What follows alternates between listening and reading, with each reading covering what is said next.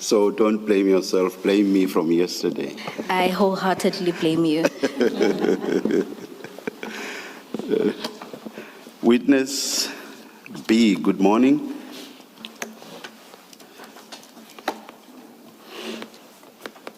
Good morning, Commissioner.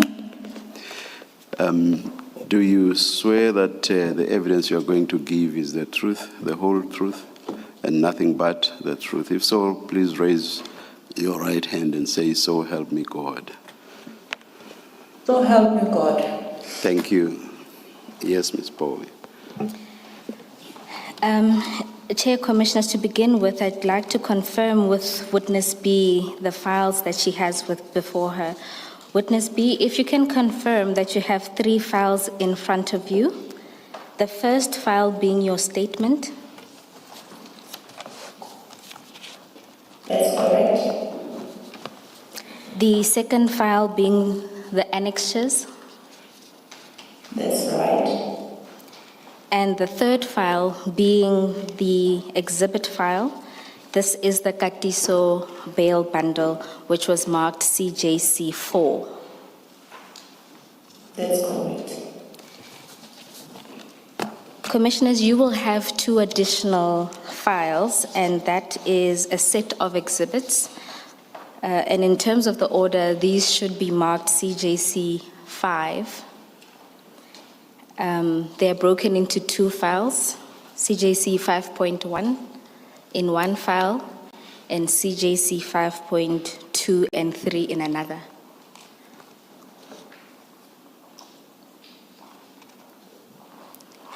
Chair, I've got file 1 of 3, 2 of 3, and CJC 5.2 and CJC 5.3. I think you mentioned something else. What is that? That would be CJC4 from yesterday, the exhibit file. 4. The Katiso bail bundle.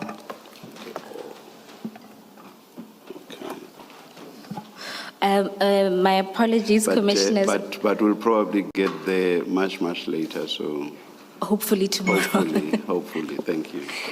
Yes, Chair, just to say that the exhibit bundles, both CJC4 and CJC5, are going to be used by all 3 witnesses, so they're not attached to a single witness. Okay. Yes. Thank you, Ms. Bowie. Witness A, if we can turn to the first file that has your statement.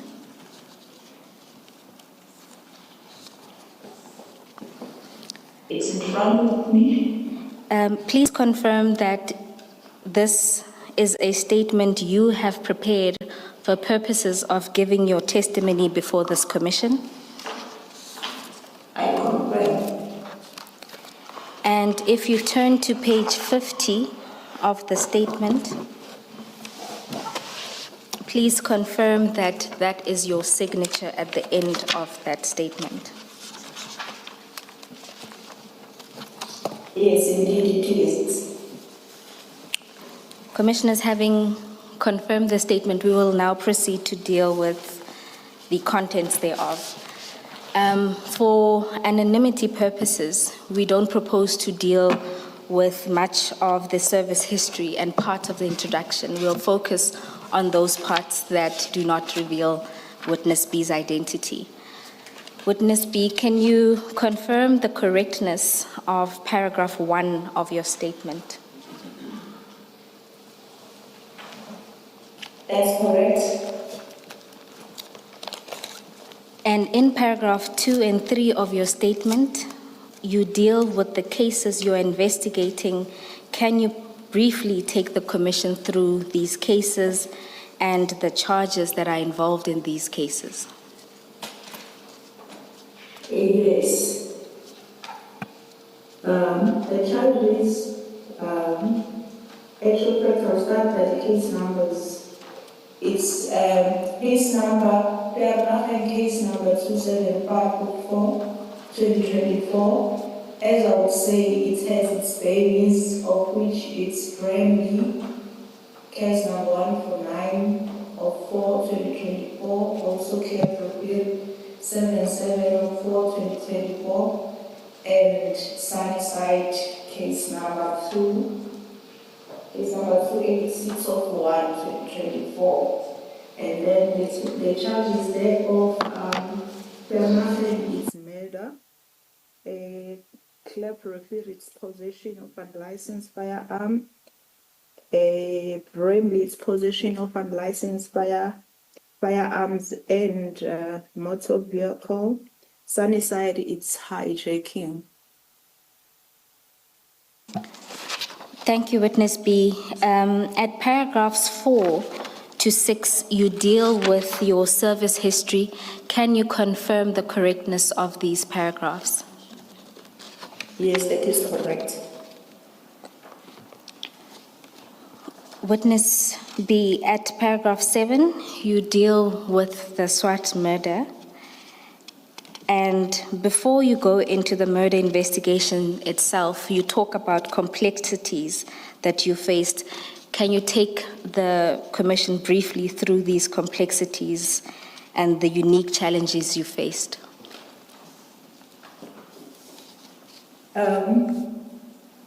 Throughout my career, I've been dealing with the complex matters, mainly serious and violent crimes, of which it had its own challenges. But with this case, it has been a unique one. I think it has escalated to the extreme, and it has so many interferences, it has so many threats. Not that I never dealt with threats before, but in this instance it was so intense. Thank you. Oh, you may continue. Amongst other things that were unique, it was the docket itself. It has there's a lot of people who had an interest in those case, of which it was quite strange, and there was a lot of people who had not the docket itself, maybe if I may put it like that, just the interest in the information, of which it was quite unique. Mainly not because there was an interest in the docket for the good of it, but mostly to the side of the suspect, of which it was quite strange. It was like, I don't know how to put it. There was something so special about the suspects that were involved in this one. Because as I have said, I've been dealing with so many serious crimes that some of them worth to be published even in the newspapers and so on, but I never seen so much interest in those cases. But in this one, there was too much. Can I just ask a question quickly? Witness B, this is Commissioner Khumalo here. When you say there was a lot of interest, was it interest coming from members of the public or from within the service? And at what levels, if it's within the service? Thank you, Commissioner. It was from all spheres, from public to service to all kind of ranks. Thank you, Commissioner Khumalo.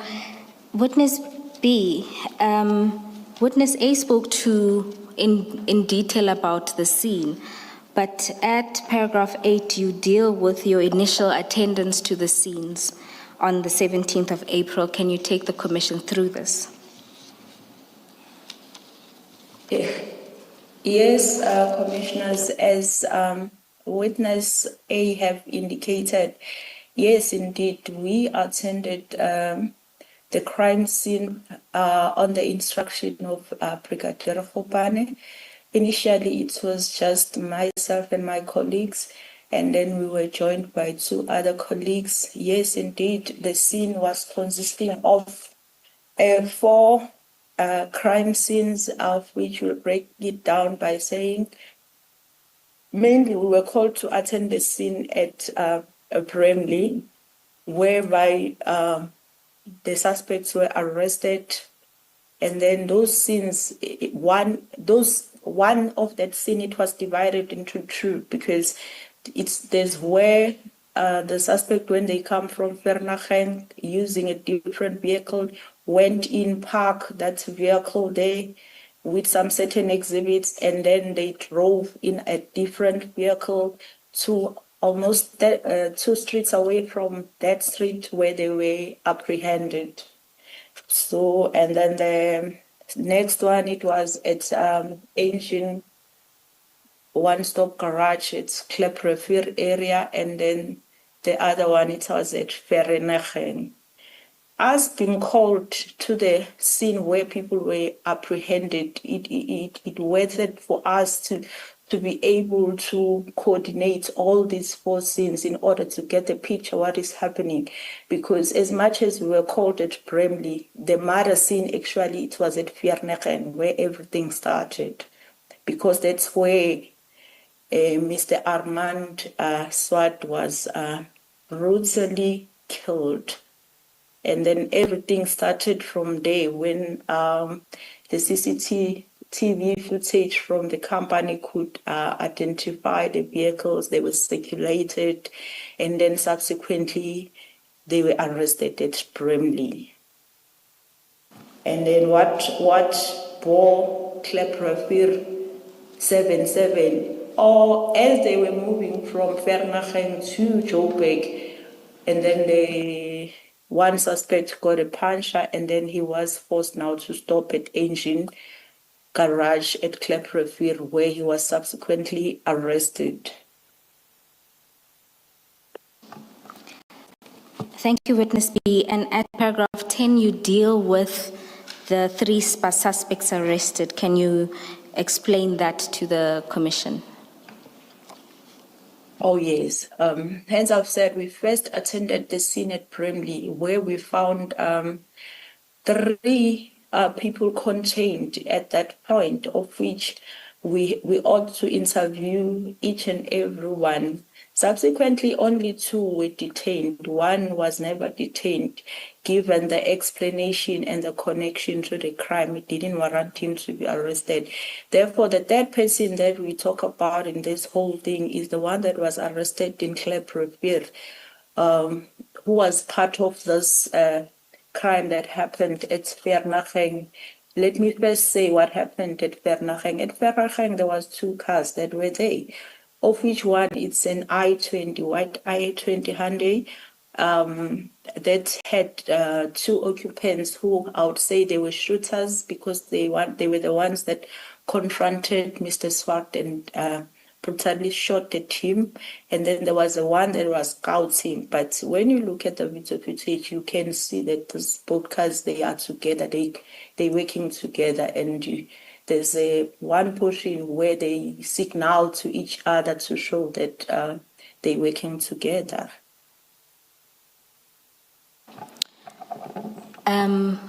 Witness B, just before you continue, I just want to bring to the Commissioner's attention that Witness B has prepared a timeline which we will flight, which will make it easier for the Commissioners to follow the timeline.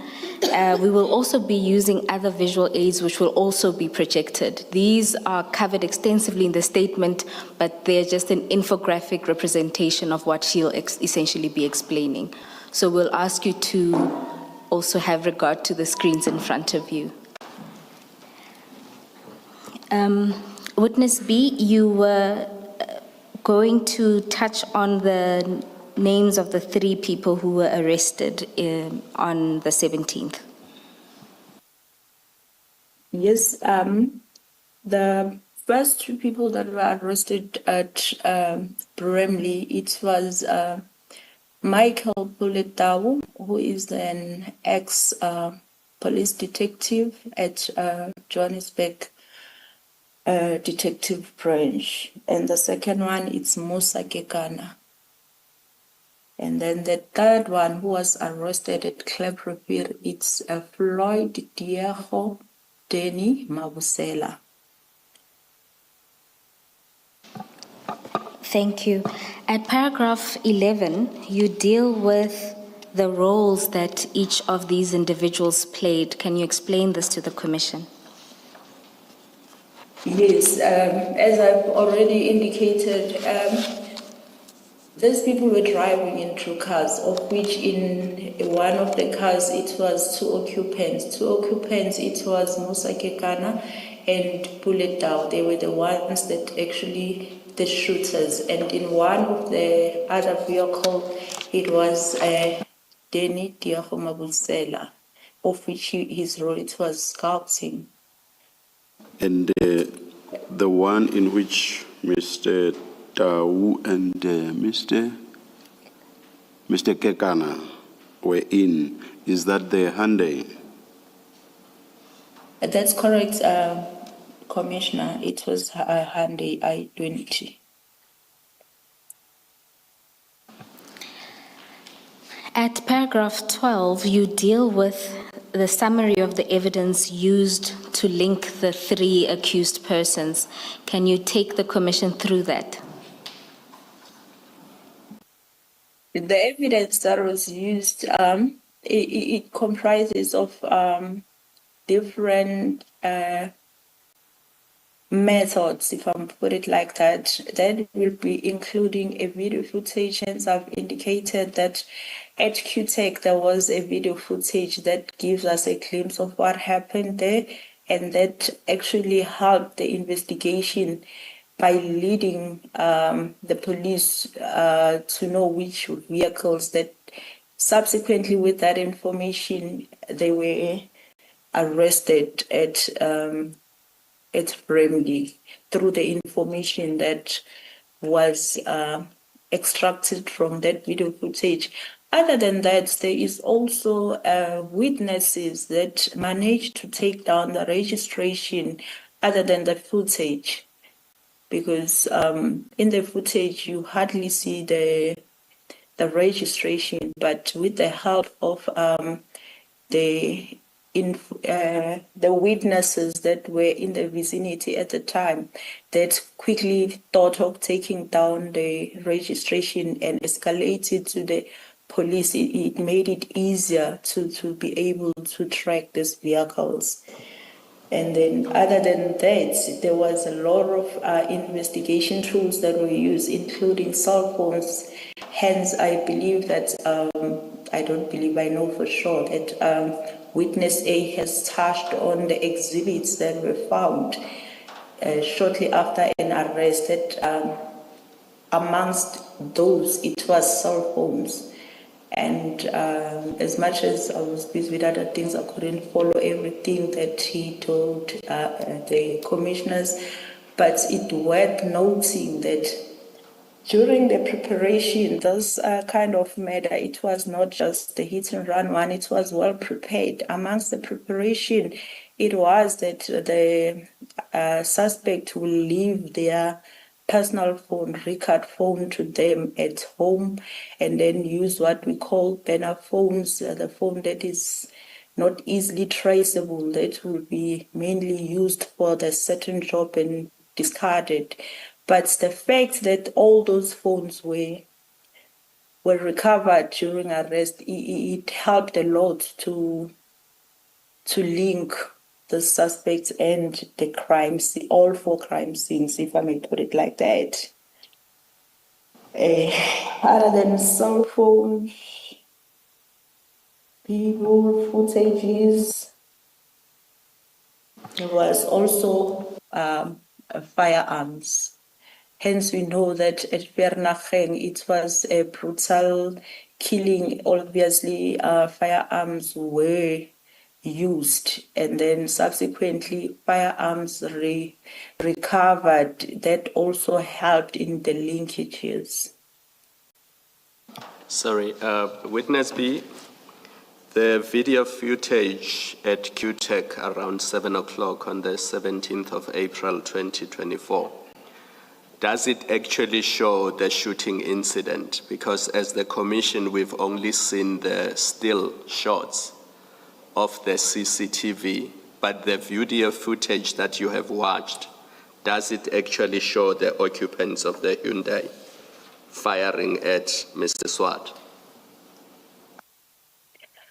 Thank you, Commissioner. Yes, of course, it shows the shooting, but maybe if I should paint a picture, yes, you can see the occupants that there are two, but what you cannot see, it's their facials to be able to identify from there. Thank you.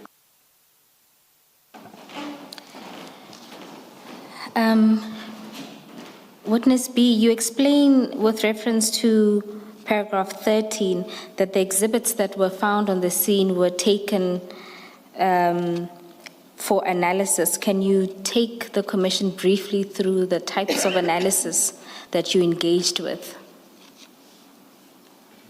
In terms of the cell phones were taken to cybercrime for downloading, and then there was also section 205 in terms of the data extraction, and then when we get into firearms were also taken to ballistic for analysis.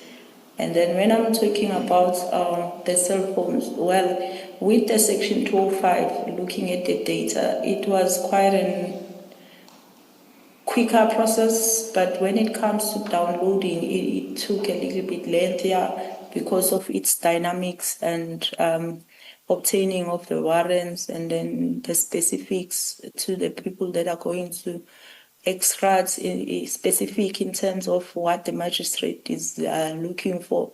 So if I may put it like to say that one, it delays a little bit because you prepare a warrant. When you get to the magistrate, he might be taking you back to say rectify here and there. You go back, you rectify. You come back, the magistrate is satisfied.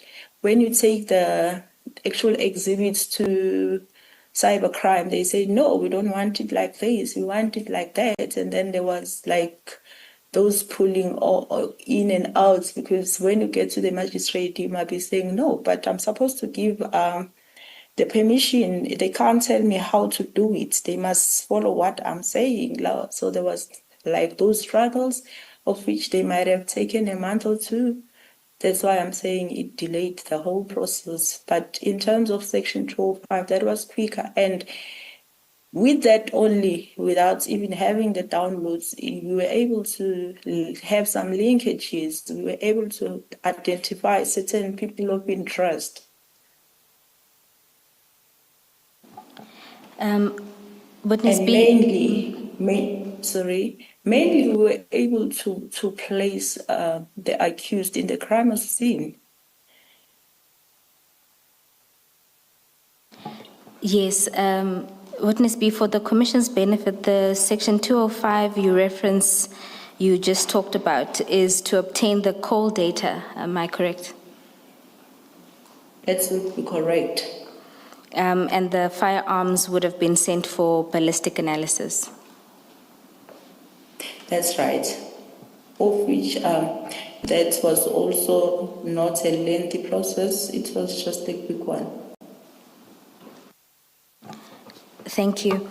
The next topic.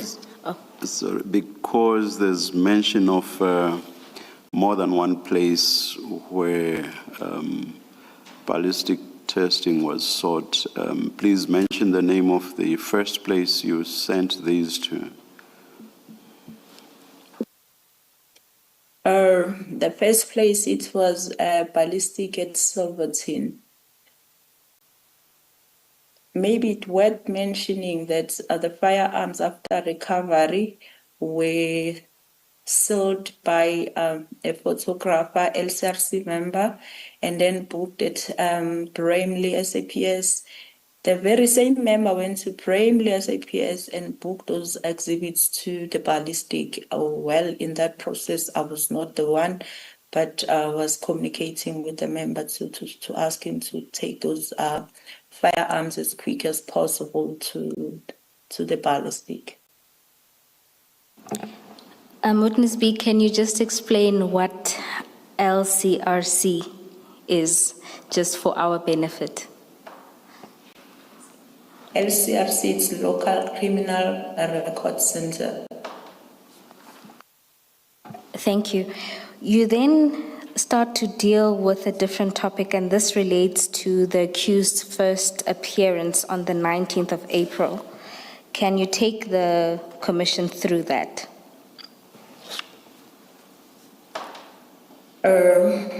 Yes, I will be able to do that.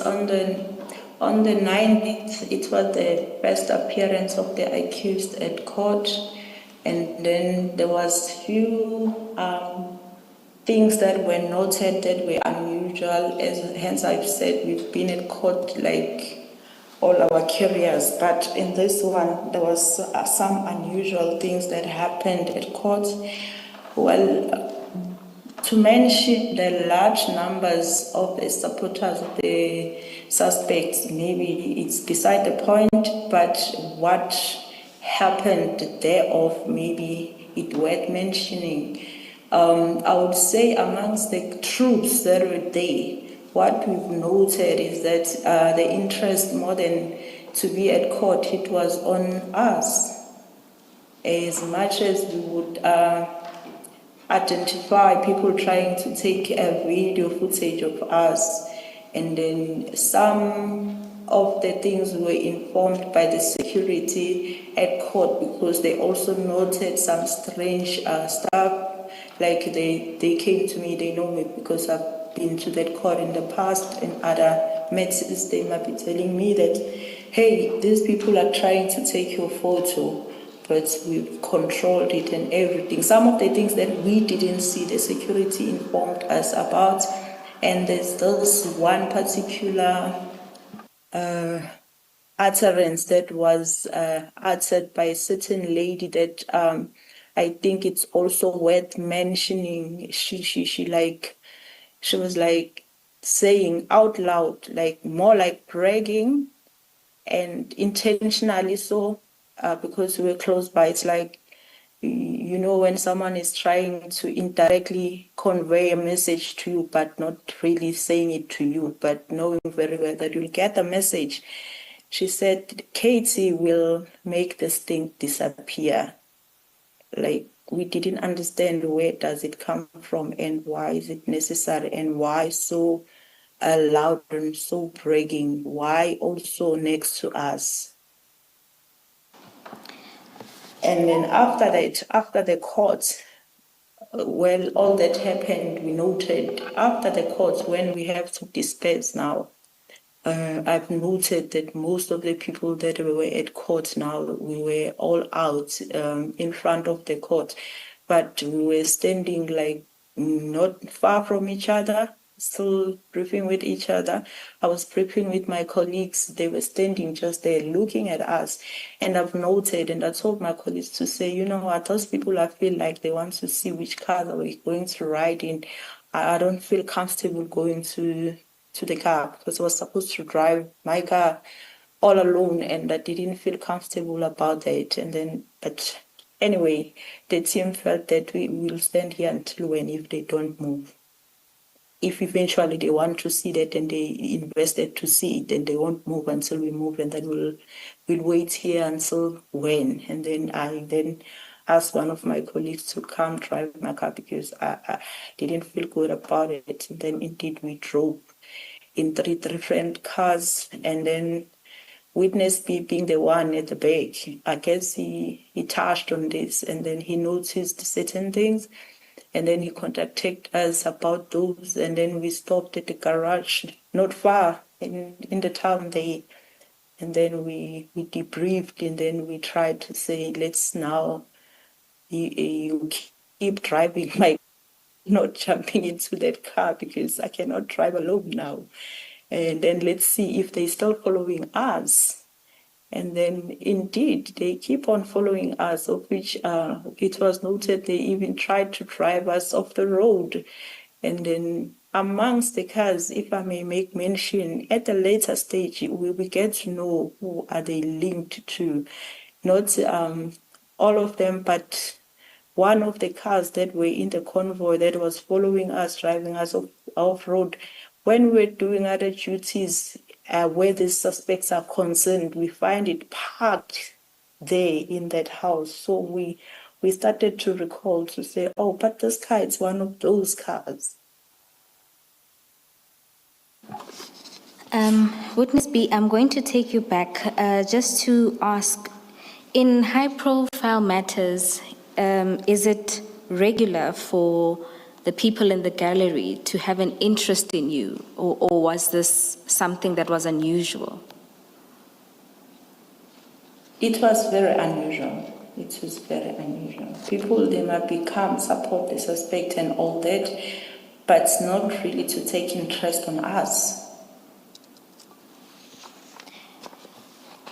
And when you deal with the cars that followed you after the proceedings, you mentioned that one of the cars you spotted while you're doing investigations over there. You said a house over there.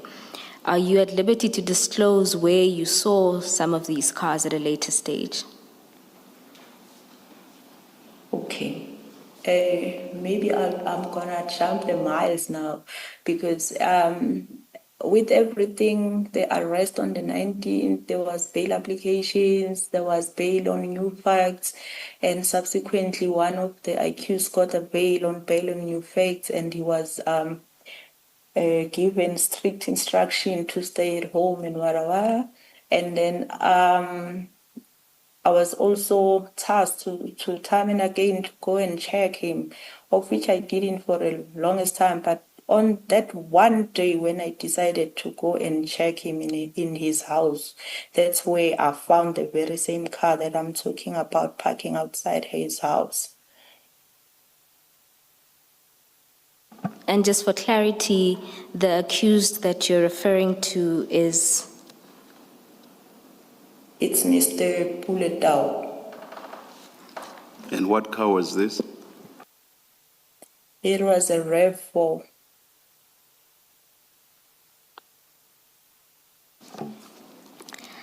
And you say in your statement that after the cars pursued you on your way back from the first appearance, you went back and reported this. Can you take us through this? Oh yes, we went back to the office and we reported those occurrences, of which subsequently we were advised to do some TRA, to fill in some forms in order for TRA to be conducted on us, of which we did. We did fill the forms, we submitted to the office of our Colonel Mchunu. However, unfortunately, nothing really came forward for this effort.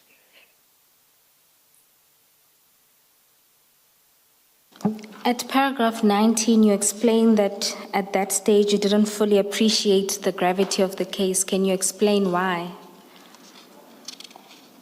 As much as we have seen that we have been followed and all, at the back of our minds, it was like, okay, they're trying to intimidate us.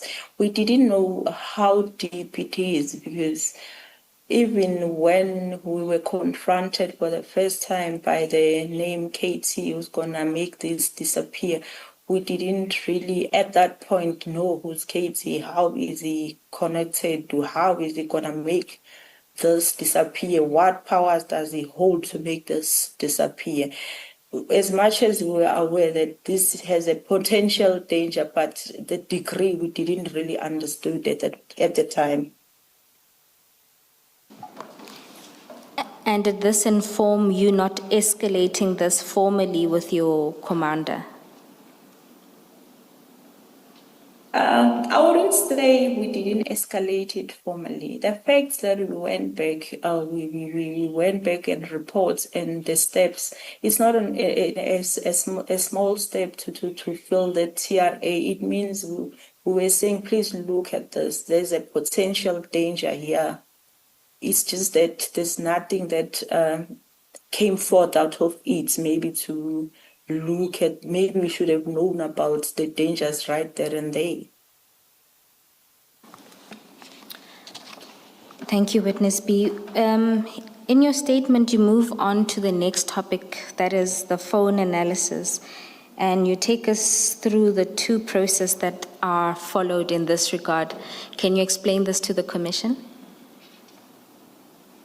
Oh, yes. We have, as I said, we first got a Section 205 for data And then after that data that we've applied for came back, then there was another process to analyze it and to through those analyses there were linkages that we had out of that process alone, let alone the downloading. And then we have the second part that I said it took a little bit longer, of which now it's an actual downloading of the cell phones, where now we can be able to see the communications, the WhatsApps, the messages. But with the data, mostly we could see that there was phone calls from to, but we won't really see any messages, to be precise, mostly. But when we take to the other process where now we can follow, like even the messages, we can hear what was said to who, that's another process. That's why now I'm saying it's two. And that's why earlier on I said as early as in the process of data analysis, we're able now to link the suspects to the crime scenes. We're able now to link the extended people that I would call in people of interest. Now you can see now that this person has been contacted prior, during, or after the crimes are committed. Then that's why at the time we said it's a person of interest, because it was worth pursuing why.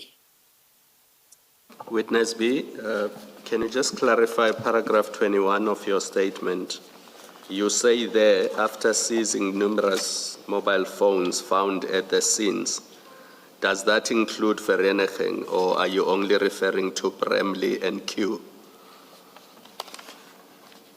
Oh, thanks, Commissioner. When I'm talking about cell phones, all cell phones, maybe it worth mentioning, all cell phones were, except one, they were recovered at Bramley where the arrest happened.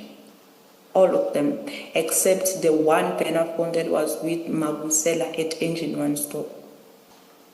And maybe I should make it a little bit more clearer, because maybe it might be confusing. Enzo said that mostly they will leave their original cell phone at house.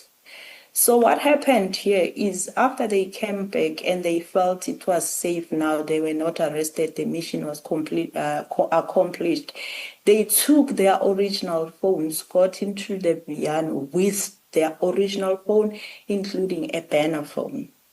That's where all those phones were confiscated. And then also the one at Engine was also confiscated, but it was booked at Kleprevere CPS. But most of the phones, including Mabusela's original phone, it was also confiscated at Bramley. Thank you.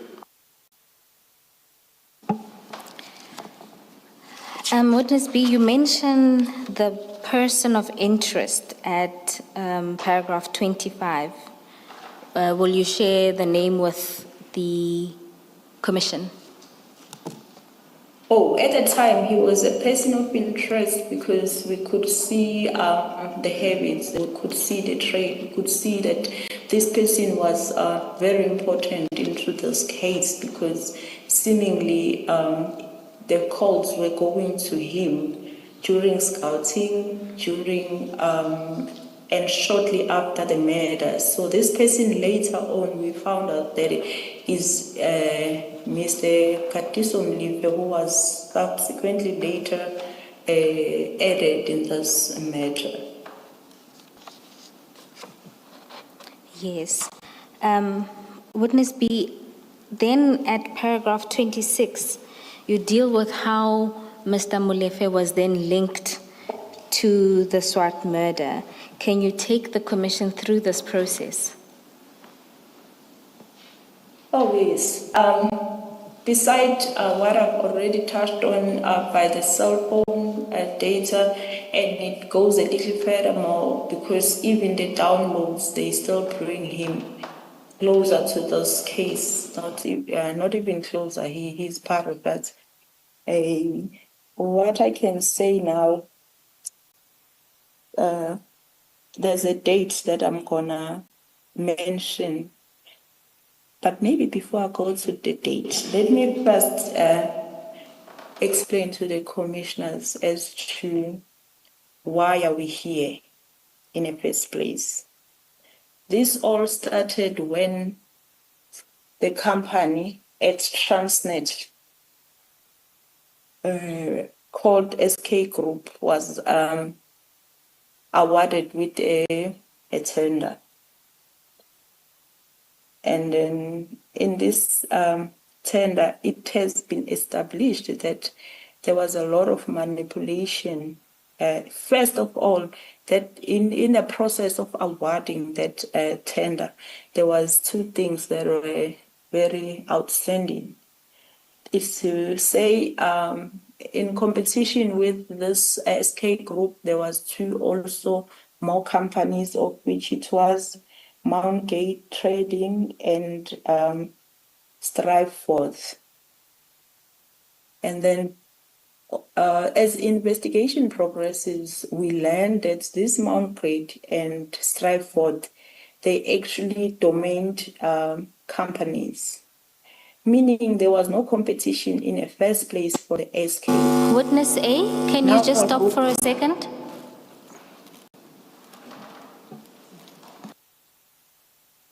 Our apologies, Witness B. We were just having a technical difficulty. Can you explain the scheme again, the Transnet scheme? Okay. Yes, it starts from a tender that was awarded to a group called SK.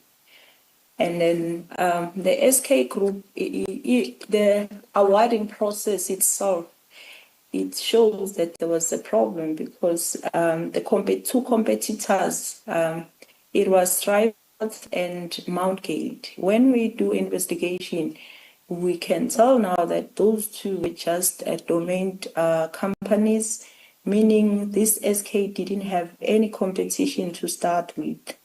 But I'll go back to SK itself. SK itself, it's connected to the person called Lucky Mlife. Lucky Mlife is the nephew to Katiso Mlife. This SK group was awarded this tender, and then after it was awarded this tender, all we can tell it was a manipulation because of these two companies. Already Lucky Mlife is the buyer, is the one who was facilitating this process. So already Lucky Mlife knew that he's going to give it to SK because these ones were just there to make it look like, but it was not really the true reflection of the competition. There was no competition for SK. However, what makes this thing complex is that we have a company called QTech that has a relationship with Transnet for over 40 years. And it has been supplying Transnet with, they call it springs and accessories. I don't know the right word, but it's a small spring. I've seen it during the course of my investigation that was supplied to Transnet straight from them as they are the manufacturers. However, in 2023, they were surprised because they learned now that there is this SK group coming to them to buy the very same spring that they normally supply to the Transnet. But in this instance, it looks like the tender was awarded to SK, and their first surprise, it was normally the tenders are advertised, and this one, it was never advertised. They were surprised to see that there was actually a tender by this SK coming to them to buy these springs. But it gets worse because now they sell these springs with legally like $3.95, but nothing more than R4 each. However, the SK group, when they submitted their purchase order to them, they were shocked to see they selling the very same spring that worth 395 to Transnet on the price of 151 rand. And then when the inspector to inspect the springs before they were released, they raised a concern to say, how are you aware, Transnet, that you're buying something that worth less than 4 rand with 151 rand? And then the inspector said, no, we were not aware, but I'm going to escalate to the managers, of which, according to the inspector, he didn't. But eventually, like, he got to know about the grip of the QTech. That's where the problem started now, because suddenly there was a new purchase order with now an amended price that was now 5 rand 10 cents. That was sent to QTech now. Now they've got 2 different prices with 2 purchase orders. Seeing what they've seen, they've decided now to report this matter. There's a whistleblower from the company that decided to report to the Department of Enterprise. And then that's where everything started. Then the department tasked the Transnet to have an investigation. Then investigation ensued, and then eventually, like, he was requested to finish the processes of the tender that was awarded to SK, of which he delayed. He delayed up until the 12th of April. That's where everything started to connect the dots to our case now, because the investigating officer from Transnet, he then now confronted him to say, I need those processes, papers. So, and then we see something happening now in this case. Exactly on the 12th, we see Tao driving to Katiso Mlife's house, according to the data. And then also the tracker, the vehicle tracker. And then they both drive to QTech for the first time. They go scout there. Witness B, And that scout... before you move on to that portion, perhaps to just point out to the commissioners that the scheme is described at paragraph 36.3 until 26.3 till 26.5. Witness Do we have that graph that was displayed we can make it available. so that we can insert it into our files? Certainly. Thanks. Thank you, Commissioner Khumalo. Witness B, if you can then start at paragraph 26.6. This is now where you deal with the relationship between Mr. Lucky Molefe and Katiso Molefe and his, I guess, the request for assistance in this regard once the scheme was discovered. Yes. This is now, as I've said, that on the top, that's when now the investigating officer from Transnet requested those documents from Lucky. And then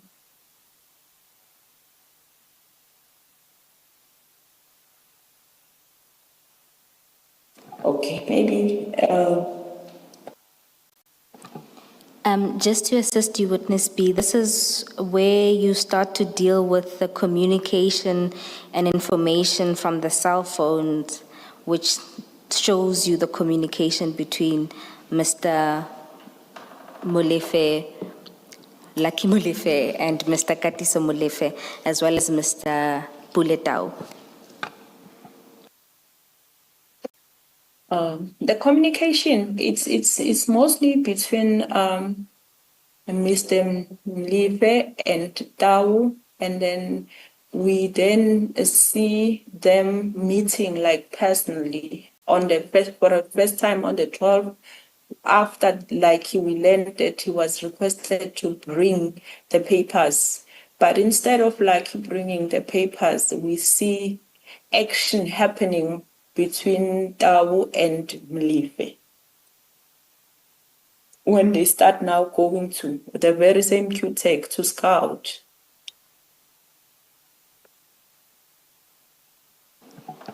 And that you could see that from a data that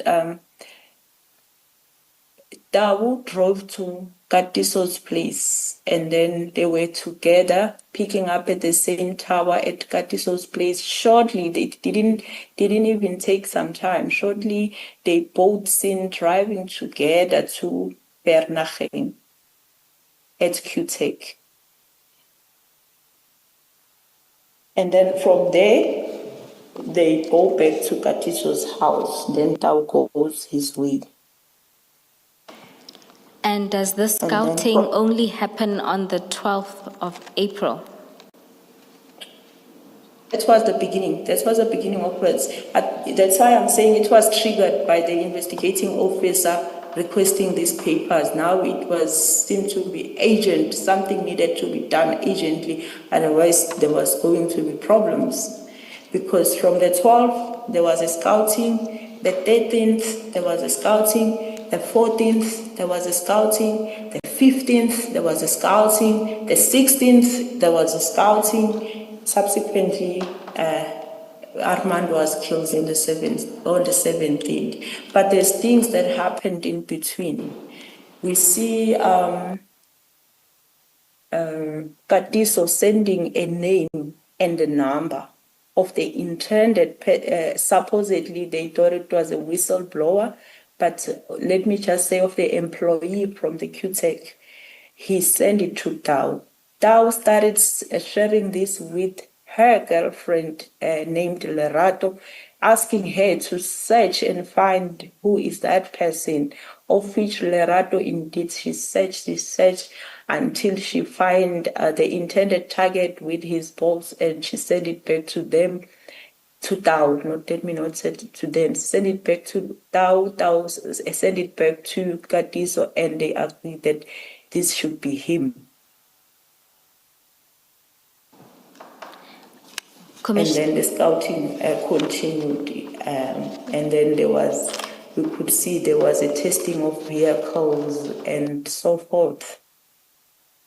And in one of the days, we could see Tau's Viano there up until the knock-off time where everybody will leave QTechs. I think they were trying to identify the target. And what is notable, after the 16 from scouting, they go back to Mlive again.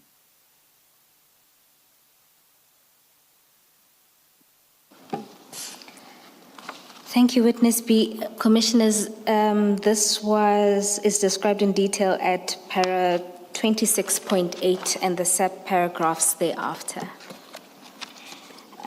Maybe just before you leave 26.8, Witness B, you say at one point Katiso Molefe sent details of employees of QTech to Mr. Tau. That's correct, Commissioner. Yeah. That's when now he sent the cell phone number of the person that was intended to be shot, that was believed to be a whistleblower, and the name. I don't know if it's safe to call out the name of the victim. No, Witness B, that's not necessary. But it was not Mr. Swart, is that correct? No, it was not Mr. Swart. It may be worth me mentioning that in all of this, Unfortunately and sadly, Mr. Swart was never the intended target. It was a mistaken of identity. I don't think we should get to who the actual whistleblower is. Let's leave it there for their own safety. Yes. Yes. Yes. Commissioners, just to cross-reference, this would be the annexures that witness A went through yesterday with all of the stills. So that information is contained there. Can we? Yes, it's what I was going to raise. Witness A gives dates of scouting, and I think she starts at 12, 13, 14, 15, 16.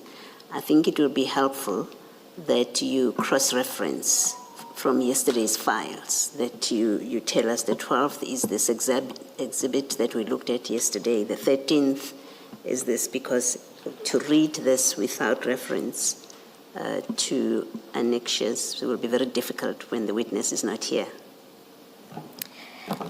Commissioner Bailoy, we will do so. I'll just ask that once I get my file with witness A's annexures, I'll do that exercise and give you the references. I'm happy that you can even start with that tomorrow morning, if you need the rest of today and the evening to do that cross-referencing. Thank you.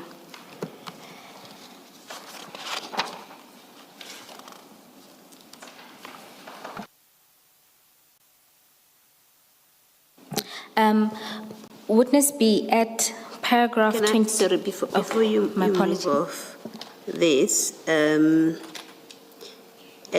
paragraph 26.8.4,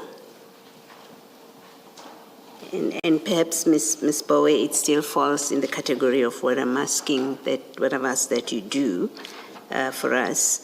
The witness says, on 12 April 1st, Mr. Dawi is seen driving to Mr. Molefe's place, and then they both drive to the location for scouting. I don't recall, and the witness, you can remind us, I don't recall that we saw evidence that they were both in the vehicle. I do recall the evidence about the vehicles. The vehicle going to Mr. Molefe and then it leaving. Is there evidence that they were both in the vehicle? And perhaps when you do the exercise that I've asked for, you can try and locate that. Commissioner Baloy, I think witness B will be of assistance. She referred to cell towers being used to show that they were both at that location. Maybe let me direct the question to her. Let me do that. Certainly. Yes. Witness B at 26.8.4. You say on the 12th, first Mr. Dawi is seen driving to Mr. Molefe's place, and then they both drive to the location for scouting. How do you know that they were in that vehicle together to the location for scouting? Commissioner, we know that through the call data. It's the call data that informs us that you can see from the Dow's call data and tracking reports driving to Mlife, and then from Mlife's house, according to call data, they both driving, picking in same towers up until at Vernach and Kultek, where they were scouting.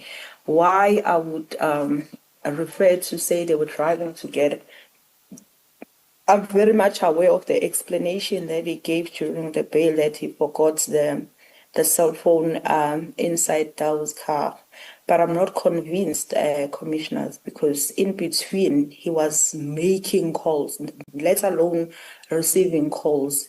Receiving call, I will maybe give him a benefit of the doubt, because even Dow can answer. But making calls from your phone, that's extreme. And I know he was using iPhone, and I'm definitely sure that Dow wouldn't be able to access iPhone without him, because I know the security is in the iPhone. I'm using an iPhone.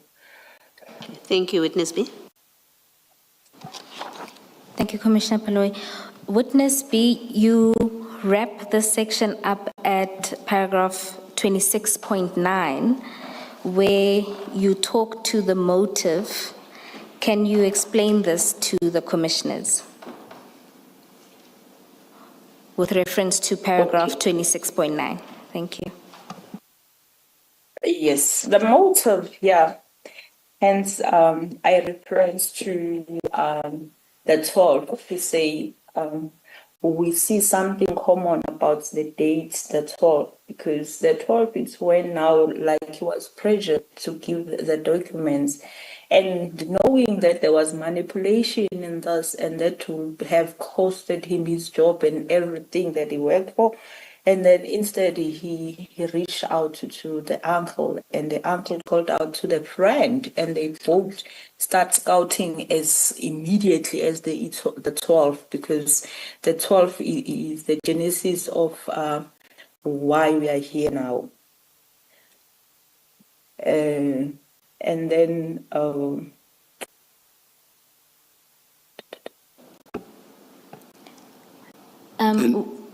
Oh, sorry, witness B, what's your belief that Mr. Lucky Mulife ordered the hit based on? it's based on this SK tender and the whistleblower, because Commissioner, the actual person that was intended to be killed here is the whistleblower that was blowing the information in this SK tender thing. So unfortunately, we find Mr. Swart being killed, but not the person that was intended to be killed, because now it was creating problems for Lucky at work now that the investigator is now needing to have these documents, and the same documents was going to reveal that these two companies that he said they were in competition with SK, they actually non-existent. And the SK itself, it has its own problems, because the investigation has revealed that even that it was a pawn in Lucky Mlife and Tapelo Mlife, who's the son to Katiso Mlife's pawn, because when the money was paid now, maybe I don't know if I'm going too forward, but when the money was paid now to this SK, what happens? It gets paid to SK account, but the whole amount is transferred to Tapelo Mlife's account, and Tapelo Mlife is the one paying people, including the so-called director of SK. He's getting as little as 30,000 out of 1.2. So now it tells you who are the mastermind of this SK group and this tender. And it gives you a clear picture why Mr. Mlife was interested and had to do something. Because he was protecting the interest of his own son and the nephew. I understand about calls or other contact between some of the people alleged to be involved in the murder, that is before the murder, and even the report to Mr.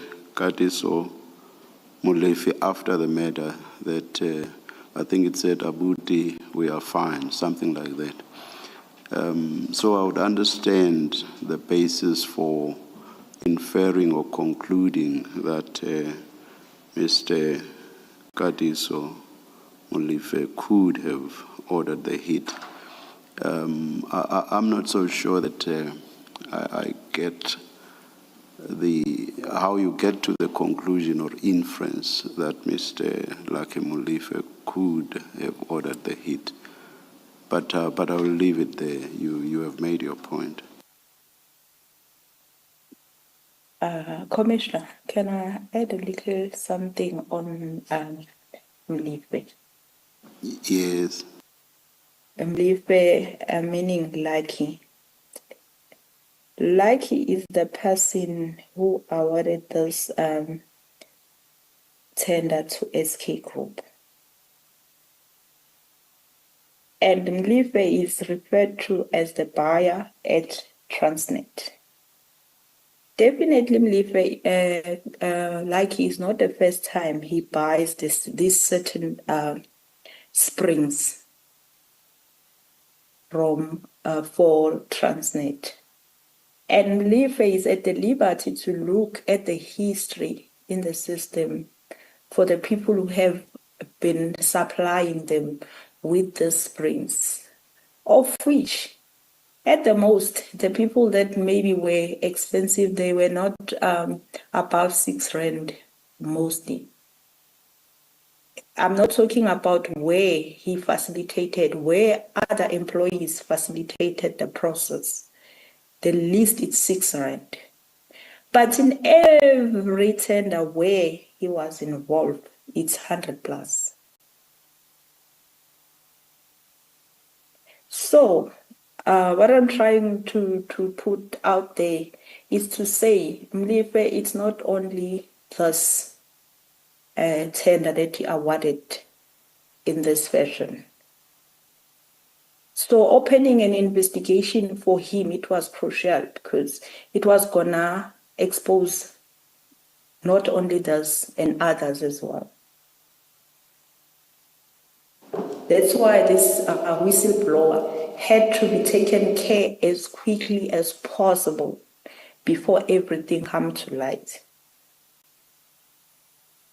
And perhaps witness B, just to clarify with reference to the infographic, there's a dotted line next to Molefe on the right where you mentioned that further investigations have found other schemes. Can you explain that briefly? That's correct. Unfortunately, that's it's still under investigation, but it's safe to say it's more than one. It could be 10, 15 or 3, but it's more than one. Thank you, witness B. Sorry, Commissioner. One last information that I forgot to include where QTech is concerned. That's why it was so important to eliminate QTech, is that on the system, they've been having this relationship with Transnet for over 40 years. But when at the first value investigations were done, it was so strange that they were not appearing in the system. Somebody had deleted them so that it can never be seen.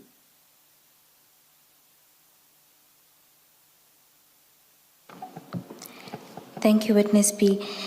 The next section in your statement, you deal with ongoing signs of intimidation, threat, and interference. You explain at paragraph 28 what kept happening as you went to further appearances. Can you take the commission through this? Which paragraph am I dealing with now? We are dealing with paragraph 28.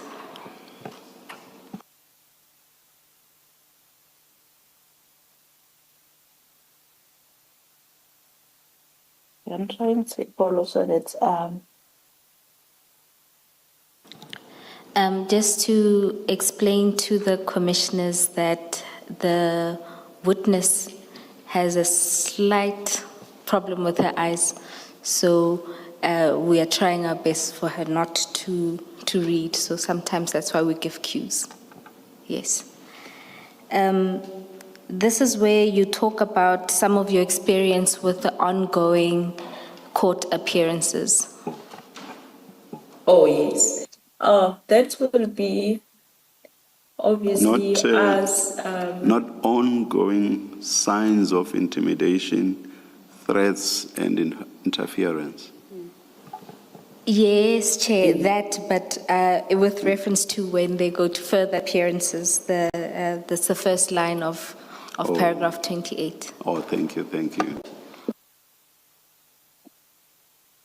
Oh, yes, the following, it's worth noting that it was not for the first appearance only. It has been going on, and then people trying to take photo of us, it has now became a thing.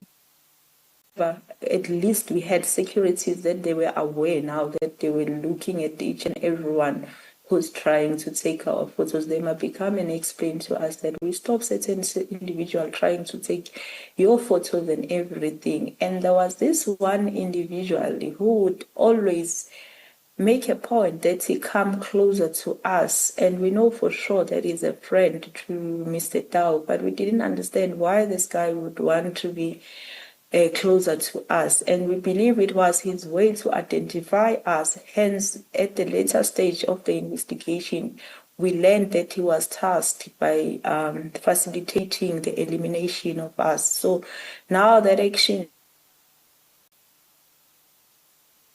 maybe somebody needed to see us and he would say, the ones that I would go closer to them, it's them. I don't know. And at paragraph 29, you deal with some of the intelligence you were receiving. Can you tell the Commission about that? Yes, and then this would be the information that will be deliberately delivered amongst the team to say, you have only, you, like us investigators, you only have two options. You only have an option to accept the bribe and do what those criminals want, or you'll die. Actually, the second one, it's not even an option.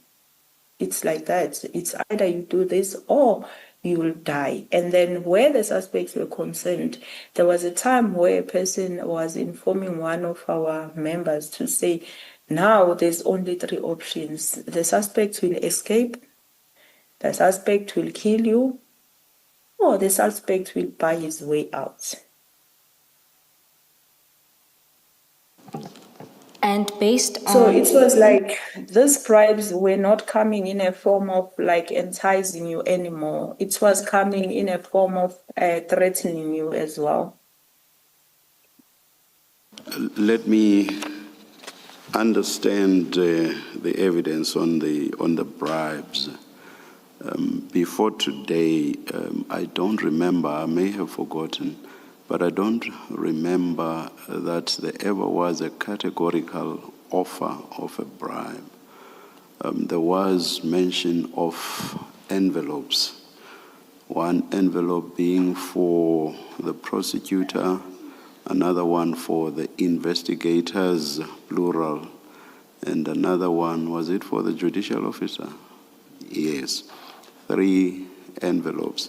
And my understanding was that witness A inferred from that this was an enticement to you, the investigators, to take a bribe on the basis that the reference to envelopes was reference to bribes. He never, if I'm correct, ever said that an offer was made. Here's a bribe. Take it. If you don't, B will happen. I may be incorrect. Chair, that is correct. Witness B is referring to what informants that they work with would tell them. So not an express, but perhaps let's direct this to the witness to explain it. But it's more that this was outside of official channels. This was their informants informing them that you have these 2 options.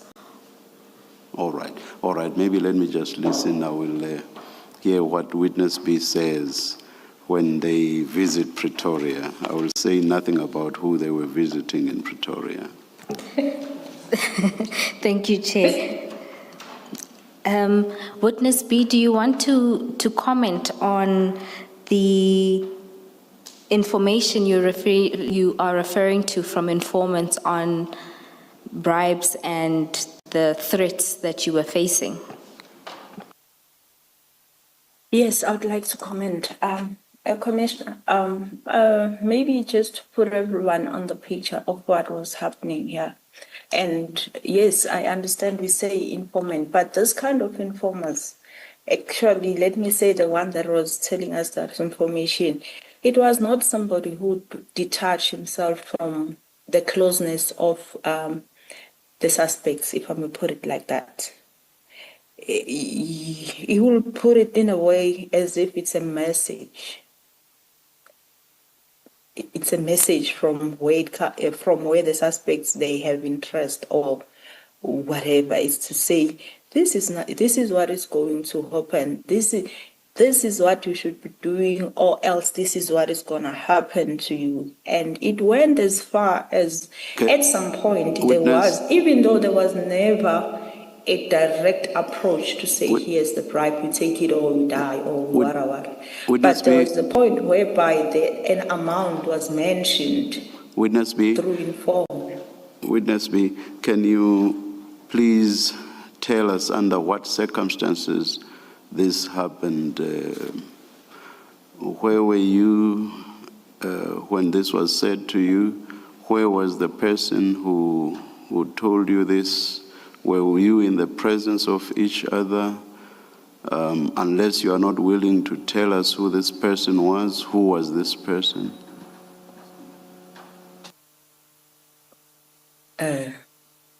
Cannot say who was the person, but I would say this information to me, it gets to me through the colleague, because this informer is directly reporting to the colleague. I was saying at some point, the very same informer told the colleague that the amount that was already paid to the investigators, let me say to me in particular, he said I was paid 1.2 meter. And this information comes shortly after Dow is granted bail. He said, you see, I told you that this person has been paid. Like he's speaking from the point of knowing, even knowing the amounts. And everything that he has warned my colleague about, it's happening. So it's easy to believe such person when he says tomorrow this person is going to get paid and the person gets paid. Now he tells my colleague that I've been paid 1.2. So he was supposed to believe even that. But unfortunately, he knows me better than that. And are you also not willing to tell us who the colleague was? Oh, Commissioner can't. Chair, I'm going to have to protect the witness from you. Sorry. I'm going to have to protect the witness B from you for a little bit. And I think they will touch on the fact that sometimes referring to colleagues compromises them at the stations they work at. So they aren't able to reveal that Well, information. the witness must tell me that. The witness must tell me that I did not for 1 minute suggest that I was going to press. If for whatever reason the witness says they are not willing to divulge who the colleague is or was. Thank you, Chair. Witness B, can you explain to the Chair why it is you are unwilling to divulge the name of even your colleague? It's gonna expose the identity.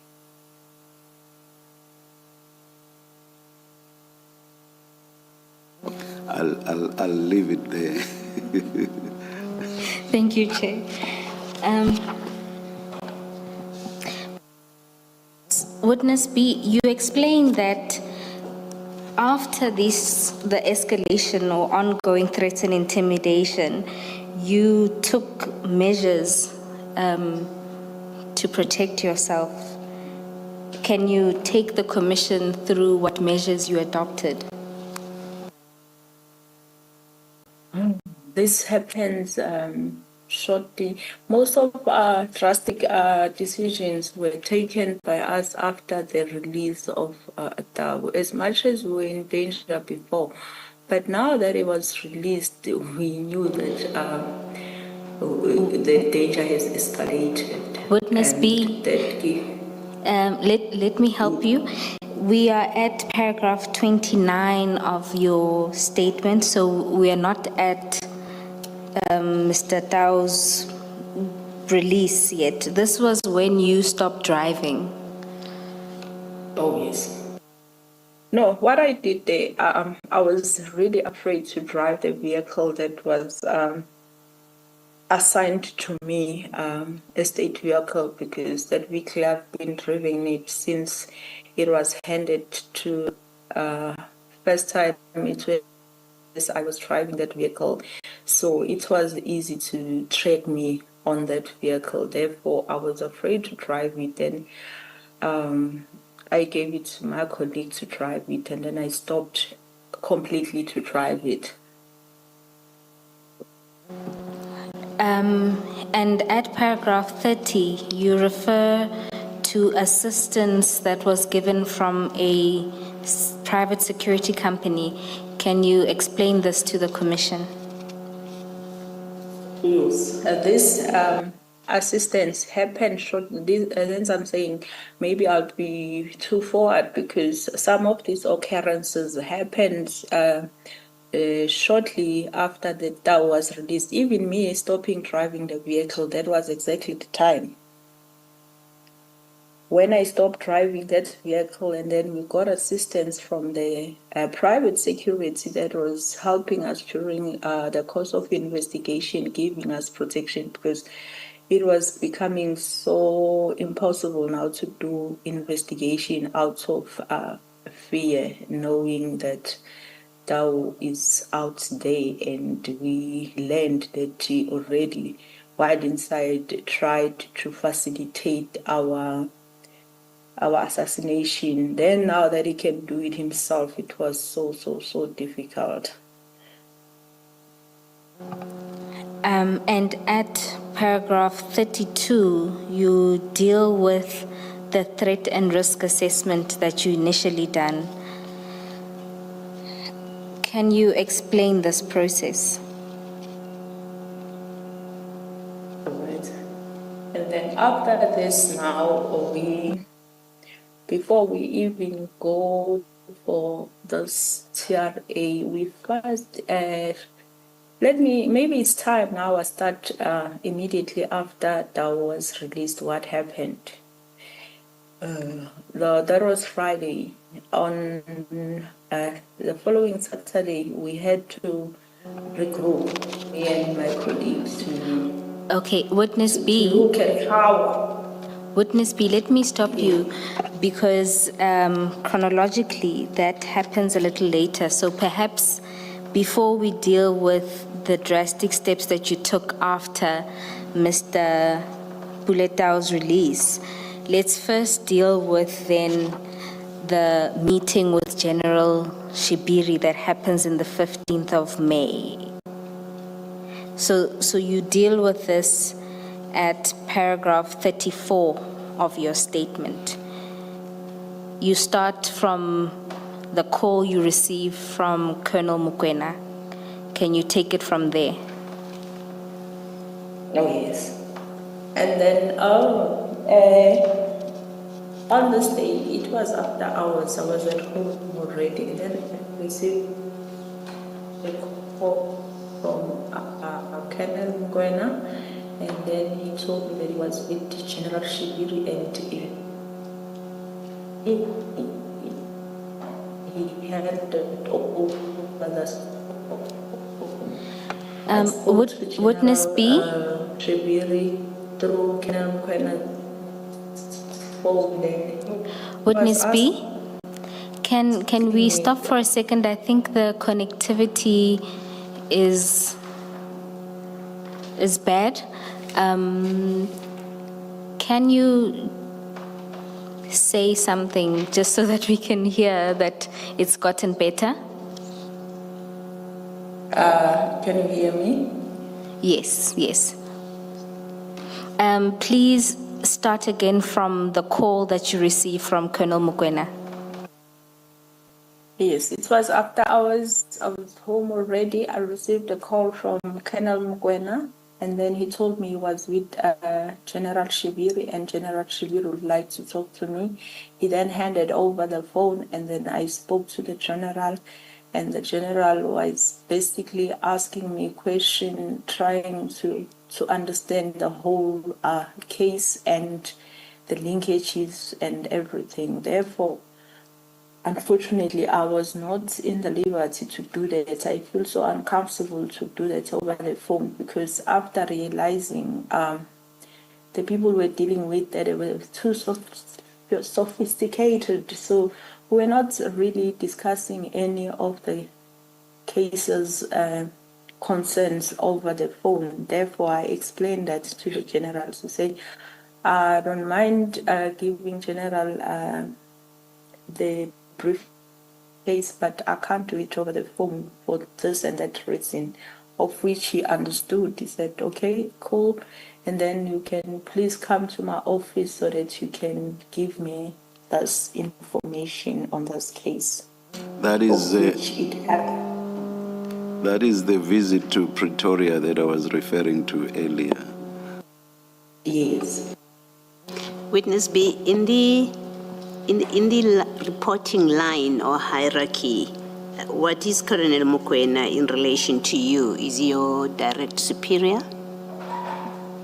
That's actually, he was my direct, and then him reporting to the brigadier reporting to the general. Brigadier being who? The name of the brigadier to which Colonel Mokoena reported? Brigadier Khopane, sorry. And then Brigadier Khopane reported to which general? General Khumalo. Because of many Khumalos, you will say General Mbuso Khumalo. All right, thank you.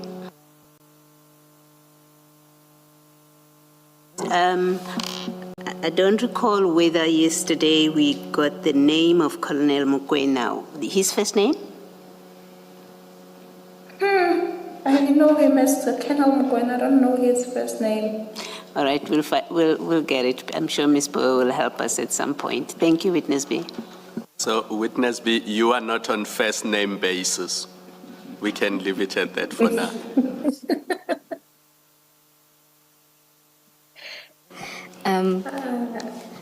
Thank you, Commissioners. We are about to go into the content of the meeting, and I note slightly early, 3 minutes before tea. Perhaps, Chair, this is an opportune time to break. Let's adjourn and resume at 1:15.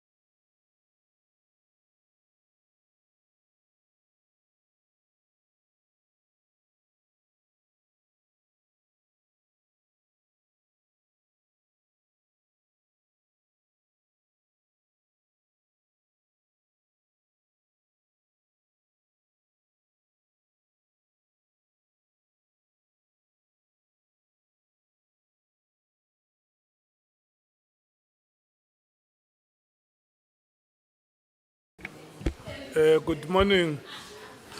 Good morning, honorable members. We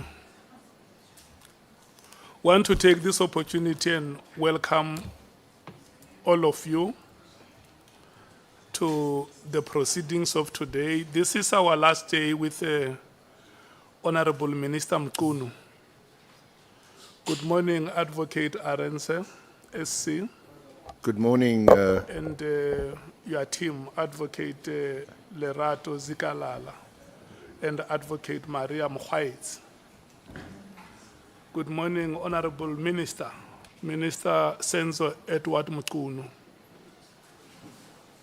the members of Parliament, our support staff led by Dr. Tuli Twalo. We want to thank you to take this opportunity and thank you so much for the sterling work that you have done, that we are at this point of the proceedings since we started. Your work has not gone unnoticed. We want to thank the members of the media for being with us from the first day, and we believe you will still have the stamina to go forward with us. Honorable members, yesterday when we, members of Parliament, started with questions, it was the same time yesterday at 11 o'clock. From this table, we have been allocating 1 hour 45 minutes. That was for a full member and an alternate. We took 1 full member from the ANC, Honorable Ngola, and Honorable Sokanyile from 11 o'clock, from 11:15 yesterday until 1.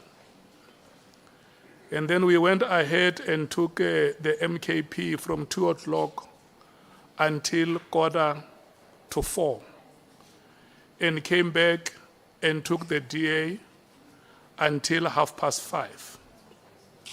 25 minutes to 5 to 7:20, we took the members of the EFF. And then the last batch was Honorable Mwango and Honorable Vessels. Their apologies have been recorded. They will not be here with us today. The first 1 hour 45 minutes will be allocated to the PA and Action SA. Welcome, Chief Whip. Welcome, Sangoni. I see the way you look at me. You wanted to settle on your chair. I'm not calling you. I'm calling the PA and Action SA. Honorable Sauls, good morning. Honorable James, good morning. Your time starts now, is until 1:45. So you will take us to break. You can start now. Can I check who is starting? Yourself, Honorable James. Or she says Honorable Sauls. Thank you very much. Your time starts now.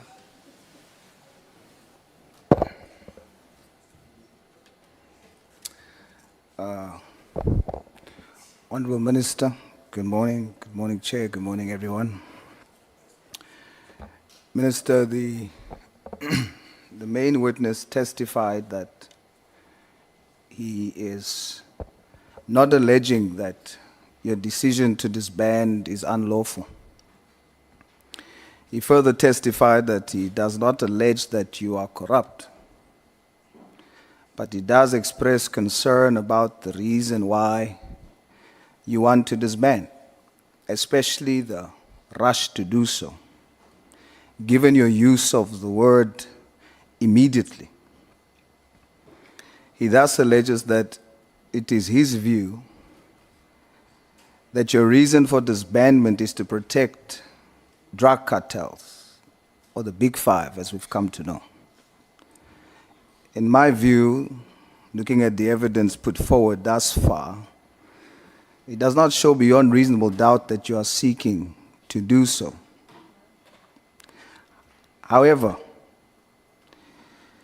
how you responded to questions on your relationship with certain people that are put forward as questionable characters was a bit concerning.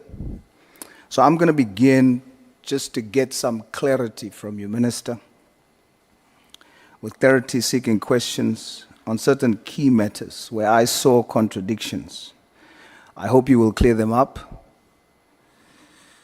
and we shall go in depth thereafter about your reasoning on disbandment. How would you describe the relationship between Nelson Mandela and Oliver Tambo?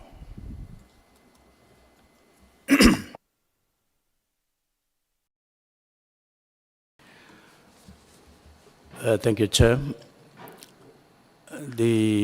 History shows that, one, they had a very lasting, close relationship characterized by trust, mutual trust.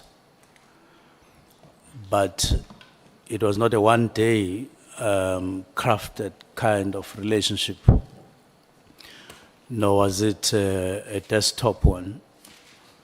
They forced their relationship in the fight against injustice in South Africa, which was the dominating feature of the apartheid system and racism and so on. So, in the main, it was trust, it was closeness, it was inner resolve on both of them with a clear purpose in terms of what they were fighting for. Minister, in his first speech upon his release from prison, February 11, 1990, he called Oliver Tambo comrade to describe that relationship as you so brilliantly articulated. Would you agree that the term comrade used in the ANC context is a formal term?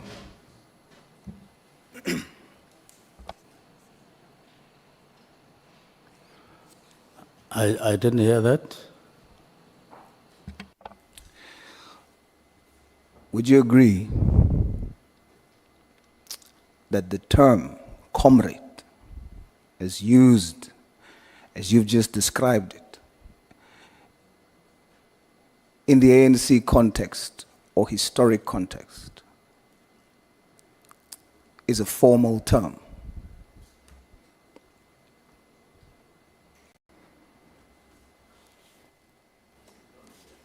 I don't get your question. Yeah, Honorable Souls, the last part, even me sitting here, I couldn't hear you. You say the term comrade used in ANC context does what? The minister defined what comrade or what the relationship between former President Nelson Mandela and Oliver Tambo was. And he mentioned it as closeness, a relationship of trust. And that was in the ANC historic context. And the minister testified that similarly, he has a relationship with Brian Mokgotsi in that context in the party, and then refers to him as comrade, but then says that the term is not a formal one. So now I'm trying to engage on, would the minister agree that in the context that he has just described the term, that it is actually a formal term?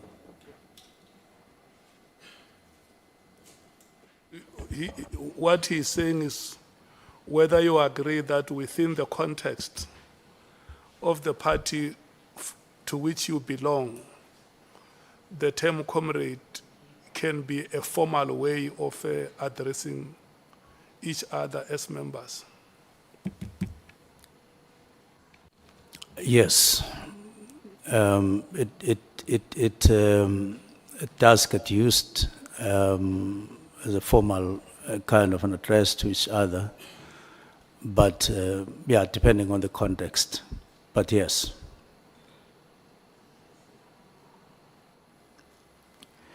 So it is a formal term. You define your relationship with Mr. Brian Mokgotsi using that formal term. As I say, it can be used formally, but also just loosely to refer to someone who is within the ANC, within the party. The contexts differ, but generally, that is the context. Minister, you testified that factually, it is me who wrote the letter, close quote. Is this true? I testified that. You testified that, open quote, factually, it is me who wrote the letter of the 31st December. Is this true? Yes, the letter of directives. Yes, sir. Yes, I wrote that letter. Then what is the reason for you using language that makes it appear like it's not you who wrote the letter yourself? If you go to EB 40, page 50, when you look at the letter, the last, I think it's the second last paragraph, you say there, further, that a preliminary report in this regard be submitted to the minister by the 20th of January 2025. Why do you speak in a letter that you have written? Why do you speak in the third person, as though it's not you having written it? Well, I do sometimes write like that.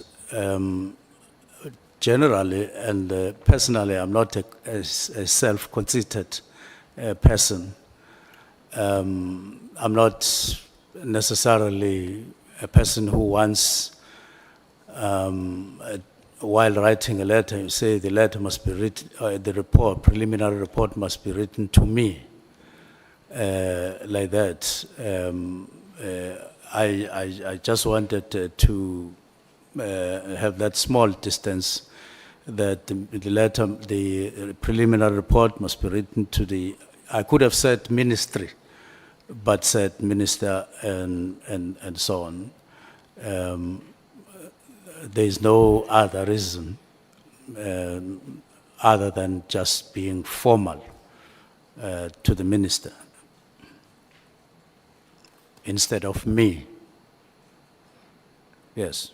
But the sentence just above that, you use the term my and I. Yes, I do so.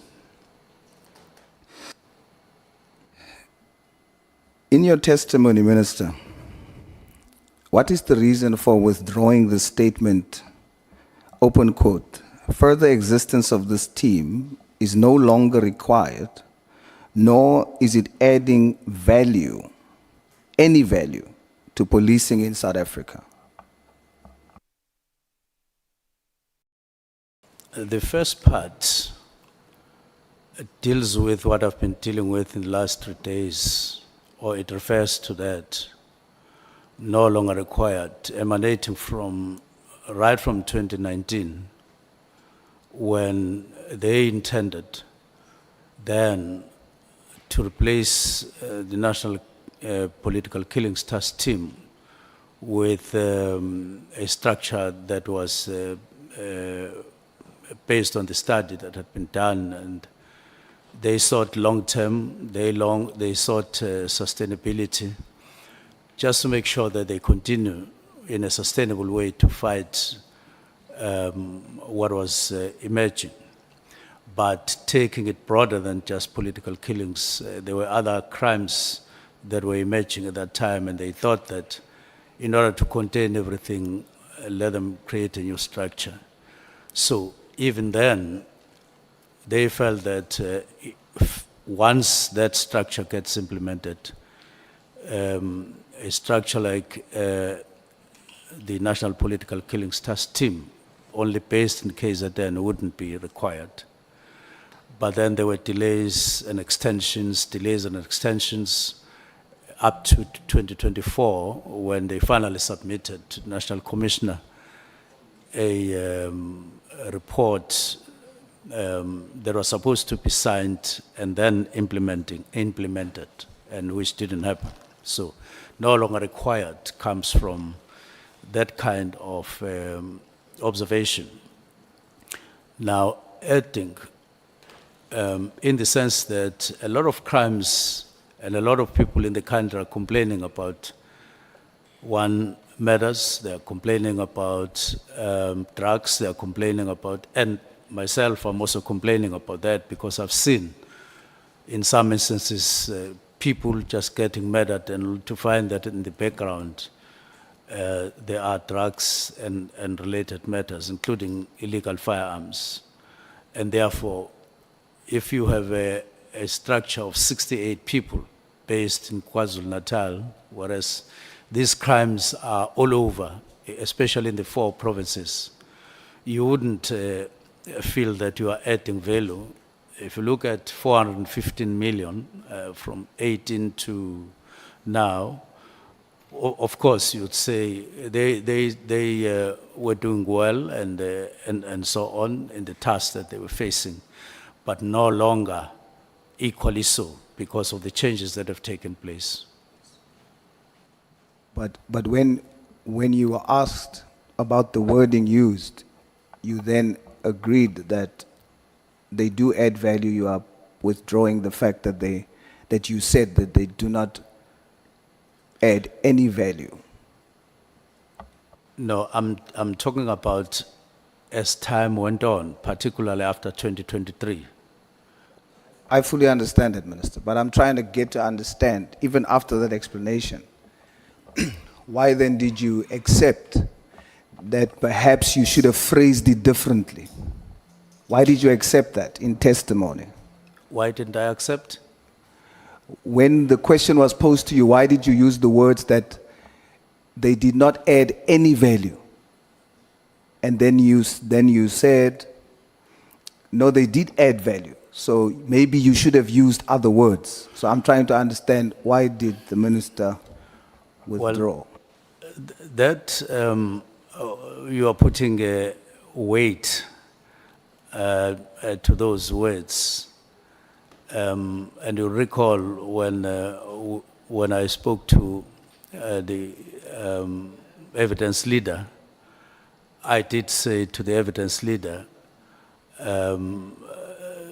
when he said, was it not possible to use any other term or other terms, I said, yes, for the same purpose, I could have used softer words and so on. So similarly to the question that you are now posing, construction of a sentence can always take different forms, but those are the words that I used at that time. So, and you will realize that when the CFO... Sorry, Minister, with respect. So for today, as per your testimony the last time, do you stand by how you phrased it on the 31st? Or are you saying that you're pulling that back like you said the last time and you could have used different words? Or are you maintaining that they have not added any value to the South African police? I don't think the actual wording says they have not added. It says, no, are they adding? In other words, if you read the whole sentence, no longer required, it could have said, no longer adding value. So you're saying that Yes, that's from the 31st going forward, they're no longer adding, but prior, they have added value. Yes. Okay, they have Yes. added value. Pardon? You are saying they have added value. Yes, they have, but if They you no longer do from the 31st. yes, if you look at, for instance, the figures that were presented in Parliament on the 5th, which I've been referring to, where in March we're dealing with one fresh case. We're dealt with 7 fresh cases in 2024. You wouldn't really say, maybe in a long-winded sentence, you could say,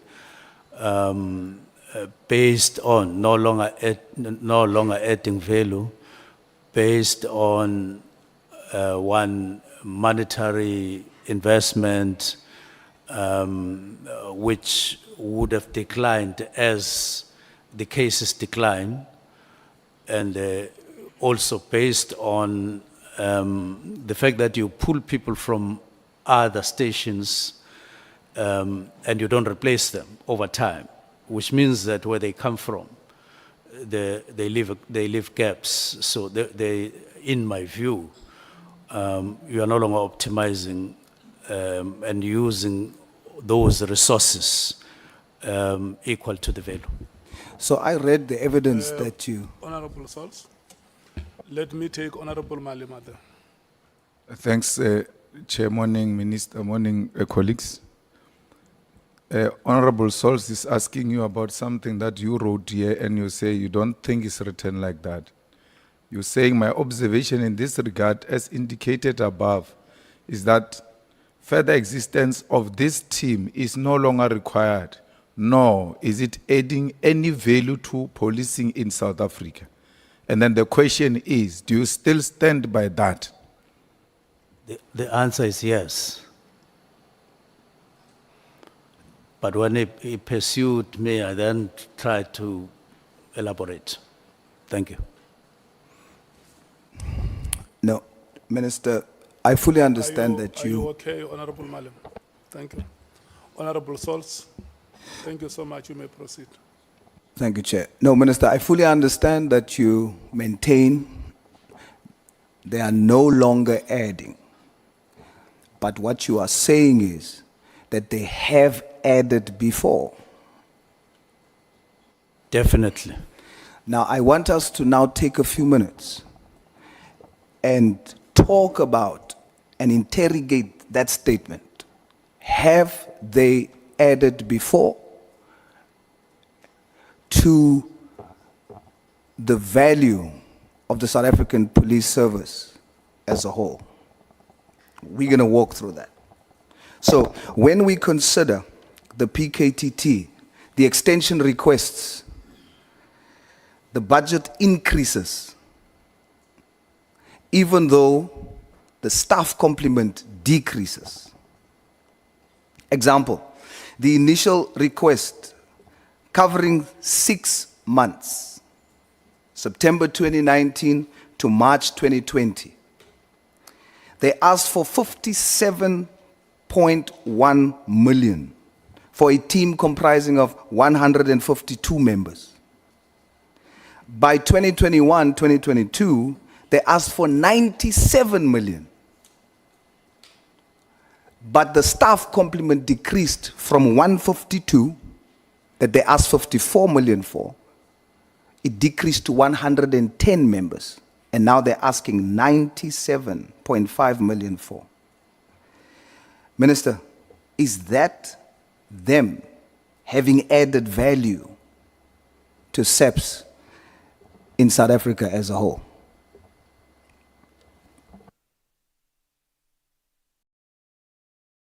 What's the exact question?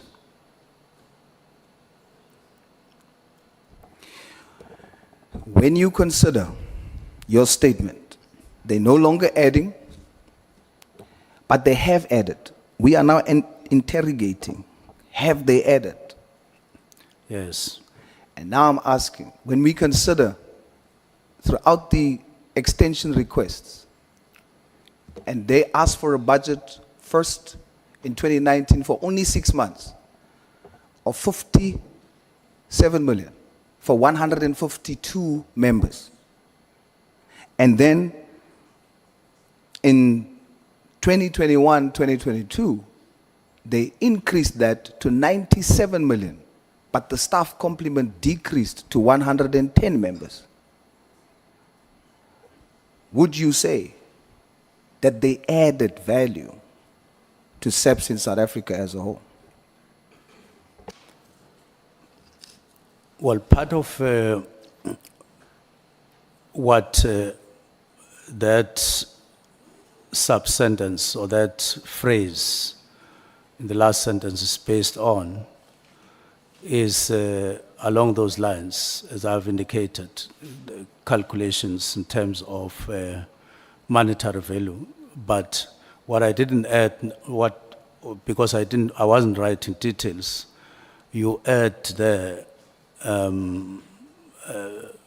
personnel, you add running costs of cars, you add, so that is just an indication what you are talking about.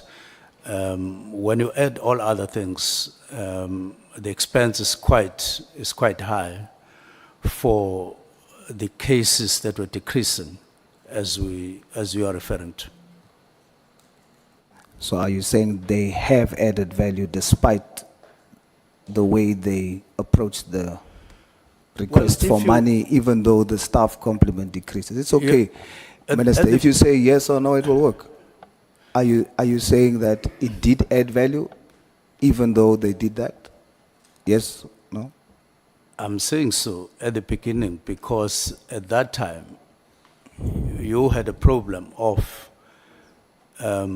killings as the problem was identified, and it added value in the sense that there was a decrease in the cases. But you can always have a concern about what money was getting into that and so on, as I'm indicating.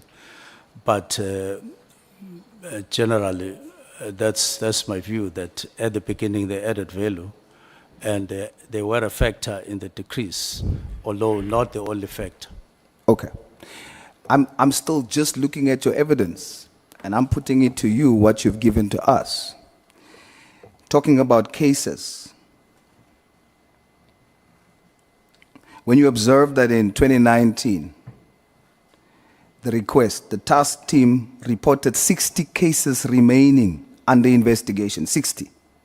By March 2021, the progress report, after giving 100 million, close to 100 million, and they were in existence for 18 months of operation, the number of cases then reported 18 months later, 100 million rand later, was 62 under investigation. No shift. Minister. 62 what? What did you say was the number of cases? At first, they recorded 60 cases Yes, under investigation. I have that in After giving just under 100 million to them, and them being in existence in 18 months. In 18 months, the cases still under investigation was reported as 62. No shift. Minister, did they add value to SEPS in South Africa as a whole? Well, despite those figures, which I see and acknowledge that you are quite critical, when you look at the expenditure, you look at the figures of cases with minor shifts upwards, you could have a perspective like that look, perhaps the value was quite less if you look at from that perspective. But generally, the view is that I share is that they added value at despite those figures, because I wasn't I'm not necessarily basing it on case by case and rand for rand, but generally the view which I share was that they did add value at the beginning. I thought you testified that you applied your mind, and what brings you to a decision must make you consider the past events and makes you decide what will happen going forward. So I assumed that your reasoning, as I read your evidence, was that when you saw all these things, it is these facts that made you think there hasn't real value been added for SAPS South Africa as a country, not just provincially. And therefore, this steps has to be taken. So I'm going to take you further, Minister, as I read your evidence. When you consider by March 2021, the PKTT have secured 246 arrests across 117 cases. 246 arrests. However, of these, only 42 accused were successfully convicted. 64 charges were reported as withdrawn. So the number of charges withdrawn is more than the number of convictions. Minister, did they add value to SAP South Africa as a whole, when you consider that fact and others?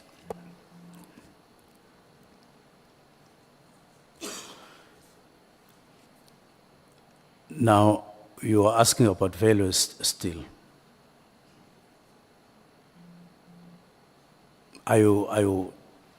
What's the question? Minister, your submission to me was that your statement was that they're not adding value going forward, but they added value when you look back.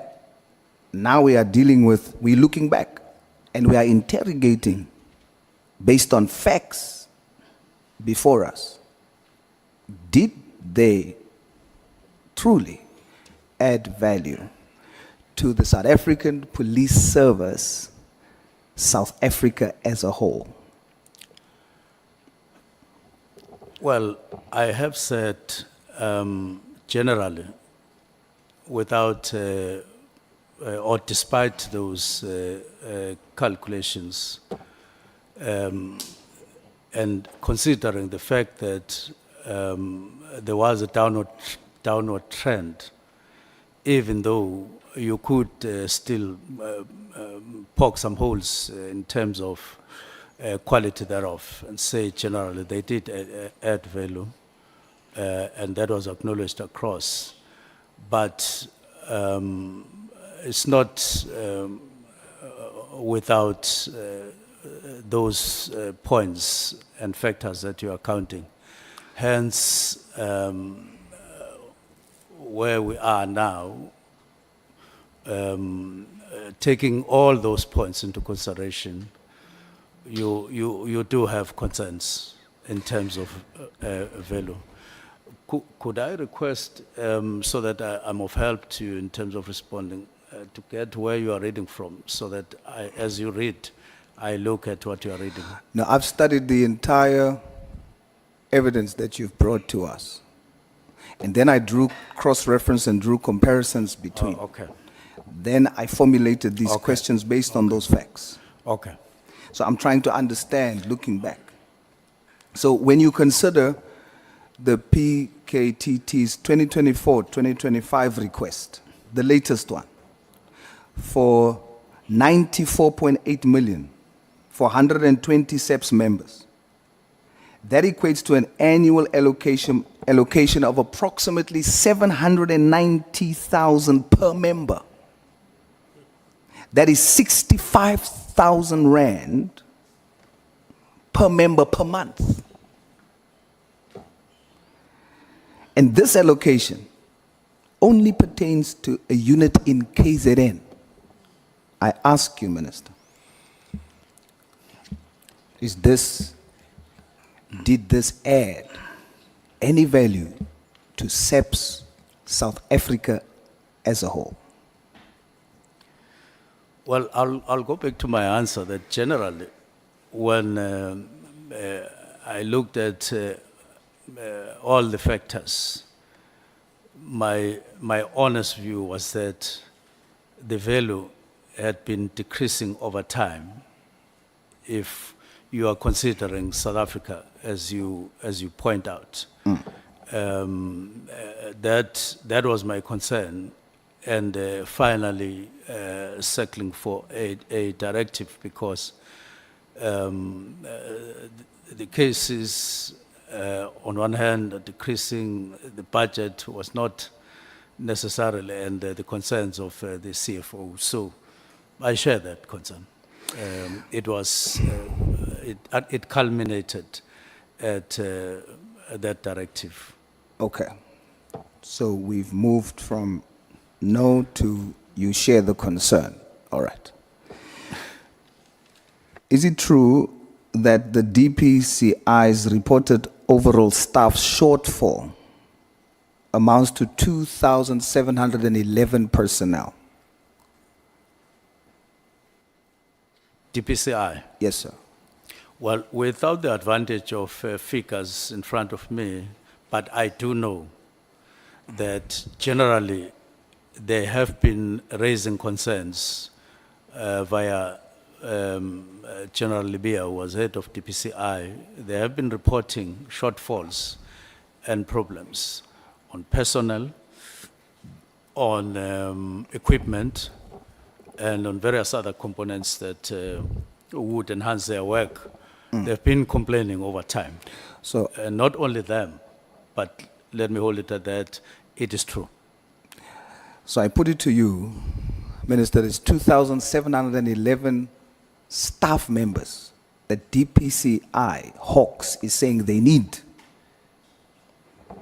Now, when you consider that, and you spend just under 100 million on a temporary unit, when there is a need to fund such a critical division, does it add value to South African SAPS as a whole?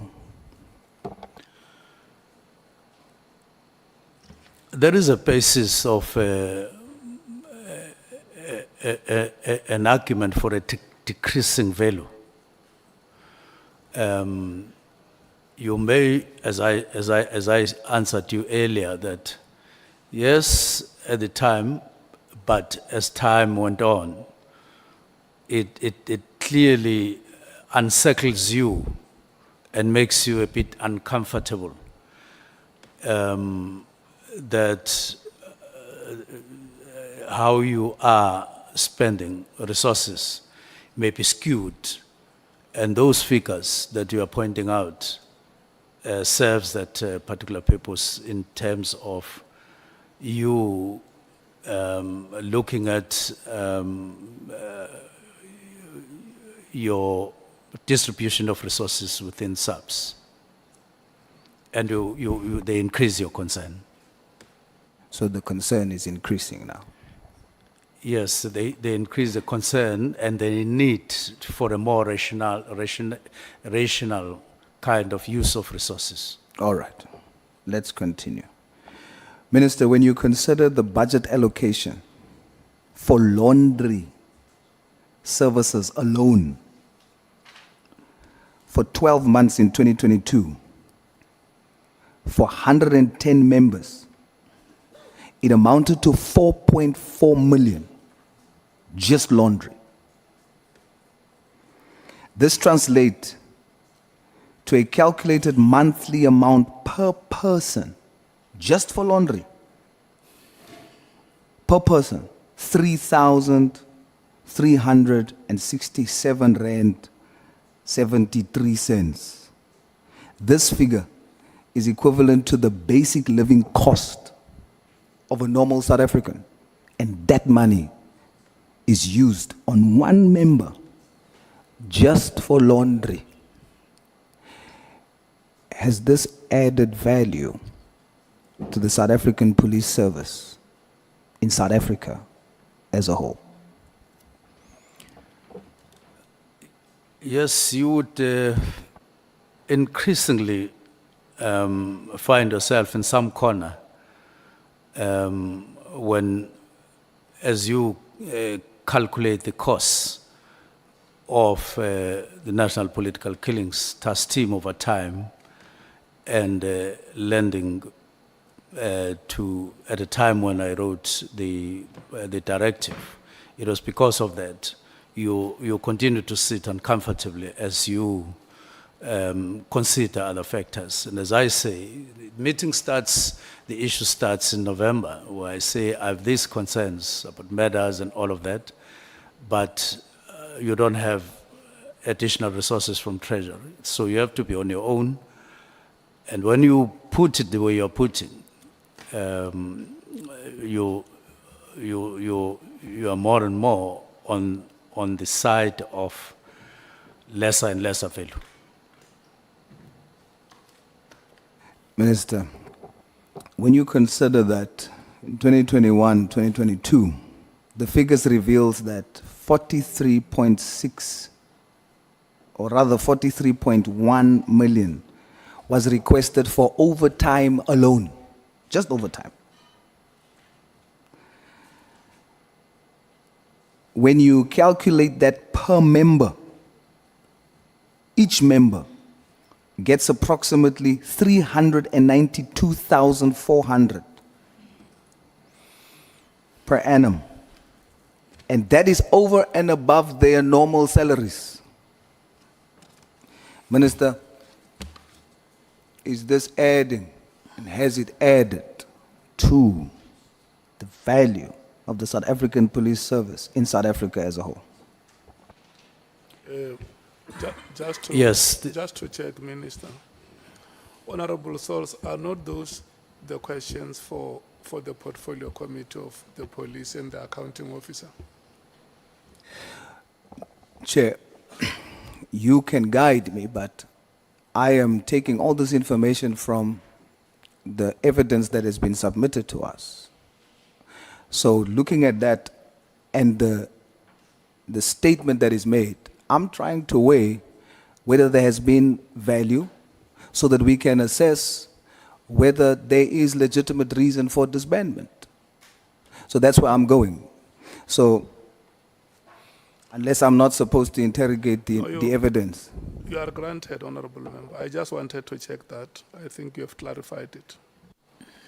Thank you, Chair.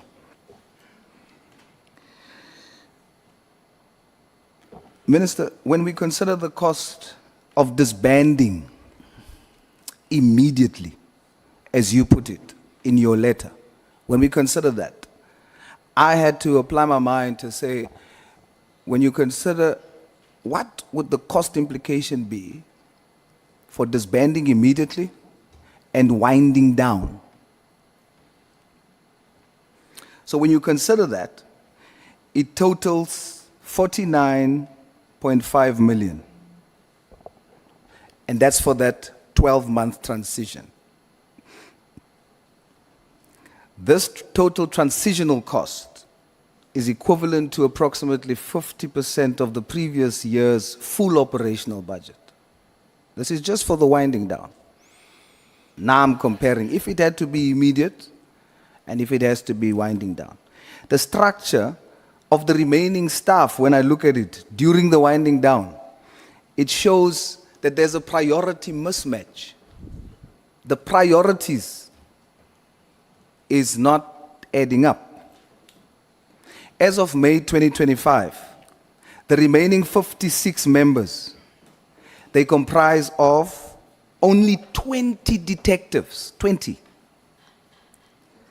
But they were allocated 27 combat members, plus 5 commanders and 2 guards, primarily for security and protection services.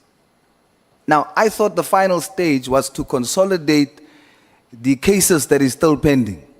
If that's the case, you would then have more detectives, because you need to close these cases now. But instead, there is just 20 detectives. So the total number of protective personnel, the security people, there are 29 members. And the detectives responsible for finalizing cases that's still on the court roll are only 20. This suggests that the main focus is not about investigating cases or closing it down. Minister, is this adding value to the South African Police Service in South Africa as a whole? I would maintain the response that you would more and more see as you do calculations and so on, that it actually was becoming, or it has become quite a costly exercise, which is skewed if you look at your needs countrywide. It gets more and more skewed. It's impossible to avoid that conclusion. Minister, you are from KZN. Yes, In your region, yes. over the past few years, you've mentioned, I think indirectly in your testimony once, that the deaths, you were concerned about the deaths in your area.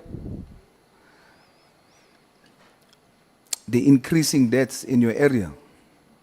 Has the murder rate increased in your area where you live in KZN? Not at all. What various statistics per quarter show is that murders in KZN are very high, but political killings have decreased as a result of various factors. But the murders general in the province have not shown any decline, and that is exactly what is getting me more and more worried. To say, what are we doing? Are we doing justice for every citizen? Are we ethical in terms of our approach? Are we realistic? Are we realistic in terms of hitting the call that we should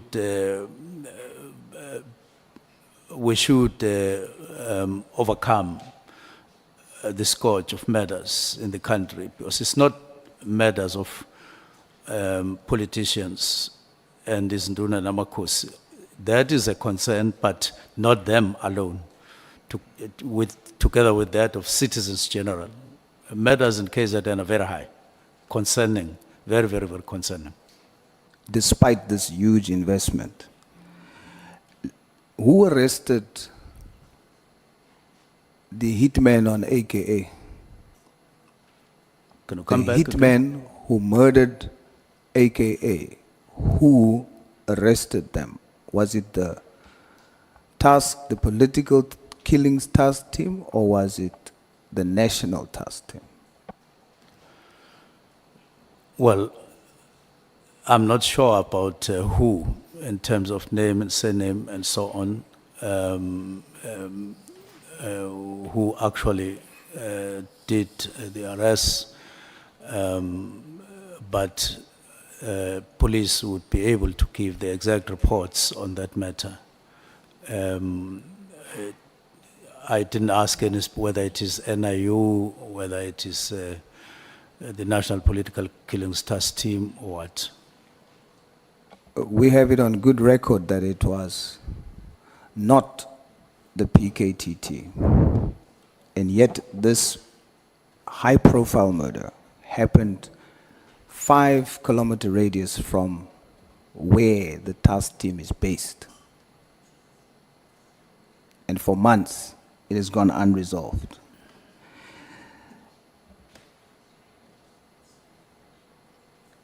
Minister, we've now gone through all the things that you've put before us that would serve as basis for writing a directive to say that these are the reasons why the political killings task team should be disbanded. You question whether or not it has added value, and we've looked into it retrospectively. But you say you only made the decision based on them no longer adding value. Now, if you discard everything that we've just spoken about, and you say to me that you have not based your decision on those facts, you're now going to have to make me understand the period that you are referring to when you say that you've used to make that decision. So you're talking futuristic. They're no longer adding value. But they did. And if you have not considered what I've put to you, what did you consider then to come to the conclusion that they should be disbanded?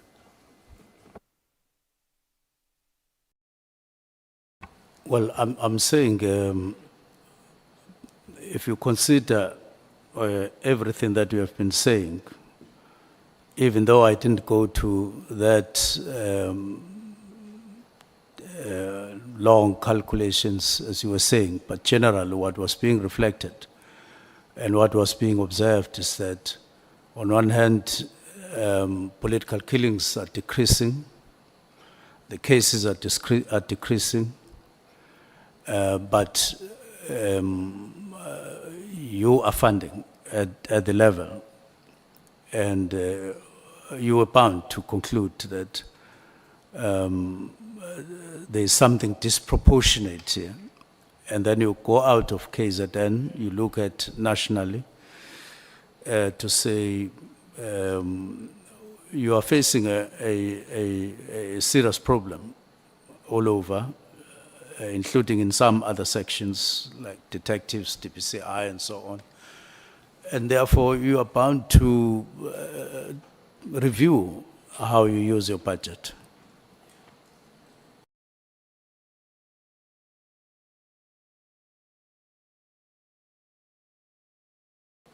And that was part of that was a kind of thinking that went into along those lines without necessarily going that deep into the calculations. Well, Minister, you inspired me to do so because my job is not to choose a side. So after hearing testimony, I then had to, without bias, listen to you and the evidence that you put before. So when you took the position that there is a need for disbandment, that motivated me to, without bias, neutrally look at the facts and then determine, is there some credence, some value in what you are saying? And this is what I found. And what I found is that the evidence shows that when you measure the impact and the value added to South African police service, South Africa as a whole, there is very minimal value,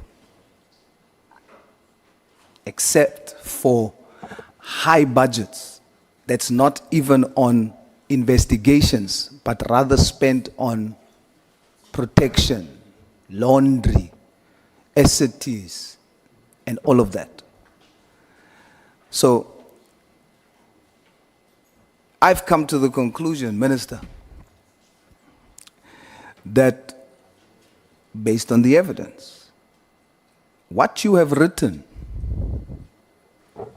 in your directive, based on what I've discovered on the evidence, was correct. Not just futuristically, but also looking back. There has been grave misuse. And I want to say and put it to you, Minister, I am not convinced by your testimony of your relationships with Mr. Brian Mokhotsi and Mr. Matlala. Your testimony there is very questionable. I'm not convinced by it.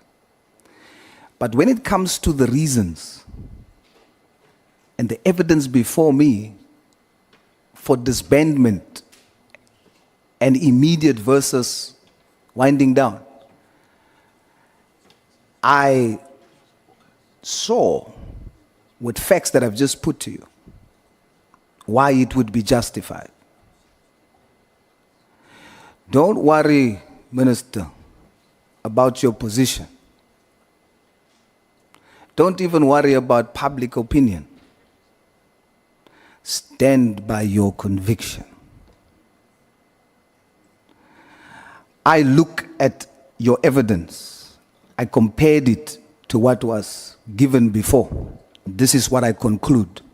And whether the whole South Africa hates me for doing it, I stand by my conviction. As I close, Minister, Muni Baizan, stand by your conviction when it comes to these facts. On your relationship, how you explain that, I'll be honest with you. It's not convincing. How you defined your relationship, comrade, etc., it's not convincing. But based on this evidence, when you compare that there's a greater need to spend the money that's been spending on a small team, to spread that funding to service South African police service for the whole country, I see it here. And I've put it to you based on numbers. And if that is truly your conviction, stand by that conviction, even if you don't have the position. Put South Africans first. And when I look at this, that money that went for laundry, 4.4 million, could have paid full-time members of South African police service, could have strengthened our intelligence division.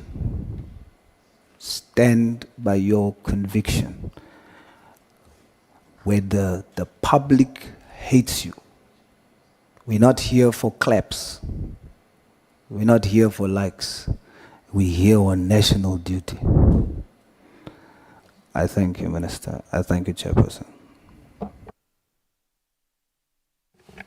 Thank you so much, Honorable Souls, and thank you, Minister, for the first part of this session. May we take Honorable James. Good morning, Chairperson. Good morning, Minister and honorable members. Minister, you are currently suspended.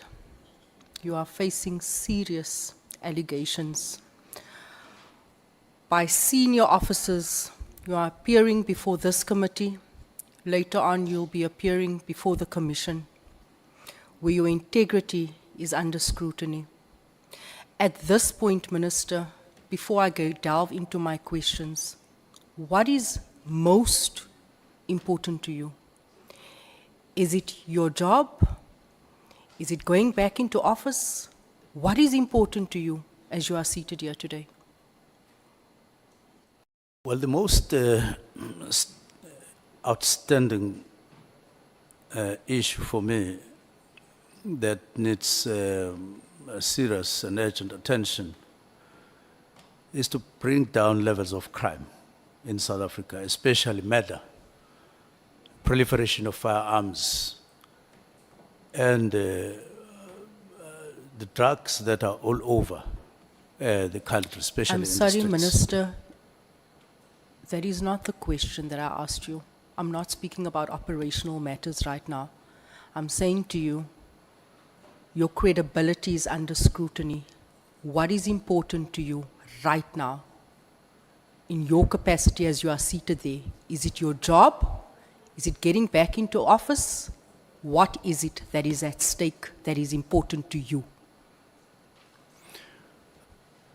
I want to repeat that what is important, I don't want to put me above what I'm saying. What is important is that the government of South Africa, especially via the Department of Police, need to do what I'm saying, bring down these levels of crime, especially the murders and drugs and firearms. That's the most important thing. My side of things doesn't come first. It will come after that. Thank you. Let's go back to when you first assumed office. General Kwanazi testified that he received a call from Mr. Nkabinde asking what the duties of a chief of staff entails. Can you clarify what those duties are, particularly given the testimony suggesting that Mr. Nkabinde had little knowledge of them when you appointed him? What are the duties of your chief of staff? Well, the duties of the chief of staff is generally to manage the office of the minister. That has parliamentary business on one hand and staff that is allocated to make sure that they are properly supervised and guided so that they are able to perform their duties such that the minister is able to perform his duties, including responding to questions and other related matters to Parliament. And then on the other is to assist the minister on cabinet-related matters, preparing files and reports as may be required. But on the other hand, also to be able to run your public affairs, that includes constituency, it includes answering queries from the public, and then there are also internal internal issues like connecting with, among other people, the National Commissioner and other officers, such that there's smooth running between the department and the minister on the other hand, but also work with deputy ministers. So generally, those are the tasks in a nutshell of the chief of staff. That was a very general response, Minister.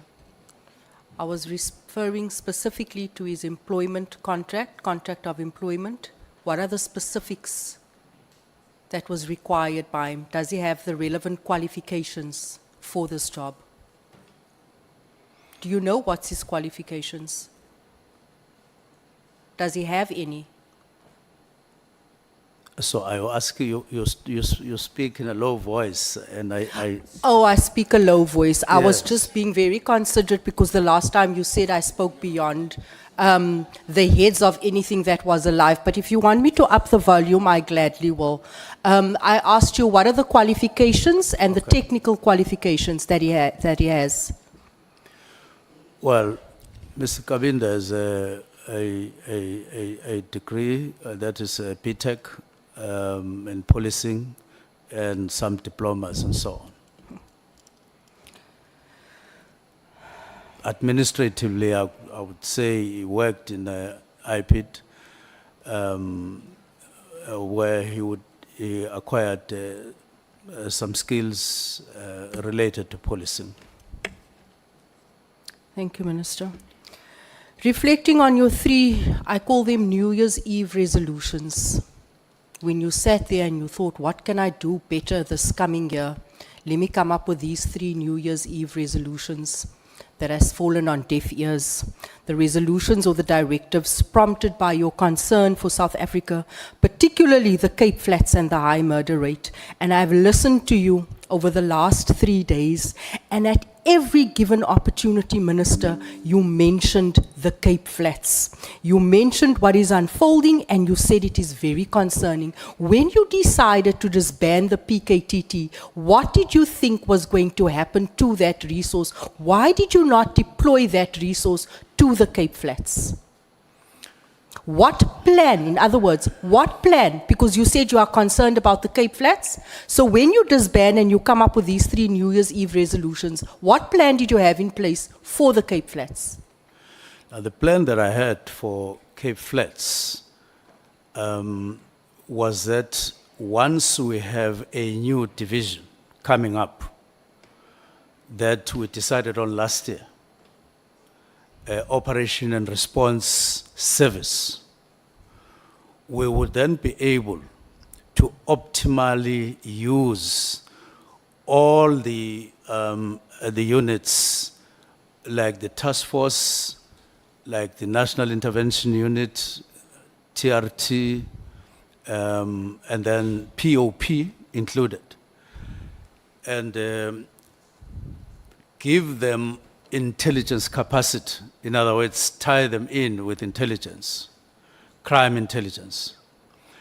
Bring the numbers required to the Cape Flats through the National Commissioner, of course, and make them get detailed information about who owns what in terms of firearms and who are the criminal gangs that are operating here, and so on and so on. And who are the operational people on a daily basis, and where do drugs come from, and all of those things. And at one point, I had a meeting, an hour-long meeting with the National Commissioner to say, National Commissioner, we're not sitting comfortably because of Cape Flats. The numbers keep on increasing. The incidents keep on increasing. It was a virtual meeting. And I then asked him, could you deploy intelligence, maybe for a week or two, so that they give us concrete, tangible information, and then you deploy. By that time, we had long discussed and finalized the creation of the division that I'm talking about, because to me, it appeared that you can't use normal policing, uniform police to deal with Cape Flats. By then, we had also dealt with agreement with the city of Cape Town to increase personnel. And so I was imagining a situation where they would be here for a month, 3 months, 4 months to stabilize the area. But you need a harder presence of police personnel and in a sustainable way in the Cape Flats. Otherwise, you will always be undermined and be treated as very weak to non-existence by criminals if we continue the way we continue. So you are ultimately telling the people on the Cape Flats here today that for as long as the PKTT is still operational, they won't be protected? No. I'm not saying that. Because Minister, in the last meeting in November, that meeting where you said I screamed like that, you promised us that in 2 weeks' time we'll be taking a walk on the beach with the provincial commissioner. Did that walk ever happen? Now, I'm saying, the walk didn't happen because I wanted that walk to be preceded by deployment along the lines that I'm talking about. And I spoke to the National Commissioner for a whole hour. And when I checked, National Commissioner, I think it was after a week, have you done what we agreed on? He said, yes, I came to Cape Town, I launched, and one of the deputies even asked, we didn't feel it. And I was actually surprised myself that National Commissioner had come down and said he had done so. So I said what you are correctly saying, but I wanted it to be preceded by visible deployment in the kind that I outlined to the National Commissioner. Not to come and make further promises, not to come and just walk around without any visible action. I stand here to say I didn't quite get what I wanted the National Commissioner to do.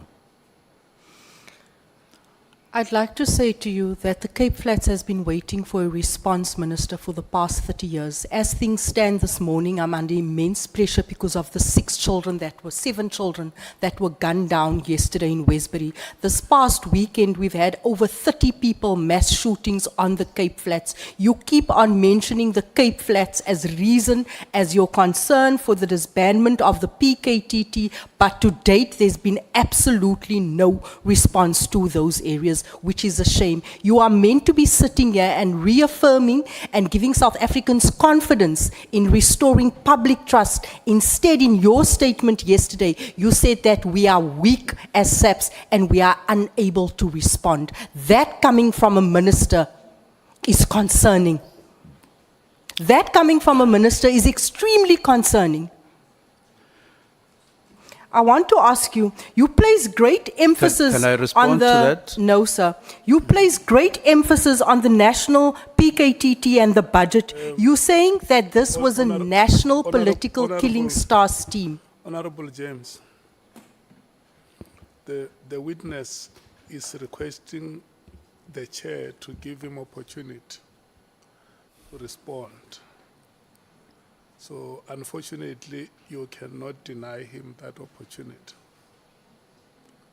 Just hold it there and let's hear what he wants to say, with due respect. Thank you. Yes, I wanted to say what you're saying is true. And what you are saying is of similar concern, if not greater concern to me. And I do see that up to this moment, I haven't lived up to that undertaking. I confirm that. And it's not only about Cape Flats. As I mentioned in my various speeches, there's Rivali in South Johannesburg, El Dorado Park, there's Soshanguve in terms of Gauteng. And in terms of KZN, there's Umlazi, there's Inanda, which keep on bleeding. In the Eastern Cape, you continue to have issues around OR Tambo district and in Gqeberha. So these 4 provinces are capitals of matters. And it was for this reason that on one hand we made that undertaking, but on the other, we then created necessary capacity and positioning of South African police to actually face up to these areas of high murder rate so that we deal with them. I haven't been able to get my way on that. It's not necessarily to wait until PKTT, but it is important to note that those resources are very much important. And I've assured everybody, it won't leave either KZN or whoever empty-handed, because the structure is up once you have created and functionalized that division that I'm talking about. Because it is the cutting edge, combative side of SAPS that needs to be capacitated for these 4 provinces. Without that combative edge, we're going to be reacting all the time after 6 people have been murdered, 8 people have been murdered, but we don't stand up front and prevent it the way I was envisaging. It's probably these matters, as I say, I work well with the National Commissioner, but I've realized that, well, sometimes he would indicate right and then turn left. And that is a problem for us as South Africans because it impacts what is unfolding in our communities. I wanted to ask you, you also place great emphasis on the National Political Killing Stars team and the budget. Was the budget allocation for national operation? Was it for national? Because when you say that this task team is not only for KZN, it is meant to serve all South Africans. This obviously implicates, and it implicates the accommodation and travel, the actual budget. The initial budget, was it a national budget or was it just for KZN? It's a national budget that gets allocated to the National Killings, National Political Killings Task Team. And beyond much... Sir, if you may just stop there. Yes. So if you're saying that it's a national budget and the members are deployed to this task team, obviously, you know that members in a specific team obviously then has to travel to other provinces in terms of court appearances. How does this impact the case, the progress on the case, when members are having to travel from one province to the other just to appear for a 2-hour court appearance? And how does that impact? Is that a strong strategy? Are we not only supposed to focus on a specific area where there's fire, and this is the reason behind having a specialized task team? Where there is smoke, there's fire, to deal with a concentrated area. Because you cannot possibly have members from one task team operating in the entire country. It's not feasible to start off with, and members won't be able to appear in court, because this is what we've seen with all other task teams. What you are saying relates with what I have in mind and that I've been working on for some time. It makes perfect logic. So I'm And- specifically speaking to the political killings task team. Yes. We are saying you said that that Honorable- task team is Honorable- national. Honorable James, let me just hold you for a moment and recognize Honorable Ngola and Honorable Ntuli. Thank you very much, Chair. Chair, yesterday you kept on reprimanding me that I should not bombard your witness with a lot of sentiments and with a lot of questions. And I think Honorable James has fallen to that trap as well. So I think if you can help with that, I think there are a lot of issues, a lot of packages that is giving at once to the witness, and that may find the witness unable to properly intervene on what she wants it to be clarified. Thank you, Chair. Honorable Chief Whip. No, thanks, Chair. Good morning to you and good morning to colleagues. No, I agree with what Honorable Ngola is saying.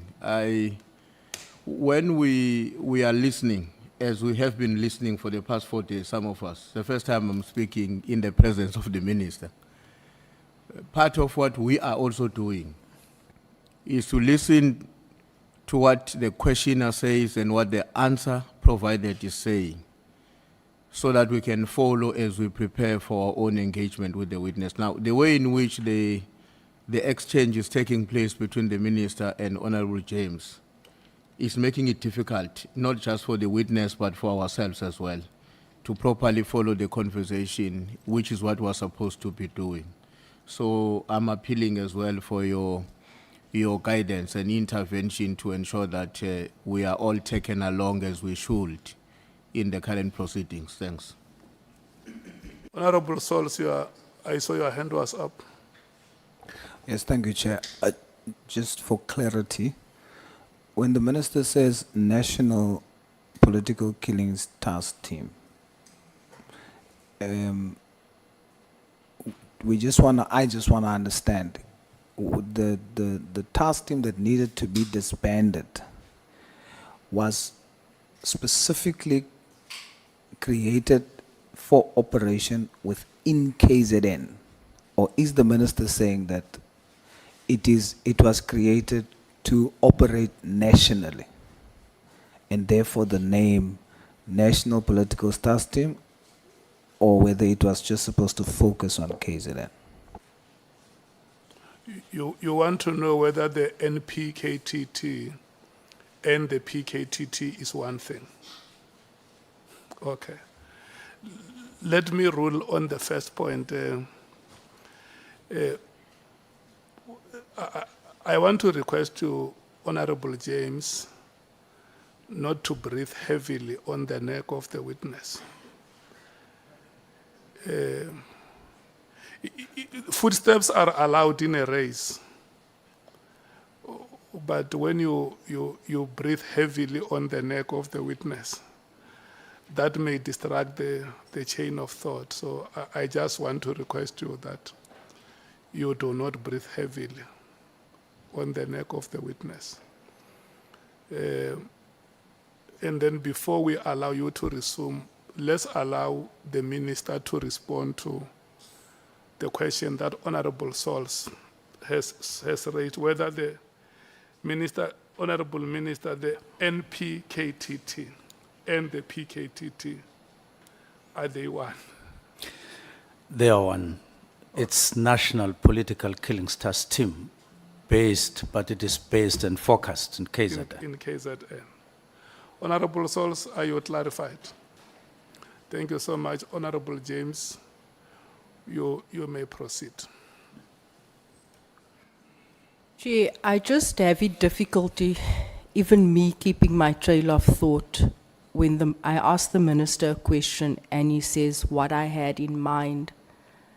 We're not asking the minister what he had in mind.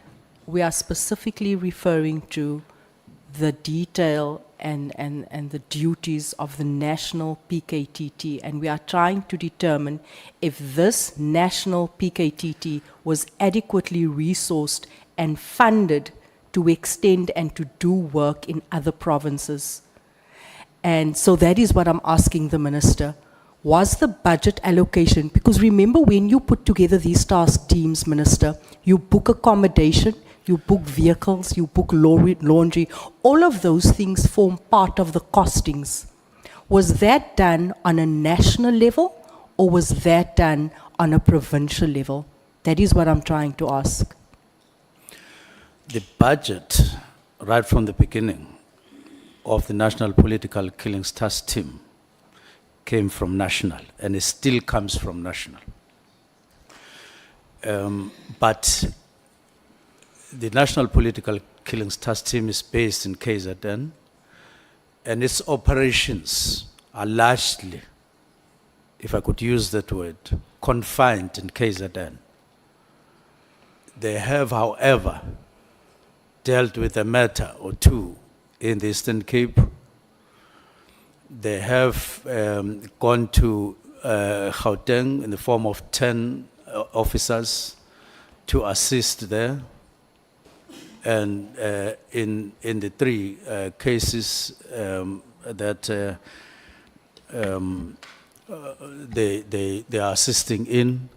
So, to be honest, Honorable James, when I applied my mind on that day, these are all the questions that I was trying to answer myself. What does it mean to have a national political killings task team when it is actually not national? What does it mean to allocate this budget for operations that are in one province, but not just for the whole province, for a limited category of murders, even in KZN? And even there, amidst a sea of increasing murders, even in that province, and other crimes. Now, I couldn't sit well, and it didn't sit well in my mind to continue with that. The reason for the establishment of the National Political Killings Team, plausible at that time, because it was a trend, a fast-growing trend. But I'm now in 2024. I'm 5 months into the office, and I'm applying my mind with the understanding I've gained. And I then say, the best way of addressing this is to really try a smooth overhaul of the system. Not only just that, a number of other areas.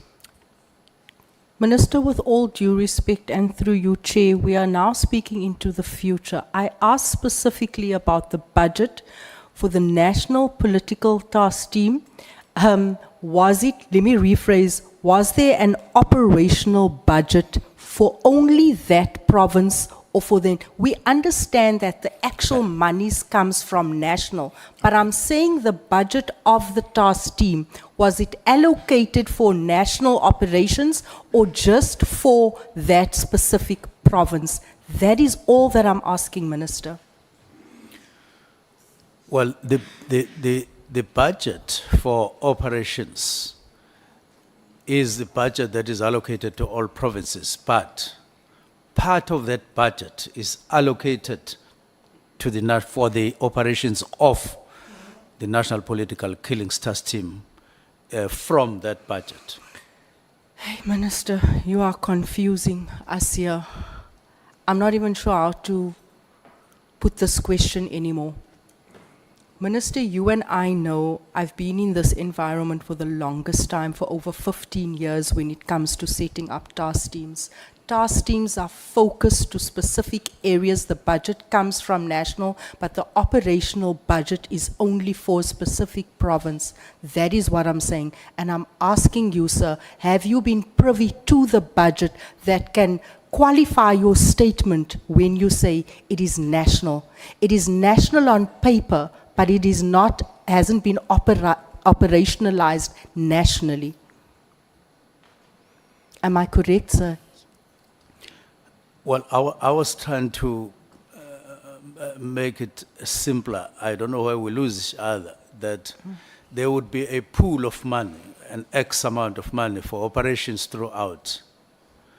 And then there will be a cut from that amount for operations of the National Political Killings Task Team, which is in KZN.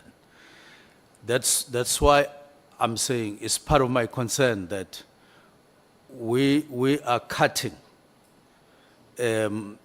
from reduced resources for the operations of National Political Killings Task Team in one province. I don't know whether that makes sense.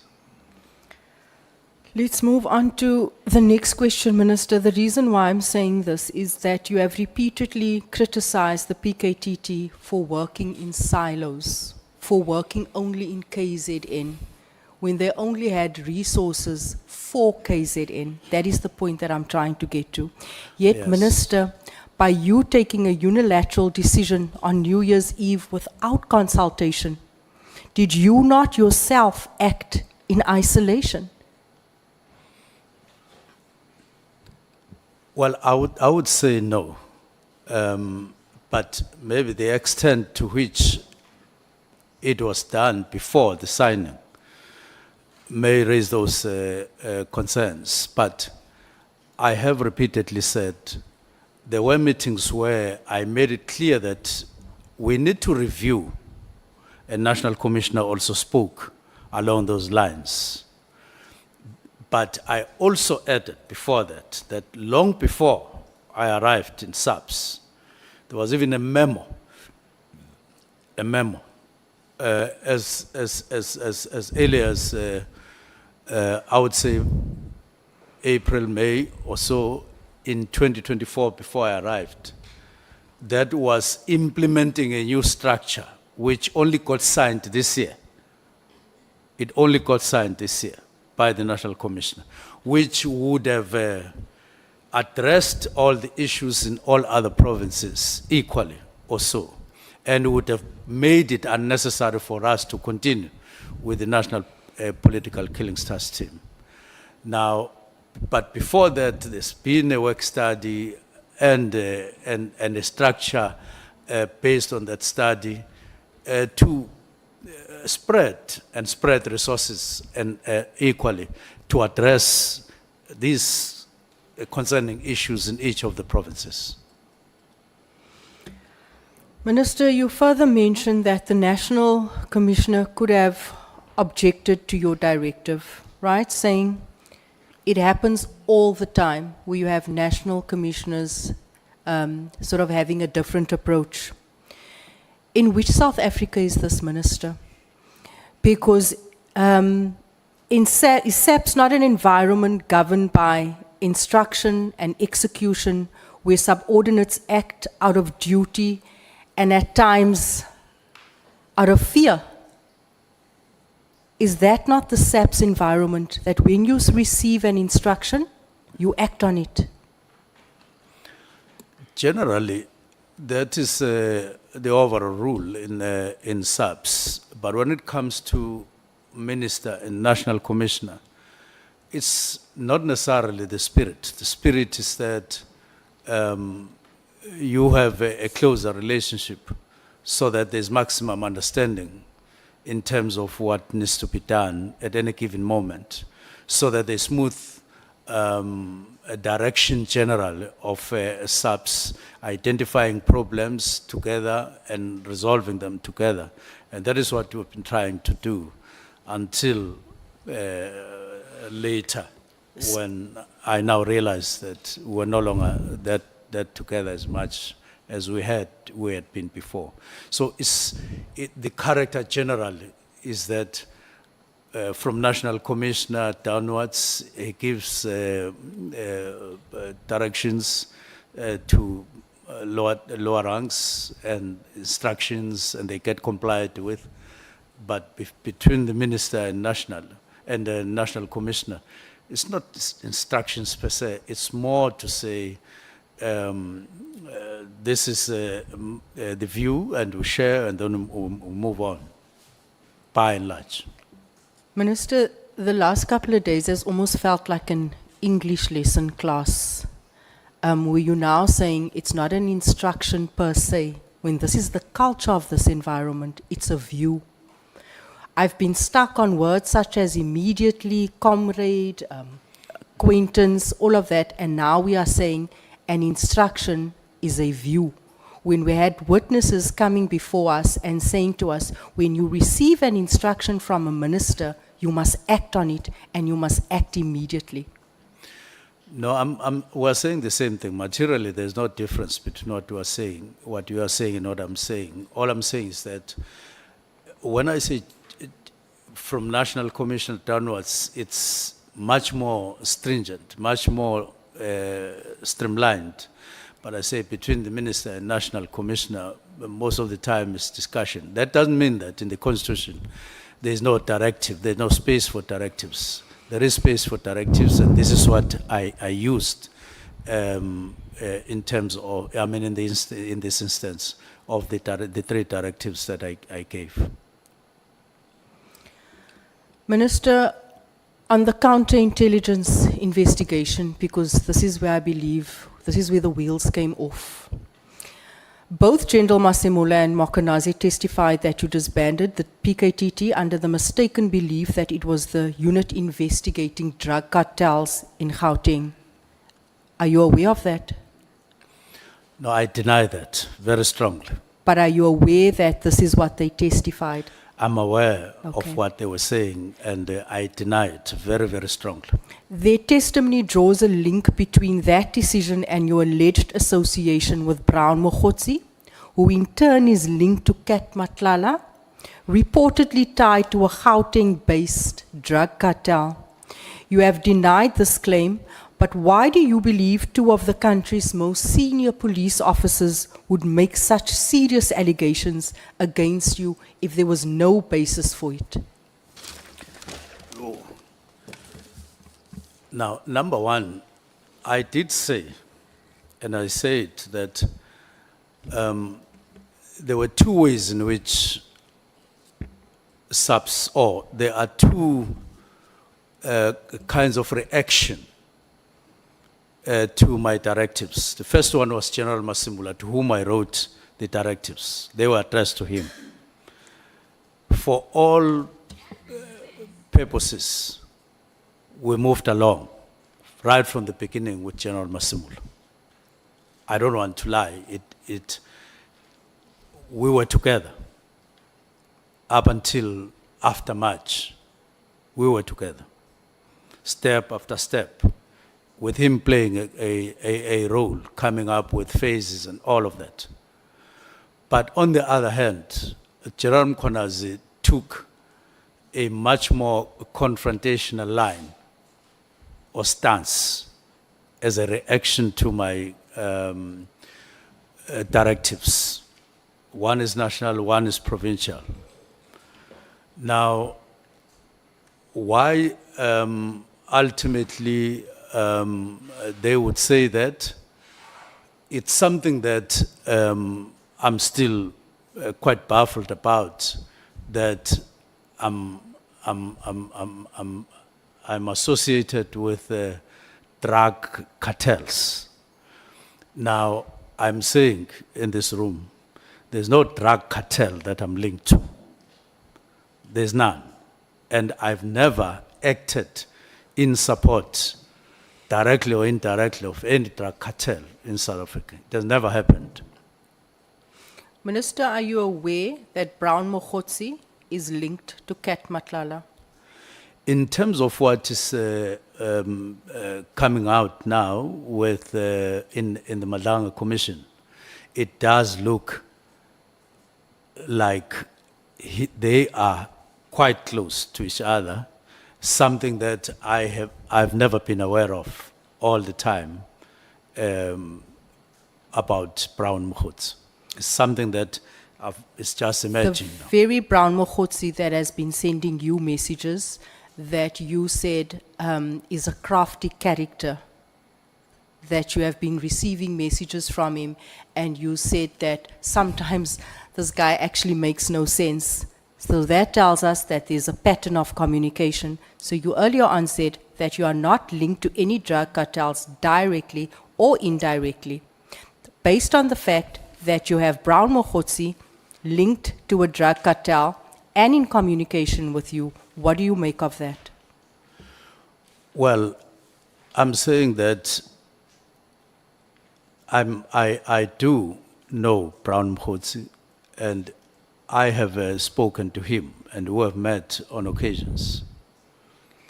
Now, I wasn't aware of any other person he links up with in his own time. I wasn't aware, totally unaware. I've never asked him, who else do you speak to? Who else do you do what with? I've never asked him that question. It is emerging only now, all those matters, that all of us are becoming aware of. And I'm concerned about it. That's what I've said. But up to now, I'm saying I've never spoken to to Matlala. I've never linked up with him on anything, from him to me or from me to him. And we've never met in person. It has never happened. And I've said, even when the word link is used, it is running empty. I've never seen anyone putting on the table anything concrete to say this is evidence of the link. It's an accusation, and that's partly what I'm dealing with here, and therefore, and I did say on the 12th of June, which was something like a few weeks before the Durban media briefing by General Mkhwana, I had convened a meeting where General Masimula was expected to present, together with whoever he would have delegated the job to present a special crime intelligence.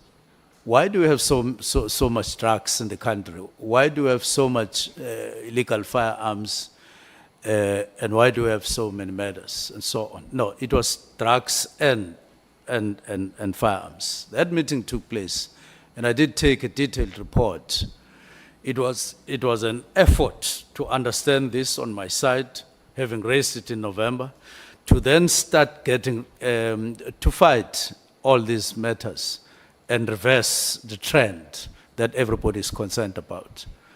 And I do want to repeat, well, in the report, as it turns out now, there was no big five in the report that I received, but there were other, I would say, cartels that were identified, and I want to say that I am not linked to any. So why the two would have come here to say I'm linked, I don't know, but I'm yet to hear where they are basing it. That I know, and I've been speaking to Brown, does not automatically mean I'm also linked to people that he speaks to, and I also know the people that he knows. It does not mean that, and in reality, it is not like that. Thank you, Minister. Chair, I'm losing my trail of thought as a result of the long answers. I just thought I'd bring it to your attention. Minister, if data were to be extracted from your phone, can you confirm that there would be no evidence of communication regarding the work of the Gauteng Counterintelligence Unit or its investigations into drug cartels? Because like I said earlier on, the wheels came off when those 10 members were redeployed from the KZN task team to counterintelligence. So can you confirm that there'll be no communication, no link whatsoever on your phone, should your phone be taken for extraction? Between who and who? I'm saying to you again, if data were to be extracted from your phone, can you confirm that there would be no evidence of communication regarding the work of the Gauteng Counterintelligence Unit or its investigations into drug cartels? Well, if I get your question clearly, is that there would be no link between myself and drug cartels? On your phone, there would be no communication on your phone, Minister.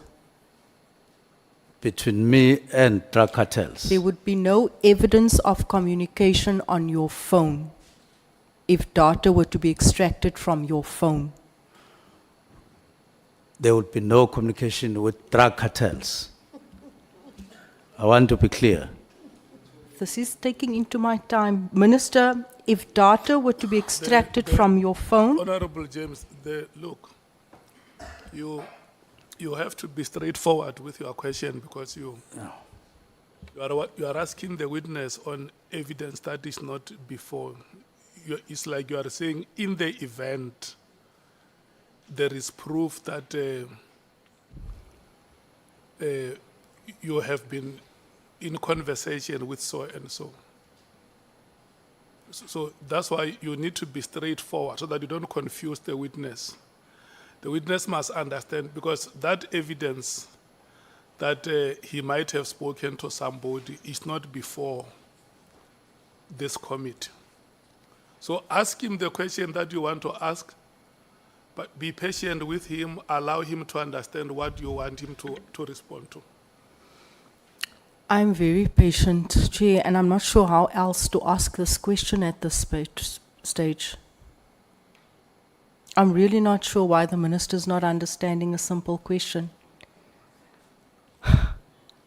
Maybe you can put it to him. I want you to allow him to understand at his own pace. But it's taking from my time having to repeat the same question four times. You will have that time. The question, the matter in reference is not before the ad hoc committee, it's in the event.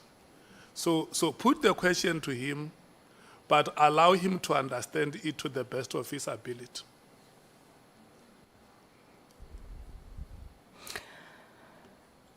I think let me move on, Minister.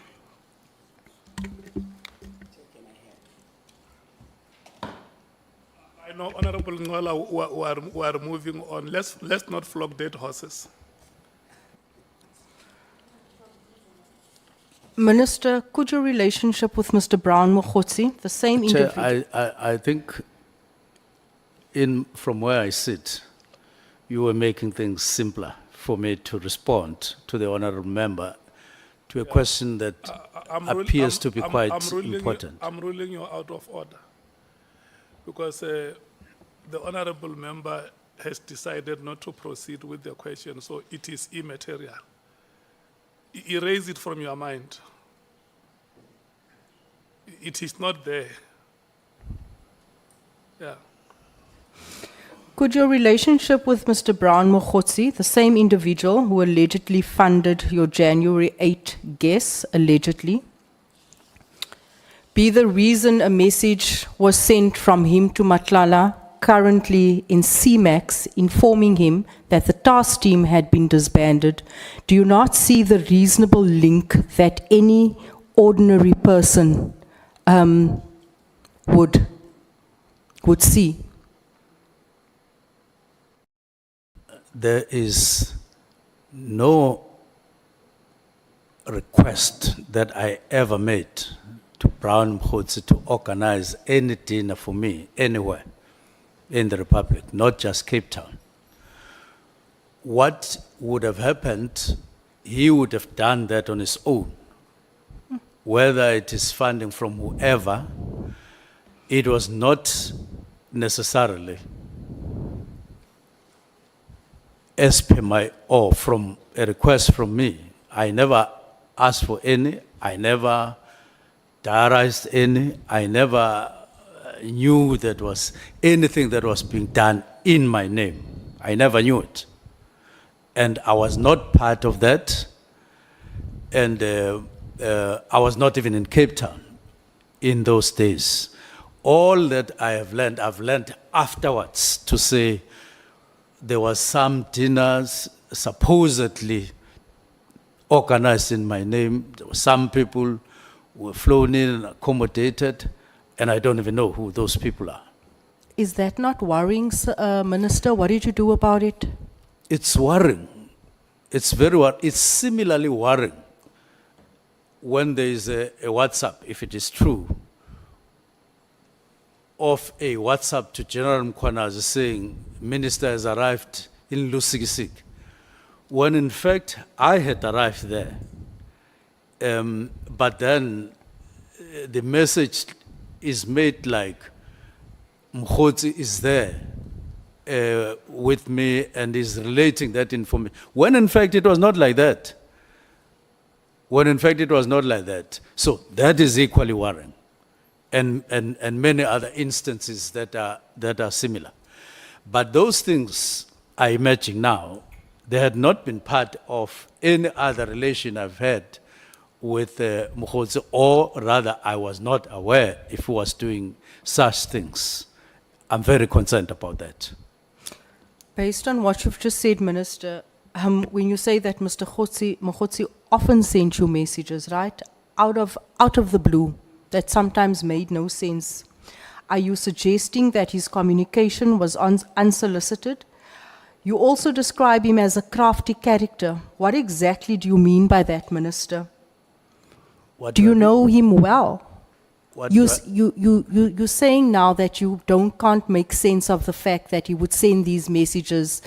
You have no link with it. You've described him as a crafty character, and you've also earlier said that he would usually do this. He would usually send these messages. Well, I spoke about craft in a context that we were discussing, but I maintain that because, as I said, if you send a message to General Mkhunu and you are Brown Mkhotsi, and you say, I'm with the minister, whatever the message you're saying, Minister has just arrived in Lusikisik. This being crafty in my view, because it creates an impression that indeed he's there and at my behest, which was never true, which is not true. It's like the other issue that General Mkhotsi was raising of Brown Mkhotsi getting some document at the police station in Pangeni, which he said in a manner that creates an impression that just because I have a house there, not far from police station, I would have facilitated anything for Brown Mkhotsi. No, it's not like that. I never did that. I never knew anything about that. And other examples. So I am saying, other than the relationship of a mere comrade to another mere comrade, there are no other things that I've been doing or that I do with Brown Mkhotsi. I've been relating that. Nothing. No dinner, no lusikisiki, no fundraising that I have asked him to do. It has never happened. It has never happened. And if he claims, or anybody claims, I would want to see what evidence that would make people say, I have any other relationship with Brown Mkhotsi, which I say I don't have. And I even said in the Sizulu yesterday, why must I have? Yeah, that is enough, Minister. Okay, thank you.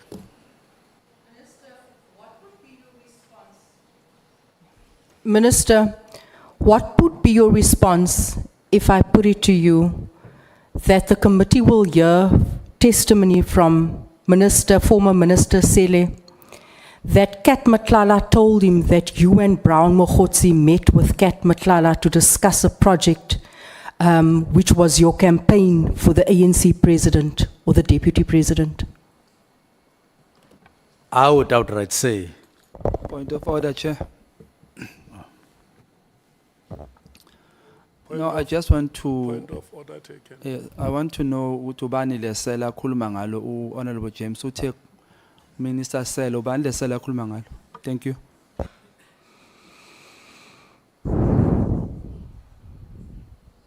Honorable James, you spoke of Isela Sele. Honorable Shongwe says you speak about Sele. And then he wants to know who is Minister Sele.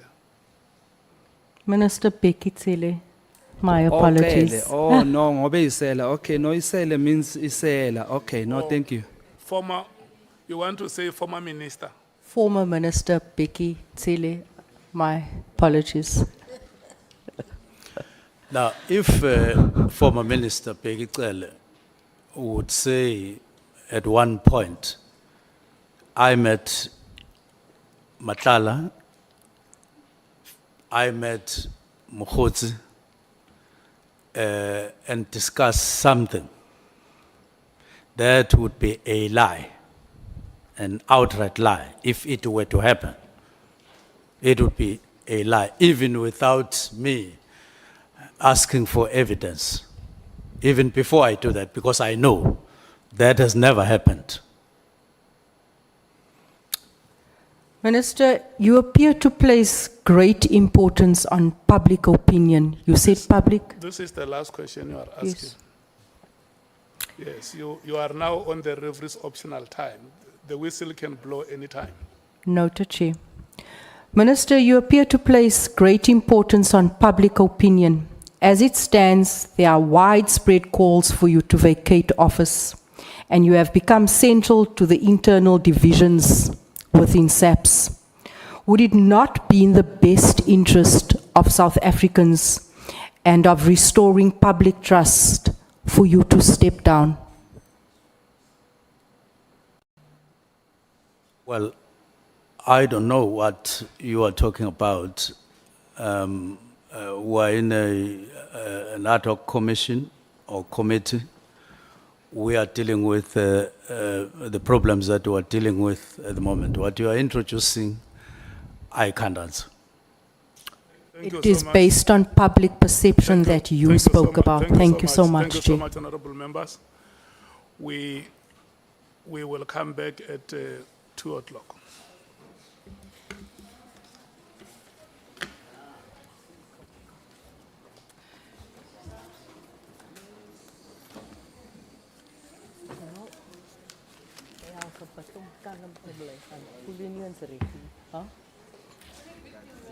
Huh? Have you tried to like stay and it's not you? I can't operate from that. Like almost orchestrated. Like.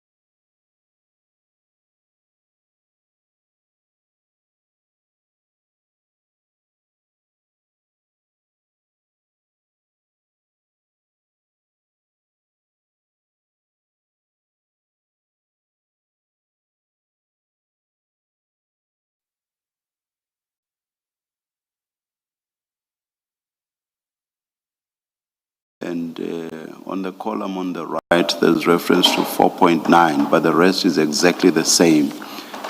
Can you please explain what the significance of the differences is? Do you get? Maybe that where now I'm not the right witness to deal with that. All I can say is that on 10.2 now I can see these 15 cartridges being linked to the firearm.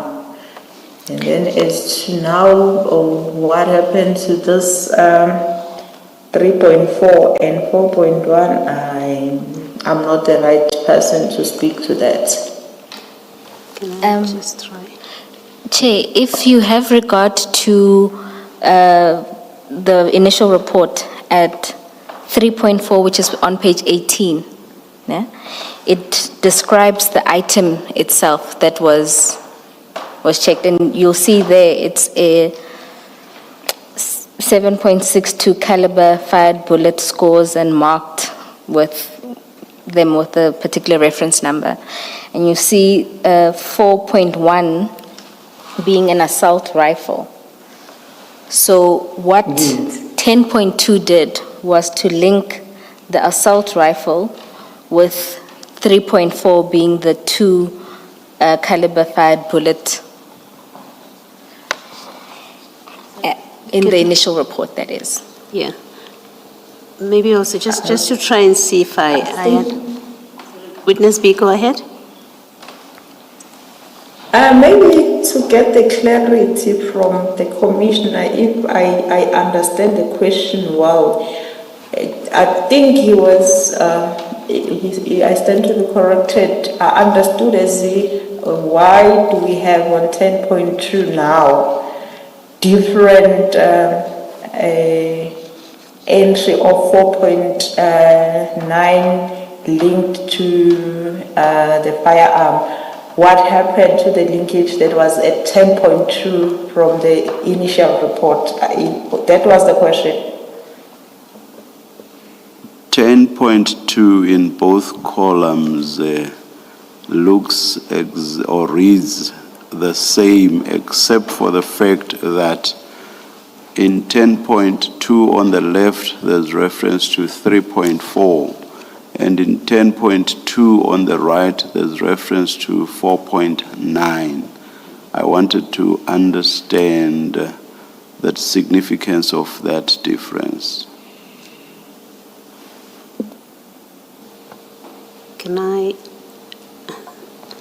to try and get an answer to this question, Ms. Bode, is the simple point you're seeking to make that if you look at the report on the left, which you say is the incomplete report, right? In that very first line where it says, I examined the fire cartridge cases and bullets mentioned, and then you have those paragraph numbers. That includes paragraph 4.9. Yes. The bullets in paragraph 4.9. That's in the incomplete report. And then in the revised report, and then you say, in the body of that incomplete report, nothing is said about the cartridges in 4.9. Yes.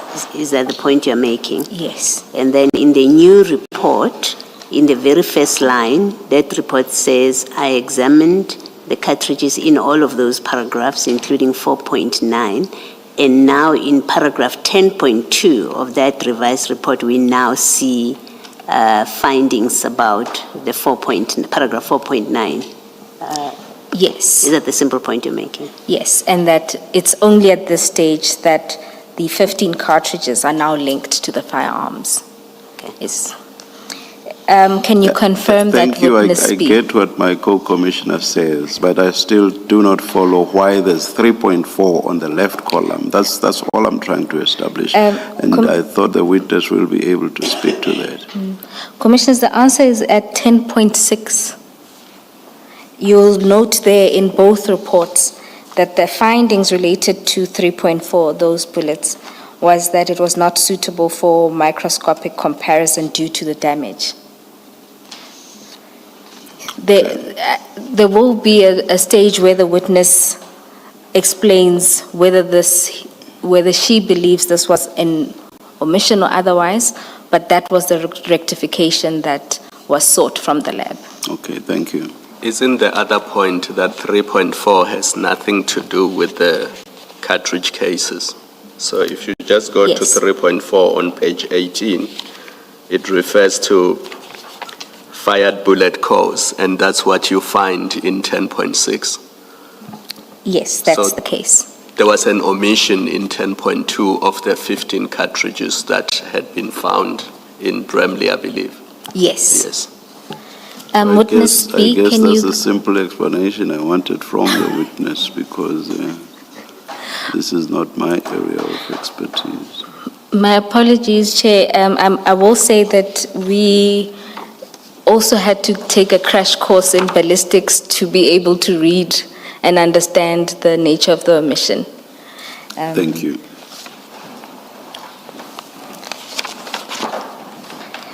Witness B, then we can return to your statement where you now deal with the fact that after the prosecutor obtained the report electronically, she sought the original and it was time for disclosures. Can you take us through that process? Yes, when it was a time of a disclosure, now we were required to have the original report, and we indeed went to a ballistic lab to seek that report, but unfortunately we couldn't find it still at that office where we were supposed to get it.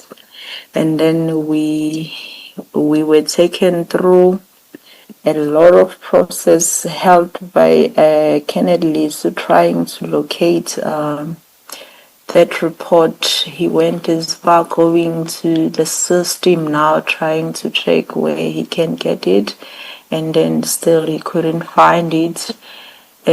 Subsequently, when he was browsing in the system, something of interest he saw there on that report. He said, "Hey, can't find." Now he was mentioning what is on the system, and he said there's IBIS that is there. When he on a further look, we took interest because now IBIS is the one that was supposed to give us their long-awaited linkages, and then we were like, okay, maybe now we're gonna get the answers. Only to find that when we asked further on that, he said no, on the system it shows that it's deleted. And then, wow, we were struck. Why now is it deleted? We tried to get answers at the back of our mind, trying to pursue still the linkages as per conversation. Now, when you say there was ever a report on the system that is deleted, now we wanted to know more as to why it was deleted. Was there any particular reason? We spent a lot of time.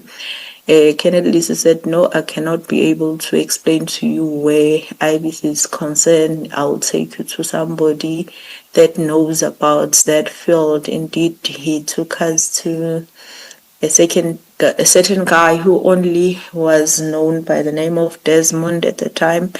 And then he went through the system. All he could say to us is the same as Kennedy, so that yes, indeed, it was deleted. And then he gave us a date that it was deleted on the 6th of December. That's all he could tell us. He said, I can't tell you any further than that. The list that we were asking is to say who deleted it, at least maybe that person, he can have or she can have answers. But seemingly he was not having that information. And then from there, we were Witness taken B, to before you move on to who you were taken to next, what is the significance of the 6th of December? Well, in the field of my investigation, in this case, on the 6th of December, two things were happening. One, it was an arrest of Mr. Katiso Mlife. Two, on a different team that I was not part of, there was a operation happening at Mr. Matlala's house as well. Thank you. And so, having had no answers from Desmond, where next were you taken? We were taken to Captain Dini's office, who actually gave us a crash course as to what happens from when the firearms gets to the lab, what steps. No offense to the captain, all that I can't even remember because I find it irrelevant to the question that we were asking. We didn't get any answers to that. Instead, we spend more time unnecessarily there. And after the crash course with Captain Dini, what then transpired? After it came to light that there's no answers, we find no answers, we went back to Colonel Lisa to say, we're not getting any answers as much as you said you don't have. So we back to square one. What way, how we get this report? Because you also don't have answers as to where's the report. And then he said, you know what, the person who was dealing with us is can I stick to Captain because now I cannot refer to back then now. To Captain, it was Captain Mahotlo, therefore gave us his numbers. He said the person who can assist you further, it's him. And then indeed, shortly we went out of the lab, we contacted him. But unfortunately, I think it was early at that time because the first thing that we did is to go to the lab thinking we're going to collect and proceed with other investigations. So the direction of investigation, it was taking us further than where he said it was. So we agreed that later when we come back, we're going to contact him and then we're going to meet with him. And he suggested that it's not a problem. As long as you come back, tell me where are you, what time, and then you come to the side of Luat, the police station. We can meet at Luat, the police station. Indeed, we proceeded with the day's investigations, and then later, I think it was around 5, we proceeded to Luat, the way we met with Captain Mahotlo.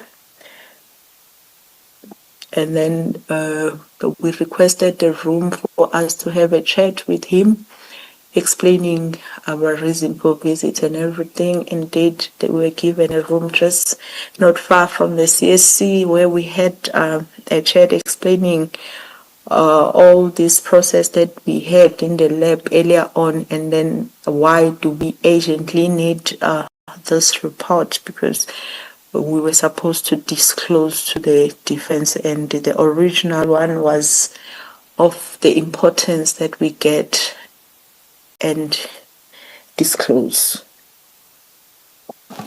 And when you explained to Captain Mahotlo the urgency of having to obtain the original, what was his response?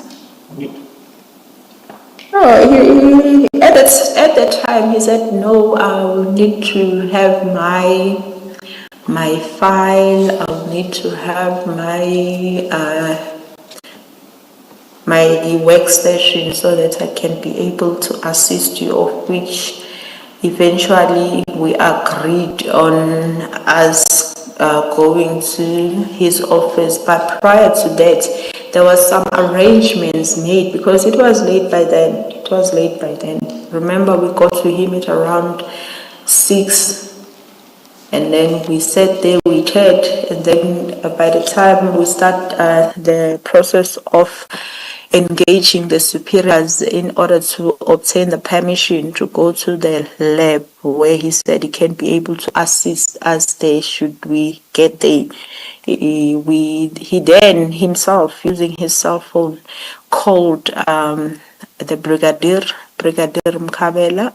He first called the very same Kenneth Lisu that we saw that earlier that day, and then they spoke, and he even tell him, because he was on loudspeaker, that yes, we were there in the lab and he couldn't find the reports, and then he told him that he needs his file because he wants to assist us, and then.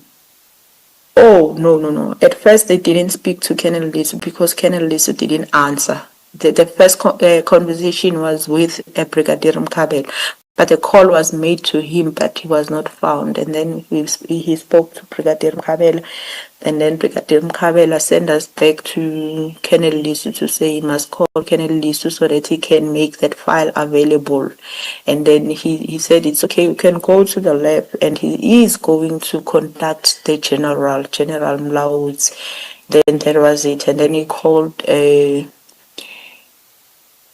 no, he didn't call this time. Colonel Lisu is the one who came back, and then they spoke, and then he told him all the things, all the Brigadier comment, and what did the Brigadier said. And I don't know if I should be saying this now, like what he said, but he said, hey, I can't come there, I'm drunk.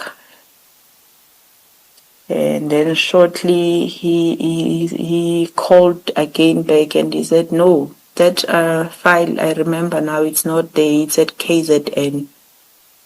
And then Captain Makgotlo said, no, if I can't get hold of the file, I think all my work is on my desktop. I think I'll be able to help you on my desktop. That's when now we moved to the lab. So witness B, it was Captain Makgotlo who suggested that you proceed to the lab. Yes, because he first said we can go to the lab, and then but we prior need to make arrangement. That's why all these calls to the Brigadier, to Colonel Lisu were made, and then with an understanding that we're going there. That's why he made those arrangements for us to go there. You are now moving to the lab from Luwate. Yes, he further said, okay, it's good because he has his keys in his car. He went to his car, he took the office keys, and then he jumped into the vehicle with us. We all drove to. I was actually going to ask if he had come to Luwate in his own car, so you've answered that. What's the explanation for him getting into one of your cars or getting into your car instead of driving to the lab in his own car? My understanding that it's because he was on leave using his petrol. It was easier to use the state petrol rather than using his own car, because he was on leave, he was using private car. Oh, thank you. I'm sure you know why I'm asking. It's because there's the allegation of kidnapping. I understand, Commissioner, but it was not anybody forced, and he didn't even suggest to say, okay, let me drive my own car. It was like we never even said jump into. It was a common understanding to say you can't ask somebody to assist you while on leave and expect the person to further use his own petrol. Thank you, Chair. Witness B, then you proceeded to the lab, and this was quite late at night. What transpired at the lab? Okay, firstly, when we get to the gates, none of us alighted from the vehicle. He's the one who alighted, spoke to the security, telling them that all is well, it's just him, we just need to accept certain things in the office, and then they opened the gates, we all went in. Witness B, so it was Captain Makgotlo who gets out of the car and confirms that it was fine for all of you to go in? Yes. I don't know what was the conversation there, but I guess he was explaining that we got a permission from the superiors and stuff like that, because obviously they will want to understand why are we coming there. Are they maybe superiors? No, that is an assumption. I don't know what it was the conversation all about there outside. But you were then allowed to enter the lab. Yes. And once inside, can you explain what then happened? And when we were inside, then he went into his workstation, started working on his laptop, trying to retrieve these reports that we needed. I must say I'm not that good with an IT, and then some of our colleagues, they are very good at that. Maybe as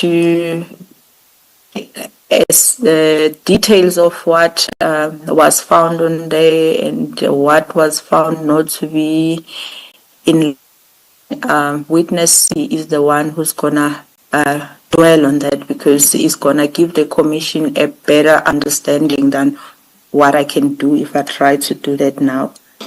Witness B,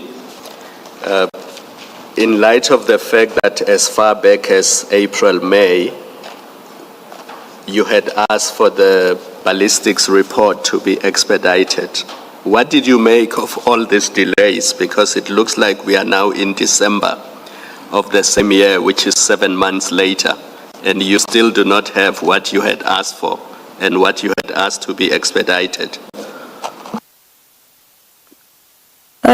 Commissioner, can I clarify what I was asked to be expedited at the time? It was the initial report, of which I would say it was indeed, because at the beginning of at the end of May and June, I was told that I can go and collect, even though that came with its own challenges, but it was expedited because I got it then.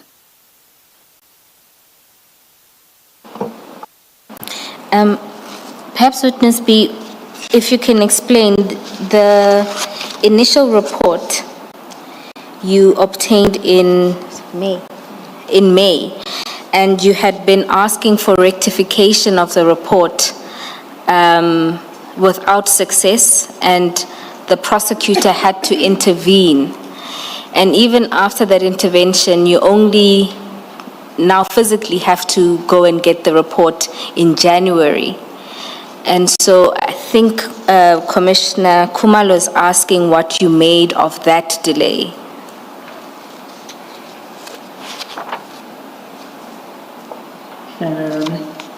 Maybe now, in totality of what investigation or information that I have gathered all along, it starts to make me feel as if some of the things were deliberate to delay the investigation, if I may put it like that. Maybe I want to go a little bit further where the linkages are concerned, because maybe I should mention that around December, eventually we had to ask certain cases to be compared manually, and eventually we got certain linkages that I believe it's amongst the ones that were alluded then, of which at the latest, much later stage, I think this year, 5 August, it's only when now the very same Captain Makhotle gave us a link, what is this, a report that is having most of what he alluded then. So somehow, when I look at it, I feel like there is deliberate delays intended in the investigation.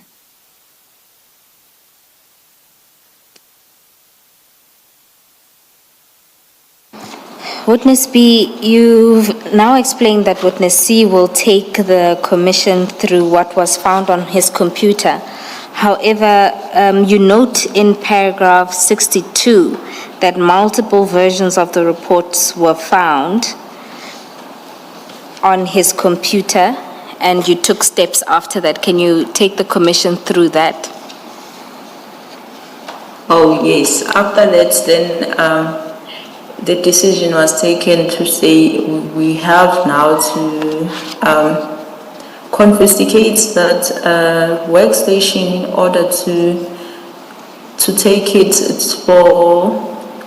to the cyber for the integrity now, because it was quite concerning, given the fact that we still have the report that was wrong, that we don't know what was wrong about it.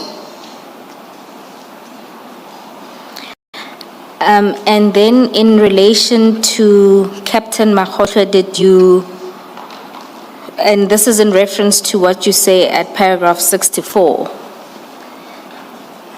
So you've already spoken about seizing his workstation. Was there anything else? Yes. No, and then at that point, my colleague needed to take a statement now in respect of what now is discovered, the different reports, what was going on. At least he must give the account and explain what was happening there. And then while he was obtaining that statement, to our surprise now, there was Colonel Shole and other colleagues of us who came there and informed us that there was a kidnapping. We were all shocked about the kidnapping. Who's kidnapping now? Witness B, before you talk in detail about the kidnapping, during the time that you were engaging with Captain Makhotlwe, and that's from the moment you enter his office at about 9:30 to 11 o'clock, when you inform him that his workstation would be seized and he needed to make a statement. During that time, before that, the statement taking and the seizure of the workstation, what was Captain Makhotlwe doing, and what was the general interaction between you all in the room? He was mostly on his phone. He was mostly on his phone, and then there was calls coming in. He was keep telling people, I guess they were checking on him. He was keep telling people, no, he's fine, and then he's coming back soon and stuff like that. There was nothing in particular that I can point out that he was doing. And so now you'd say to him he needs to do a statement and that his workstation would be seized to preserve the evidence. Before the police officers come in alleging that there is a kidnapping, at paragraph 65, you deal with the calls that were received by some members of your team. Oh, yes. There was a member that were outside in the vehicles, and then we learned that Captain Amasilo received a call as well, checking on him where he was, because he was needed by his office to say there was a hostage situation at the lab, and he was shocked. He said, no, I know nothing of that, and I'm at the lab.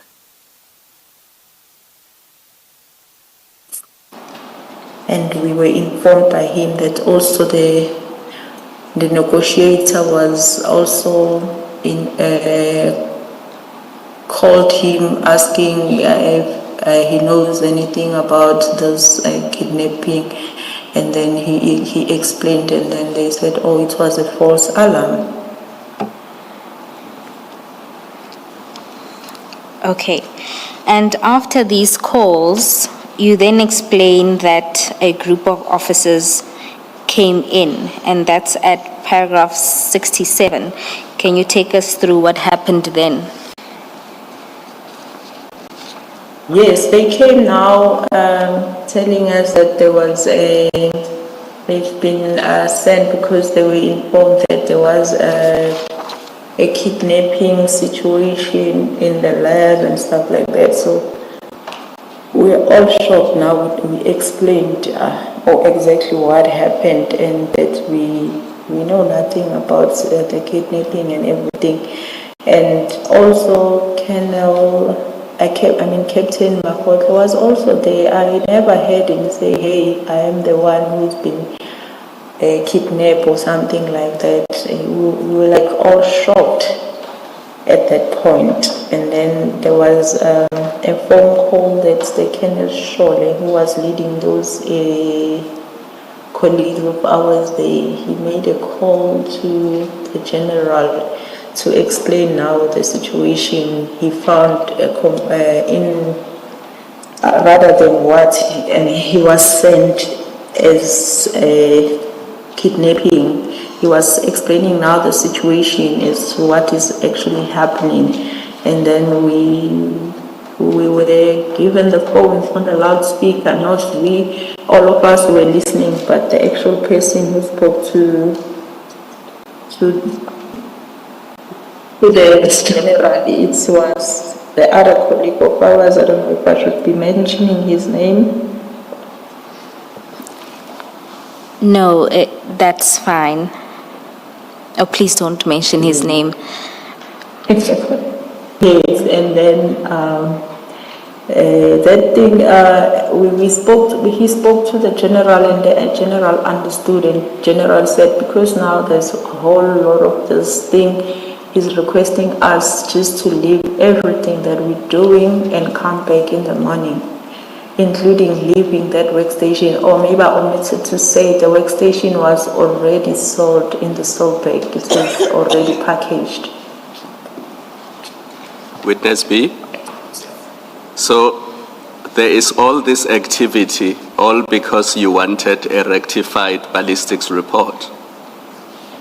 That's right, Commissioner. And you have all these police officers coming to the forensic science laboratory to now deal with an alleged kidnapping instead of attending to the preparation of a forensics report, ballistics report rather. That's correct, Commissioner.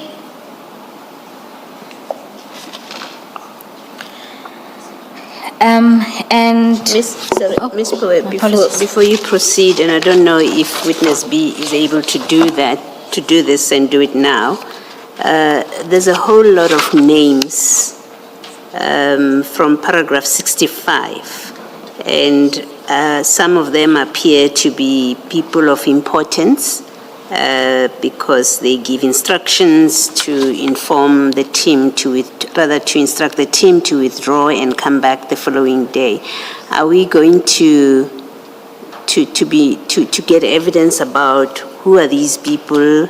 For example, there's a Colonel Bartis, there's a Colonel McIntosh, and so on and so on. So that's the one question. And there's a General Mulaudzi and others who seems to be of seniority that he gave instructions, but why is he able to give this instruction, and what's the significance of him being the one that gives the instruction? That's the one. The second is just to clarify with witness B. Witness B, in paragraph 65, you speak about that false alarm, that there is a hostage situation by people in a black Vito, and this is the first time a black Vito is mentioned. Is that a vehicle that you were driving in and your team, you were all driving in one car? That's correct, Commissioner. That will be the car that we were driving in, and that was the only car that we were driving in on that day. Yes. So, Ms. Poe, if you, I don't mean to burden you and the witness unnecessarily, but there are many names, and one I'm not sure about their significance for purpose of this evidence, but in the course of the terms of reference that we are required to comment on. Commissioner Paloi, perhaps we can bookmark the end of paragraph 67, just to turn back to paragraph 59, because that's where the names begin. The first name that appears in this instance is Brigadier Mkabela.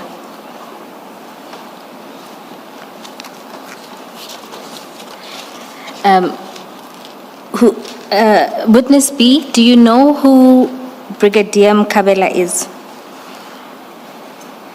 Is the commander at the lab, that's all I can say. Yeah, it's one of the senior officials at the lab. And then there's General Mulaudzi. Do you know who he is? He's the overall commander of the lab as a whole. He's there? Overall commander of the lab as a whole. And just to note that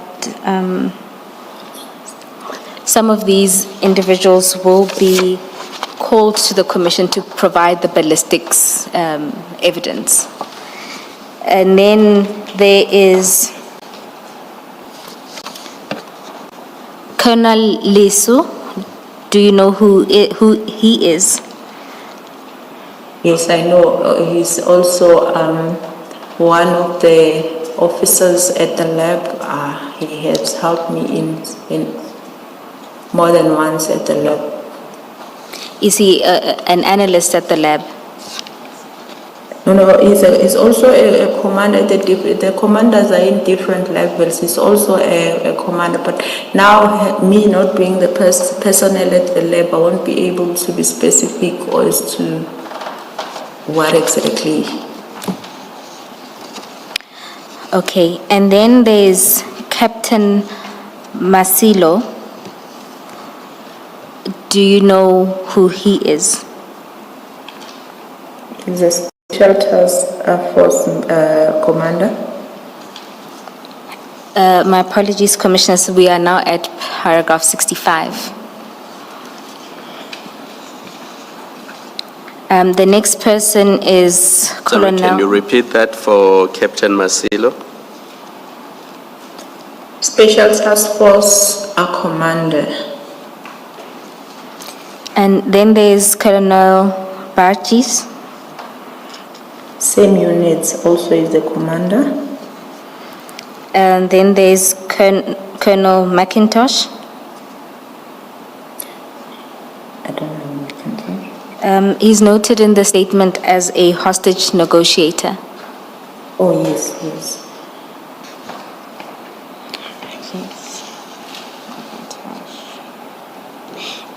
The next is at paragraph 67, that's Colonel Shole. Colonel Shole, I think is from the Highway Patrol. I don't remember from which unit, but it's the person that was dispatched to attend to the complaint.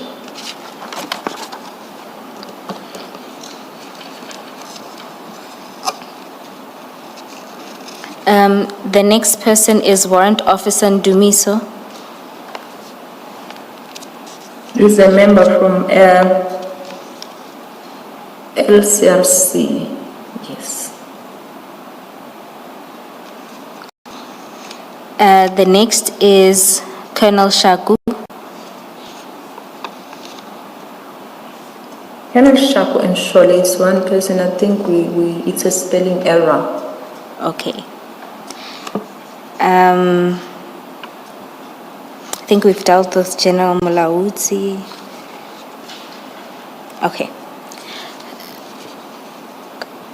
Commissioners, those are the names that appear in the preceding paragraphs to 68, which is where we are. Thank you, Ms. Pope. Witness B, you note at paragraph 67 that you then withdrew from the lab. Can you explain what then happens at that point of withdrawal? After instruction from our general laws that we must leave everything and come back tomorrow. That was the part where we left everything as instructed and we went outside. While we were outside, we were walking outside, all of us, those members, Colonel Shole,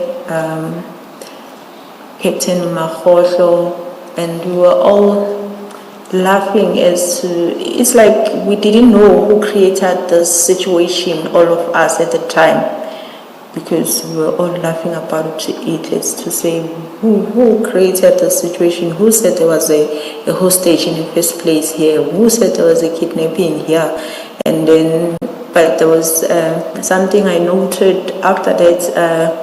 Captain Mahotle said, no guys, I'm not driving with you going back. I'll go with Colonel Shode because he stays nearby from where I'm staying, so there won't be any need for you to drive me back there. And then that's what it's, then we all go to our different directions. Sorry, is that spelling error then Shole, not Shaku? Yes, Commissioner. So in paragraph 68 and 67, we must replace Shaku with Shole. That's correct. And at the point that Captain Mahotle tells you that he'll no longer drive with you, what was his mood or attitude towards you? Or Hence the I'm team? saying we were there in the front door of the lab, and hence I'm saying we were all laughing. It appears as if all of us were puzzled as to who created this situation in the first place. It was a laughable matter at that point. And when you say you were all laughing, just for completeness, this includes Colonel Mahotle, Captain Mahotle. All of us. Thank you. And then at... Did I mishear you, Witness B? I thought earlier on you testified that when the members, when some of them were now there, Captain Makotle said that he was kidnapped. Did I misunderstand you or mishear you? I said he did not. Thank you. Just to clarify that, Witness B, you're saying when Captain Shole and Colonel Shole entered with his people, Captain Makotle did not say that he was the victim or the complainant in this kidnapping situation? No. Did he express anything at that point? No. In actual fact, Colonel Sholo spoke to us rather than Captain Mahotlo. That's when he was asking questions. That what took us to the point where he informed the general, because it was like he was not understanding why he was sent there in the first place, because the explanation is different now, and there was nothing that came from the captain to say maybe, hey, Captain, Colonel, these people, they kidnapped me, this and that and that. I never had any of such. Thank you, Witness B. Have you had sight of the contents of the kidnapping docket CAS 118/01/2025?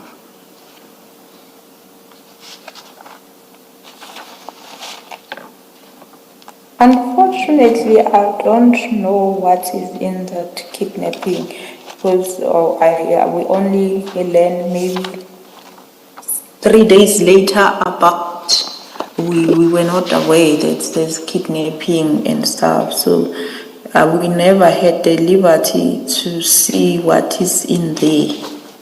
All right. You may take the witness back to where she was, Ms. Powen. Thank you, Chair. Witness B, we were now at paragraph 69, where you detail what happens the following day, as General Mulaudzi had instructed that you leave everything and return the following day. So this is now the 8th of January.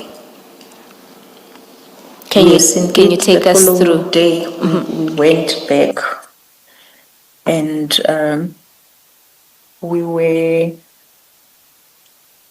taken to Brigadier Mkhabela's office, and then he said we must explain what happened last night. So we took him through everything that happened, and then we explained why did we needed to have that report that urgently in the first place. We showed him the reports that we were having and the reports that we were requiring. And then after the explanation and showing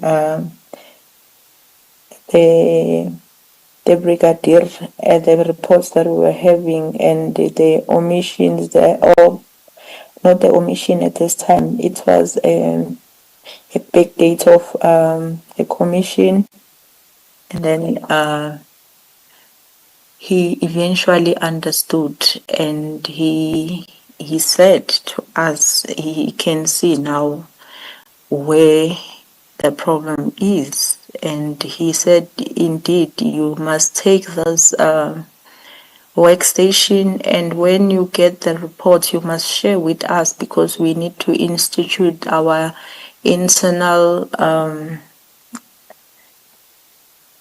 what did it say? It's internal proceedings in terms of what we pointed out, because he even took the phone and called the general and put him on the loudspeaker and explained what exactly is going on. And the only thing that he said, the general, he said, I told these people not to do this, and Makgotlo is guilty as charged. And then he was happy now that the brigadier to say we can take this workstation, but he said we mustn't take it too long because they're using it. And then he said, but mostly we must share the outcomes therefore with them. And he further told us that they were not understanding what was happening. And then according to what they were briefed on, I don't know who briefed them, it's not exactly what we're telling them. Therefore, they advised the captain to open the case, and he said that therefore they will tell him not to proceed because there's no reason for him to open the case. The reason why they advised him is because they were not understanding at the time. And then we thought then everything is resolved. Maybe it's worth mentioning that for the first time visiting in a police office, and then you may find the brigadier buying you some food and cold drinks. We enjoyed ourselves there, and then we left. But in the process of taking the workstation, there was a female colonel, I just forgot her name, that was part of the process instructed by the brigadier. Did you eventually get a statement from Captain Makgotlo as to why there were multiple reports in his workstation? Unfortunately, we haven't, because from that day on, when we go to the lab, we were not even allowed to enter the gates. We needed to be, there was a certain way of handling us when we go to the lab, up to when witness C, I think, is gonna dwell on that, when now he was instructed or tasked to go and obtain the statements of the events as I'm narrating as happened. Then now the generals, they didn't want to give those statements. The brigadier, they didn't want to give the statements. Even the colonel, they didn't want to give the statement of all the happenings as they happened from when we were in a quest to find this final report. Let us adjourn and resume at 2 o'clock.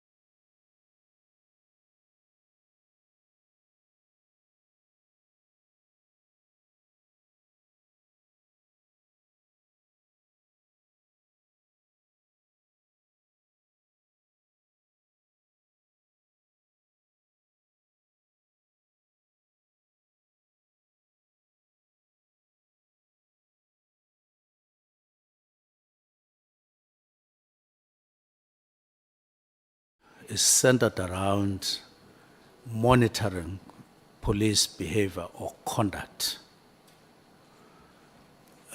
especially where there are complaints, especially where there are murders, and any other related matters. So in summary, they are policing the police. Thank you very much, Minister. So in your testimony, you then indicated that the IPID report on Phala was classified by the head of IPID. Am I correct? That's correct. Not by yourself. So based on your response on what the mandate of IPID is, can I then confirm that IPID would not be investigating the president? They are investigating police conduct. That's correct. Now, how does one get a report declassified, Minister, if somebody was looking for a report that IPID would have classified? You will need to wait until IPID declassifies it. In other words, they review their decision and they come to that conclusion. When there was a question from Parliament on the classification, which was mistakenly assumed to be me who had done that, I actually took the question, went to IPID to say, did you classify? What were the reasons? I'm facing a question in Parliament, and they told me that it is them, independent of the minister, and some of the reasons they touted were other parallel investigations that were going on in relation to Phala, and therefore they then classified for that reason until they come to another conclusion, maybe at the conclusion of some criminal cases that were going on under another entity that time. Thank you, Minister. So I would be correct then, based on what you said, if I was to advise Honorable Skosana that if he is looking for information about an IPID report that does not investigate the president, despite his repeated assurances to that regard, he has to approach IPID for the classification of the report. That's correct, Honorable. Thank you. So I trust that will bring the matter to a close, Honorable Skosana on Phala. Chair, singabantu Chair, mele sibonge Chair. Siyabonga mamdiko zamile ukumdefend uminister ongizophinda futhi. Sorry. Honorable Shongwe, I agree, you know how much I love you and how much I respect you. Don't take my 10 You know minutes. that. And I have assured you that there is at no time where we will deny you an opportunity to speak. So when you raise your hand, the chair will gladly recognize you. Like I do now, Honorable Sanguni has completed the part that she wanted to, and I saw that your hand was up. I now allow you to speak. Thank you, Chair. No, Chair, kuyisinto ukuthi umuntu mayenza kahle sibonge. So umkhonto wesizwe Chair besicela ukubonga kumamkhusela ukuthi awuzamile ukumdefend uminister. Kodwa sazombuza ke imibuzo ngoba iphalaphala leli miningi imizi egcekeziwe emalokishini awaclassifyanga ama-document walawo ama-docket walawo mizile egcekeziwe. Sisazoyixoxa ngoba ireporta kuyi-IPID. Siyabonga mamkhusela ne-ANC edefend uminister. Inkosi ibusise. Amen.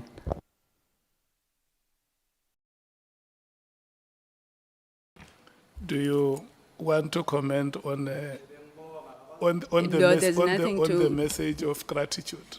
No, it's a pleasure, Honorable Chairperson. As the ANC, we will continue to seek to educate Kondo Wesizwe, as they call us ngabantu bakwagogo. So we're happy to educate them on how these things work. Thank you, Chair. I see the hand of Honorable Nomvalo is up. Yeah, no, Chair. Can members of this committee be protected? And not, Chair, please don't allow their names to be wrongfully cited in a line of questioning. If we want to maintain the decorum of this meeting, I think it's important that we comply with the highest principles of discipline and not allow members to just throw in names unnecessarily so and unprovoked of one of honorable members in this committee. I thought you are going to protect us against what honorable... What has been said, Honorable Nomvar? And two, we don't need to be educated by the ANC. They don't qualify to educate us. And they will never qualify. We don't need to be educated. If anything, it's us who must educate them on how to run a country without being engulfed by corruption. They need to be protected, to be educated by us. This country is in turmoil because of them. So, Chair, please protect us, because if you allow them to degenerate, we are also going to degenerate. We can degenerate, but because we respect your stewardship as the Chair, and we respect members of this committee, we choose not to degenerate. So can we not be drawn to such? Please. I want to hear from you. What is the part that you want corrected? No, he must not throw the name of Skosana in her line of questioning. It's unnecessary, Chair. To say to a witness, if I tell Skosana this, will I be correct? This is not about individuals. Okay. So what you are saying is that instead of being specific, she could just have said honorable member. No, Chair. As we ask questions here, people must not take notes of what we're asking and want to use our names unnecessarily so in their line of questioning. He can ask a question without mentioning Skosana and without being sarcastic, because she was sarcastic by saying, if I tell Skosana this, would I be correct? What is that? Okay. Honorable Mattheys. Mine is just on clarity, Chair, so we don't want to leave the nation misunderstood about our terms of reference, as Honourable Member has said. On 3.5 and 3.6 of our terms of reference, it covers, if we want to bring in Phala Phala, we can bring in Phala Phala, because the broader scope of what we're doing, I've just lost these terms of reference, speaks to us investigating the broader corruption within the justice system. And if Phala Phala, Honourable Member, falls under that, we are allowed to bring that to the committee and for us to investigate that as well. And also in terms of us declassifying documents, it does not need the MKP to go and declassify the Phala Phala report. We can make that decision here as a committee to have that done if it's going to serve the purpose of it. So it was just about clarification before the nation is misled by the GNU. Thank you, Chair. Honorable Malema. No, on 2 points, Chair. It will be disingenuous and anti-democratic principles not to make reference to an honorable member who made a point that you think it is differently put and therefore more clarity is sought. So there is nothing wrong with what Honorable Sangoni does. In the principles of debates, the best option for your name not to be called again is to keep quiet. If you are sensitive like that, keep quiet. But if you are going to open your mouth, you must know a reference is going to be made to that opened mouth, especially if it gets opened and say a lot of nothing. So there is nothing wrong with points of engagements and done in a very respectful way, where Honorable Sangon waited for a turn. She could have come in even at that time. She decided, no, I'm not going to come in at that time. I'll wait for my turn. So what is that? That is, you must not be scared of the highest stage of engagement. And that is Parliament. That's where we are now. And then the second point is, in terms of 3.5 of our terms of reference and 3.6, actually I must read them. Establish whether any wrongdoing, corruption, or breach of conduct have occurred within SAPS or any other relevant institution as outlined in the revelation. Assess the adequacy of internal mechanism for dealing with corruption misconduct and poor management within the SAPS, within the Ministry of. So if there is corruption that is being done at IPID, and amongst other things, the corruption of sealing Phala, we are well within our rights to raise it here. And the minister can answer for himself. So Honorable Skosana is not outside the terms of reference of this ad hoc committee, and therefore there is nothing wrong with what he said about Phala. We think and we hold a view, some of us, that Phala at IPID was wrongly classified, because we find no justification why Phala is classified. Police who were investigating Phala ended up being investigated by IPID because someone reported them at IPID that these police were favoring the president, and before all of them were equal. Therefore, we want IPID to investigate the conduct of these police who are protecting the president. Whether you like it or not, Phala is the president. It's Honorable Cyril Ramaphosa. It's a synonym for Honorable Cyril Ramaphosa. So it doesn't matter how people want to put it. So we are well within our right, Chair, and that right must be protected, and society must not be misled that people who speak about Phala here, they are outside the terms of reference. And the good thing with terms of reference, the constitution or the law, is very important that every time when you speak about it, make reference to it, because you might think you know it, only to find that you don't know it. It's like Bible. A lot of you think you know Bible and you end up saying wrong things because you had those pastors who are feeding people petrol saying the same things, and you come here and repeat those things without having read the Bible. Thanks. Honorable Chief Whip. No, thanks, Chair. I'm aware the clock has stopped. Yeah. Honorable Sangoni must not be worried. No, thanks, Chair. I think the earlier intervention made by Honorable Malema is quite correct.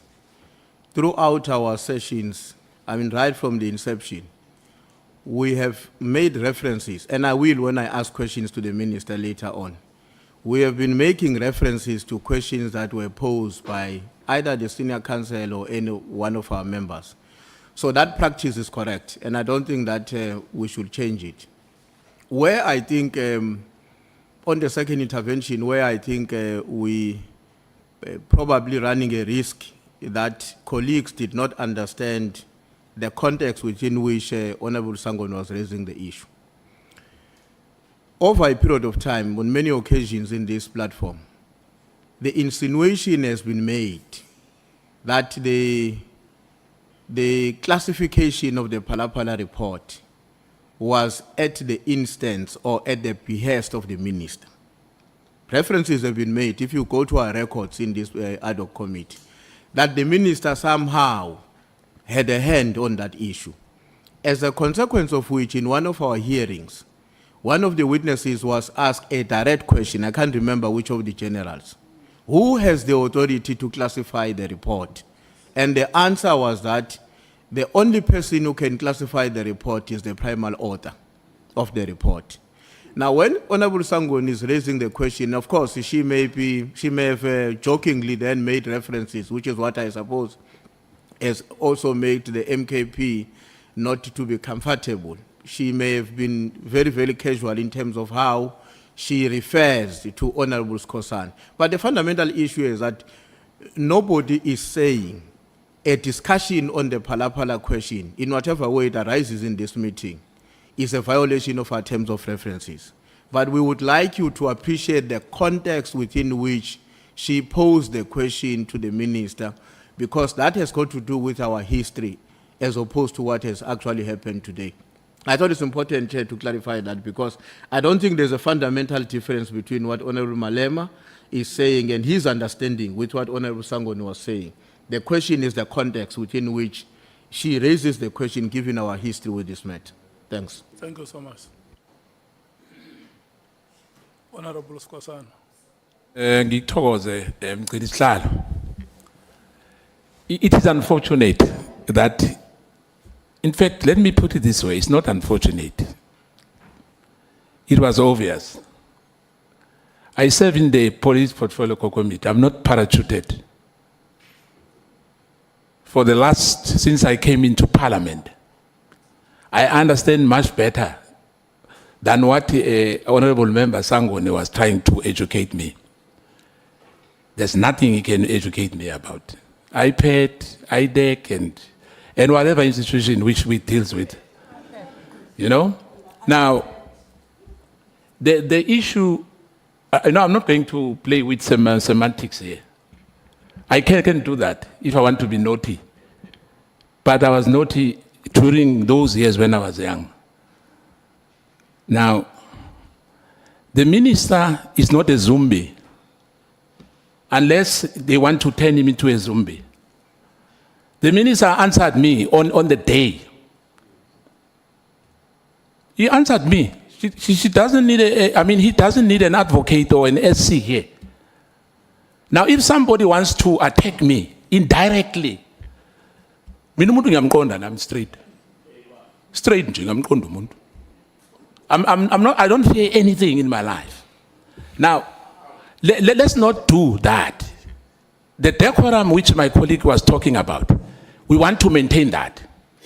Now, if the honorable member is uncomfortable, I don't belong to the factions of the ANC. I don't belong to any factions. I know it's a very sensitive matter for the minister. And I feel pity for Honorable Sangwe, because we're still going to ask the minister here. And other members who are coming, deployees of the ANC. And we are not here playing party politics. Let him present her own story here. Ask her own question. I'm not going to interfere. Even if he says iPad or iPad belongs to a Department of Justice, is fine. But I know, because I serve in that committee, I didn't remove anyone to come in here. No, it's fine. No one was removed. I'm here. I'm serving in that portfolio. I know the history. I know everything. I didn't come here to defend anybody or anyone. Thank you so much. Thank you. Honorable Skosan. Honorable Nomvalo, you'll be the last. Yeah, no, Chair. I just wanted to make this point that we still maintain our position. And we are saying this to seek your guidance. We're not inviting opinions and sentiments about how sensitive we are and so on. Here we seek your guidance as the chairperson of this meeting to say, don't allow a situation where some members choose to be sarcastic and tell us that they are educating us, as if they qualify to educate us. They don't qualify to educate us. It's us who qualify to educate them, not the other way around. So, Chair, we are seeking for your guidance. We're not seeking for anyone's guidance except yours as a chairperson of this meeting. We can't allow the name of the MK party to be rubbished here. If people have got a problem with the MK party, they must raise that elsewhere. It's not us who said people must lose elections. It's not the MK, it's not us who said people must get 1% in KZN and be voted only by their girlfriends, their candidates, and not receive any votes from anyone. So they must not come and express their anger here in the ad hoc committee, because we can do that as well. There is no mouth here which speaks a lot of nothing. If there's anything that does a lot of nothing, is a nose that can't even control mafinyila. Not a mouth that speaks a lot of nothing. Everything that we have spoken here as the MK party is in line with the terms of reference. It's in line with the terms of reference. Chair, if anything, we will never be bullied here. If people have been thriving through bullying, they are not going to bully us. We're not going to allow that. We're talking to you, we have no interest of talking to anyone about the guidance that we request from you and the protection that we request from you. So can we be protected, Chair? Because we will be tempted to respond. Thank you so For as long as they provoke us, we will respond. Thank you so Fearlessly so. Honorable members, let me do this. Let me tell you, No, because Chair. I will give you a chance to speak. Let me No, say. on a point of order, I just want to make one point very clear. Point of order. On You see, the problem is when you deal with anti-intellectuals, No, but he is out of order. I'm That's also raising a from point of rural order, Chair. arealism. I'm raising a point of order. I'm These are ruling. On a point these are of order, small boys Chairperson, that on a have point of engaged- order. I've engaged their On a point father of order, Chair. long before Chair, they on a arrived point here. of order. On a point of order, When they were still Chairperson. looking after On a point of cows order, Chairperson. in the villages he of continues to Mzimkhulu. say nothing. He I was says a lot dealing of with their nothing. father here. He can't even Yeah. control Mafinyila. They can't do anything. He can't Small even boys. control Mafinyila. Control That's your- the only thing. control your weight. We're going to speak, Chair, for as long Control as your it takes. weight. At We're least not going control to your be weight. bullied by Malema And here. ri- and buy We're the not right going size to be of bullied clothes. by you. We're not your boys. We're not Control- your fans here, control your Malema. weight and We buy are the not right your size of fans clothes. here. Okay, You think what these okay, boys were carrying okay, bags for you? okay, That okay. We're not your fans That here. fat is going We to are kill not you your in your fans. We sleep. are going to confront you. Honorable We will Malema. confront you. to kill We you will in your confront you. We will confront you. Honorable We are not your Malema, fans here. Honorable Nomvalo. We're not your fans here. Honorable members, may We're going to confront him. May you please listen to me, honorable We're going to members. confront him. We're not his fans. I We're not request, just boys who are carrying bags for him. honorable members, I request. Control your fat. You are not going to Don't bully control us. you. Control You are your not weight. going to I bully request that us, you Malema. listen- We're not you going to be listen to bullied me. by you. We'll never be bullied by you. Honorable Nomvalo, you are the last person whose microphone is still on. You know, when I was at teaching, the session after lunch, we used to call it the graveyard session. And the experience now is the opposite of what I went through in my other life. This really cannot be the graveyard session. Let's do like this, honorable members. Number one, I want to tell you what belongs here and what does not belong here. Number one is that there is a statement which was made here that by the MKP. And the ruling that I make is that, yes, it is correct that honorable members can make reference to any statement that was made by a member during the proceedings. I don't think that Honorable Sangoni was wrong to have mentioned the name of Honorable Skosana, to say Honorable Skosana has asked a question about the classification of information by IPIT, answers which the minister a question to which the minister has responded. Number two, it is true that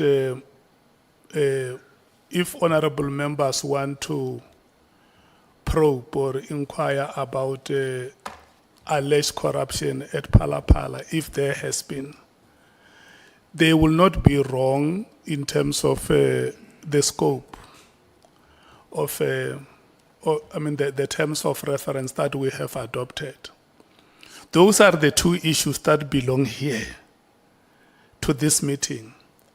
Yesterday, I spoke to Honorable Skosana and said to him that once the referee blows a whistle, it means the referee has seen a misconduct that is not allowed in the pitch.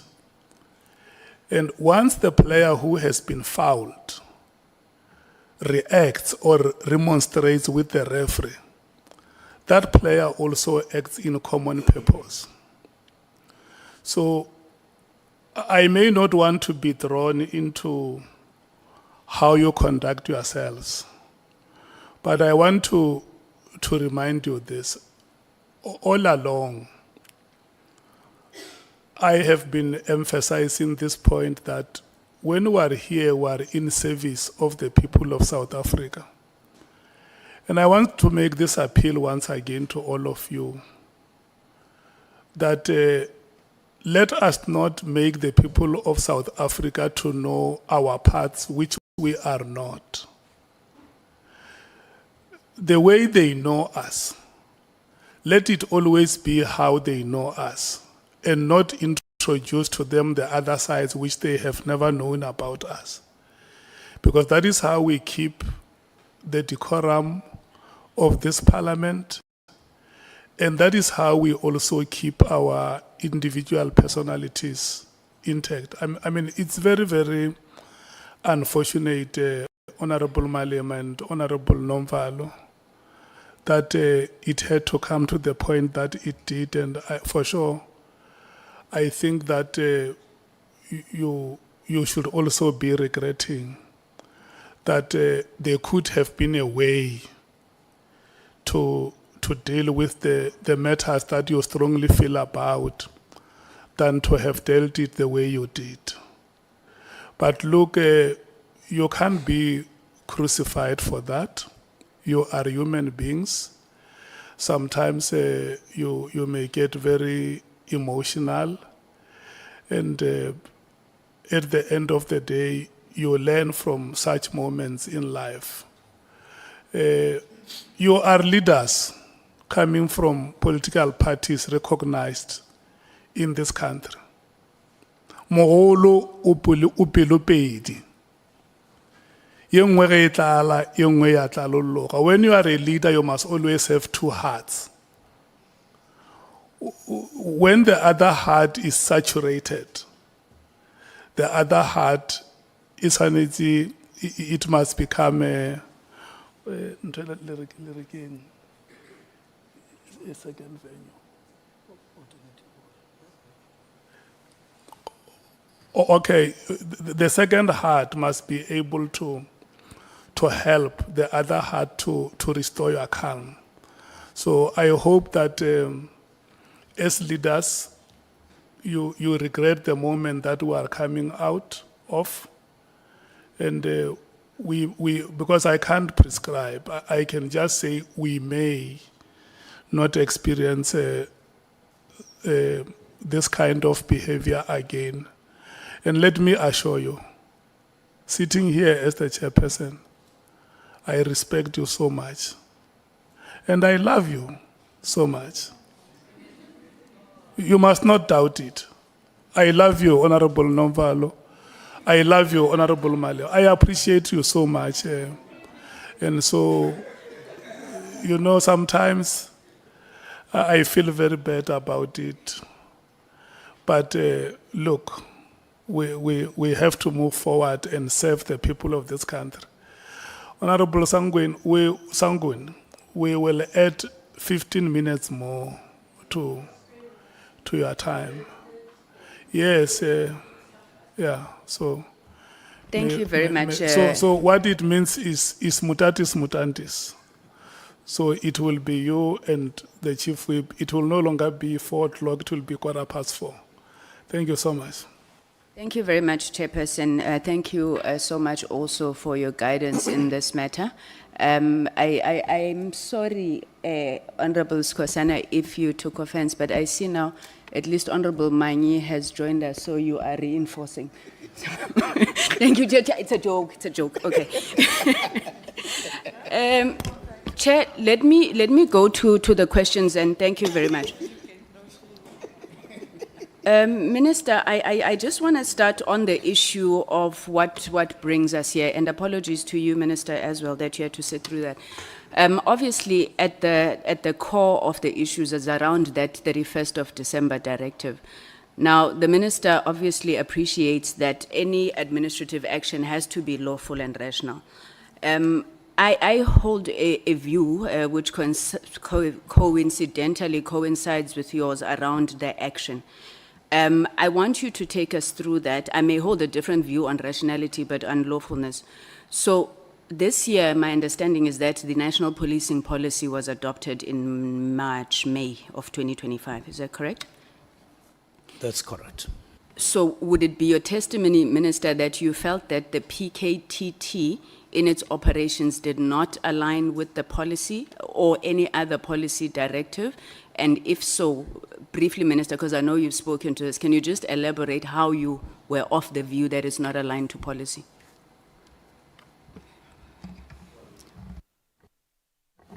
Well, it is more non-alignment with PFMA than any other law, in the sense that more and more I felt that when all the information was before me, I felt that we may have made an error allowing the National Political Killing Stars team to operate without extensions that had been done as a procedure or process before. And then it became one of the factors. And then the other factors that I've been alluding to here added as well. So it's on the basis of that it was then a policy directive. Exactly. It exactly arose in that context that I could do it. Minister, you've been a minister since, if I'm not mistaken, July or August of last year. Were these the first directives that you gave to the National Commissioner?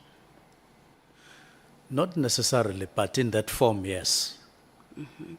What would have been the nature of either other directives or any other directives you would be aware of that a Minister of Police would have given to the National Commissioner would be in the space that you were directing on? The other directives that arose in the context of discussions after we got appointed under the broad umbrella of orientation, which I said got elevated to discussions, got elevated to also decisions that were taken along the lines. I would make one example, that of removing from the structure the unit called Police Inspectorate. It was during that discussion, those discussions on the organizational structure, that the matter arose. And we said, no, after we asked questions and all of that, and we said, no, go and review this with a view to removing it from the organizational structure. In my view, that was a directive, but it arose in that context. This one arose in a different context, as I have outlined before. So, Minister, that directive then, which Chair, for me... apologies on someone. I think the voice of the minister is too romantic this time. Sometimes we struggle to hear him. If he can come closer to the mic. It's too romantic. It's that romance that you've been preaching here in the House, Chair. Thank you. The chair started it. So Minister, No. What I said was plutonic. That directive, Minister, sounds to me very much like this directive. So you are speaking to issues of a structure being removed, the police inspectorate. You did not get as much backlash as you did on this one. Is that correct? I didn't, and that's correct. Okay. No, thank you, Minister. I want to move on then to... Okay, I want to go to the IMC, but before I go to the IMC, you indicated in your testimony that you received a handover report from Minister Ele. I just want to find out, did that handover report from Minister Ele say anything on the PKTT? Not as I read it. What was there, though, was a reference to committees in which the minister, in that term, the last term, or the term before, was serving. Any other leadership position that the minister had been playing, that is what was reflected, not necessarily the National Political Killing Stars team per se in any form. Did he maybe give any reason at any point why he did not shut down the unit himself? I mean, it was a 2019 implementation plan. Did Minister Ele at any point, whether it was during the orientation or any point, indicate why he did not shut down that unit? Not really. We didn't delve into that matter. Okay. Now, Minister, this is where I disagree with you, and it's on the IMC. The handover report that Minister Ele would have handed over to you, if he used a standard template of handover reports, he should have in that handover report indicated which IMCs he was serving in as Minister of Police. Was this particular IMC there? Yes, it was there. Okay.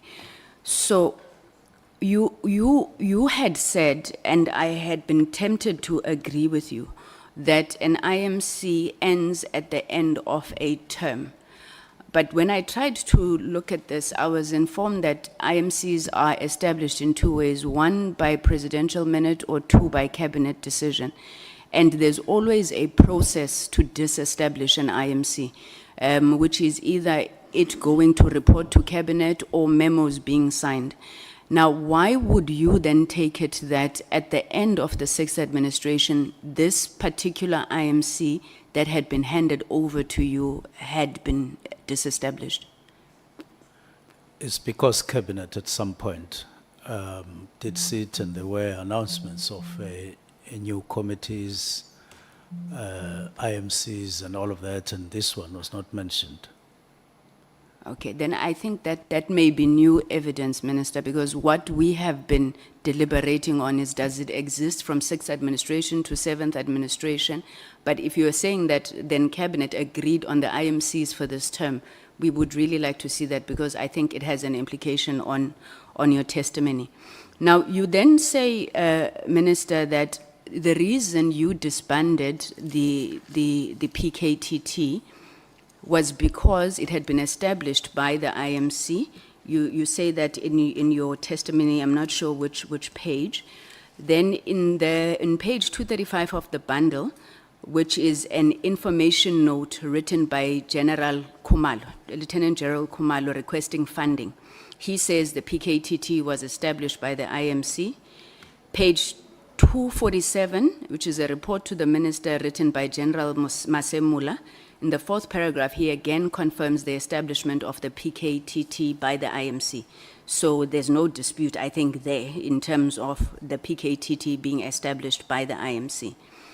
You then say, when you took a decision to de-establish the PKTT, was because it has been established by the IMC. Why did you not, and I think you've been asked this question, I'm just not getting it, why did you not then consult the other ministers who would be affected by your decision to disband? Because you're saying it was an IMC thing. Yes, the IMC doesn't exist, but why didn't you tell your colleagues who had been part of establishing it? I'm sure it is the manner in which the decision was arrived at.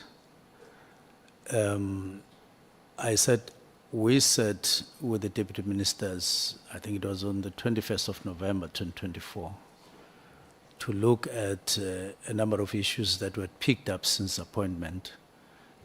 In the main, those were complaints and so on of a human rights nature, and others about intelligence, subs, and some practices, dismissals and all of that. But we were getting allegations as well from different people. And then we said, what do we do with these allegations? In fact, we started by saying, what have you been receiving? Deputy Minister 1, Deputy Minister 2, and then I also shared some of the things that I had been receiving. And the resolution was saying, go and engage the National Commissioner around these matters, yourself, Minister. So we agreed, but I didn't do that. I think it was 21 or 26, thereby, because we had not discussed the details of the nature in which the form of that engagement, the extent, and all of those things. So I then grappled with that particular question. Now, it took some time, and I wasn't anticipating that there would be an ad hoc committee or a commission. I was just grappling on my own to say, how do I meaningfully engage the National Commissioner? Not just engage for the sake of engaging, engage for the sake of taking meaningful decisions that will take us further and out of what we were discussing, what we seemingly were in. Now, it went on and on because we're busy and with other things, and I wasn't that quick in taking that decision. It was only after I settled at break around the 29th and so on. Then I went home to sit, knowing I'm not getting up to some business, and then the other day, and then things started sinking properly and shaping up properly. And then on the 31st, I wrote. Now, I may have been concentrating on what I needed to do as a minister appointed. And then that issue of consulting other ministers, even though there was no IMC, didn't arise. But I did check, though, I must confirm, with the special advisor to say, if you read this letter, because I consulted him after, and mainly on what I'd written, lawfulness of this constitution, and we agreed that it was all within the powers of the minister as per constitution and legislation, and then I went ahead. Okay, Minister, now you say that you, as Minister of Police, who was chair of the IMC, you felt that it was within your rights to do this. But how do you say that as chair of an IMC that you yourself believe didn't exist, you could then disband? Where did you then draw the authority to disband from? Because you, in your statement, you say it was established by the IMC could disband it. You then didn't consult the IMC, but then as chair of the structure that you say didn't exist, where did you then derive that authority from? This was a political intervention. It was not established through legislation. The minister has powers like 207, 2, and so on and so on. Now, when the National Political Killings Task Team was established, it was not through that power, but it was through a political intervention, starting from the president, then the IMC, political intervention, not legislation, the minister sitting and then saying, through powers vested on me, I must establish, I'm hereby establishing, as it had happened before, because there was another task team that had been established in 2016 and another that had been established in 2014. This one was not established that way. It was political intervention from president to IMC, of which the minister was one. So I then relied on that particular sequence or that particular mode or to do that, but leaning on the powers of the member of the executive. In other words, saying this was political intervention, this is political intervention, but now because I'm minister, I'm using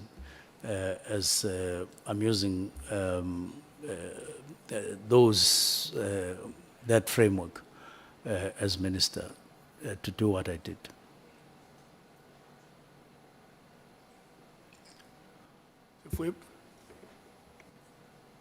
No, thanks, Chair, thanks. And I want to make a follow-up, Minister, on the question and the answer you provided.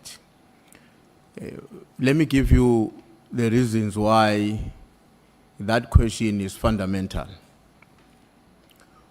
We have come to understand that the IMC was established by the President, and it was the IMC that established the PKTT or the NKPKTT.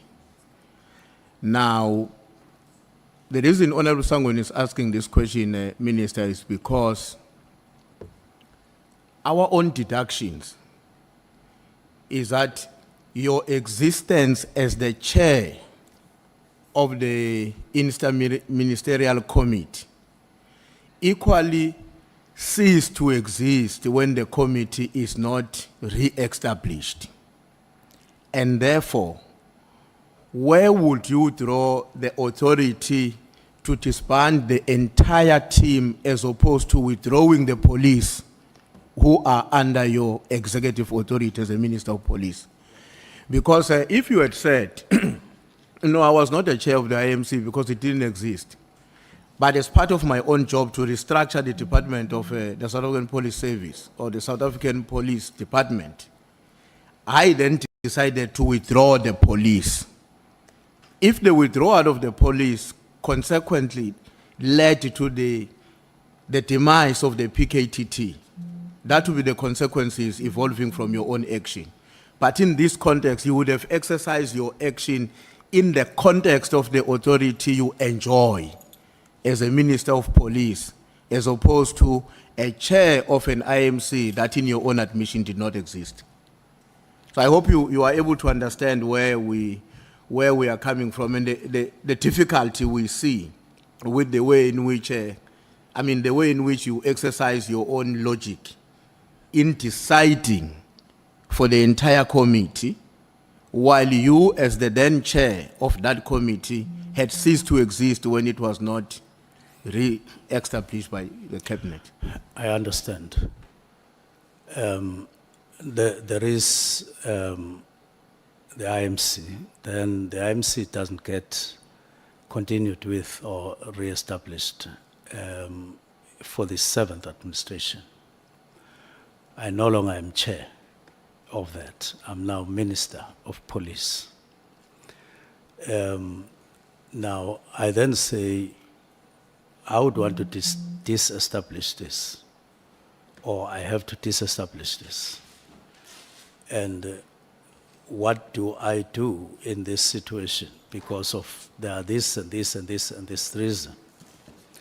And then we look at the Constitution on what the minister, no longer as chair, we look at and we see there's something called a directive using what now is what was a political intervention now facing me as a member alone. And then I say, okay, because there is this power to do a directive whose content is not necessarily determined, to say is only directive for this, on this and this and this. I then used that particular power as a directive, to direct, to give a directive. Thanks. Minister, with hindsight. Let me check. Honorable Chief Whip, are you okay? Are you satisfied?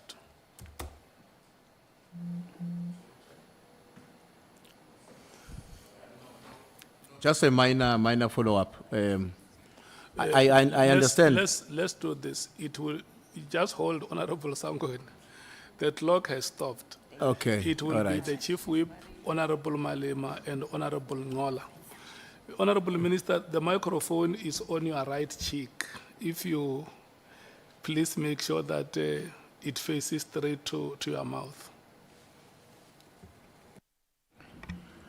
No, thanks, Chair. No, I won't be long. I wanted to check, Minister, just one question only, and you will decide whether you answer it as a yes or no.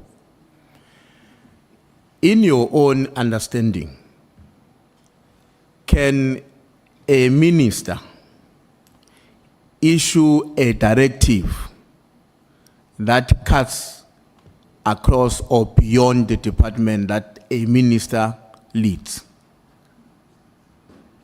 in terms of its impact? Now, the National Political Killings Task Team was, for all practical purposes, a structure of police, in essence. But then, because of the needs for interdisciplinary and all of that approach, you then draw other relevant to then assist at officials level now, that's what you're remaining with, who are playing specific roles there. Now, in my view, because this is housed in South African Police Service, I could do that. The resources that were being used there were not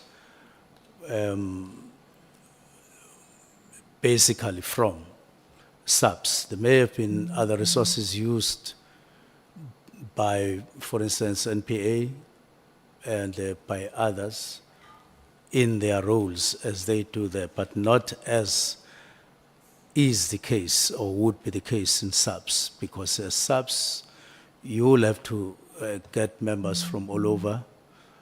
As subs, you would hire accommodation, you would provide cars, you provide all of those things. So it was different from subs. And it did have an impact in terms of how you use resources and so on, far, far more than those other departments would have been consulted once you have taken a decision to say, look, we have come across this and deriving from history and all of that. And so my answer to your question is yes, in this instance. Okay, Honorable Malim. No, thanks, Chair. Minister, the NPKTT was established in 2018. Which administration is that one, of 2018? It's the fifth administration. And then it continued after the elections of 2019. Yes. Which takes away the argument that you said they get dissolved automatically once a new administration comes in. It doesn't necessarily. I haven't checked whether the interministerial committee that had been established in 2018 did get confirmed or endorsed or continued with in 2019. I suppose it happened.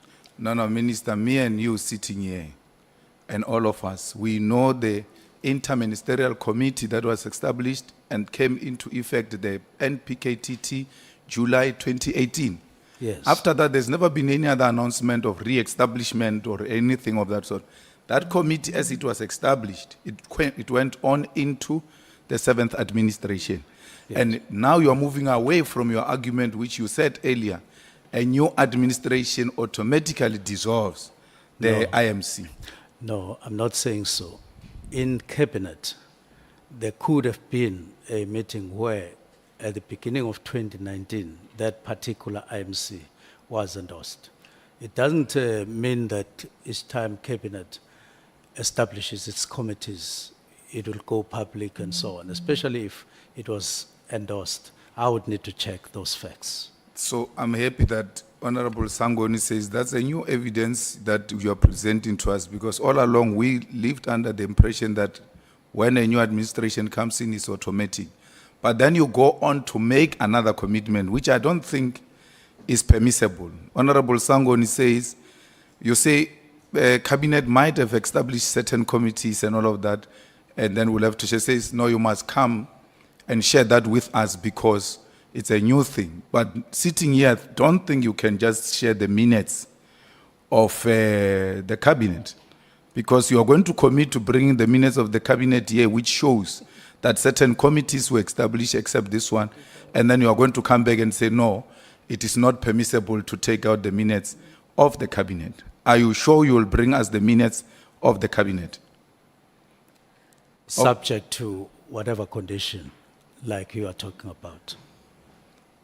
So we'll never know, because if you are denied that, then it's clear, we'll never know. Then we're left with one information which is at our disposal. It was established, it came into effect July 2018, and then only got dissolved by yourself, because that's the only evidence and information we have. Apart from what you are saying now as a new evidence, we'll have to rely on what we have. Thanks, Chair. Do you have any comment, Minister? No. Okay. Honorable Ngola?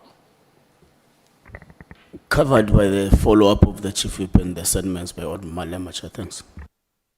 You proceed, Honorable Sangon. Thank you very much, Chairperson. Minister, I'm sure you're going to hate the word immediately after this session, and I will totally understand you. But in your letter, you said you didn't mean immediately because you asked for a preliminary report by the 20th of January. And you are using that as evidence to demonstrate that you didn't mean immediately. But then the second sentence, or the sentence after immediately says, the final and closing report must be submitted to the minister late January. Now, if your preliminary report is on the 20th of January, and your final and closing report is late January, that's less than 10 days, 11 days.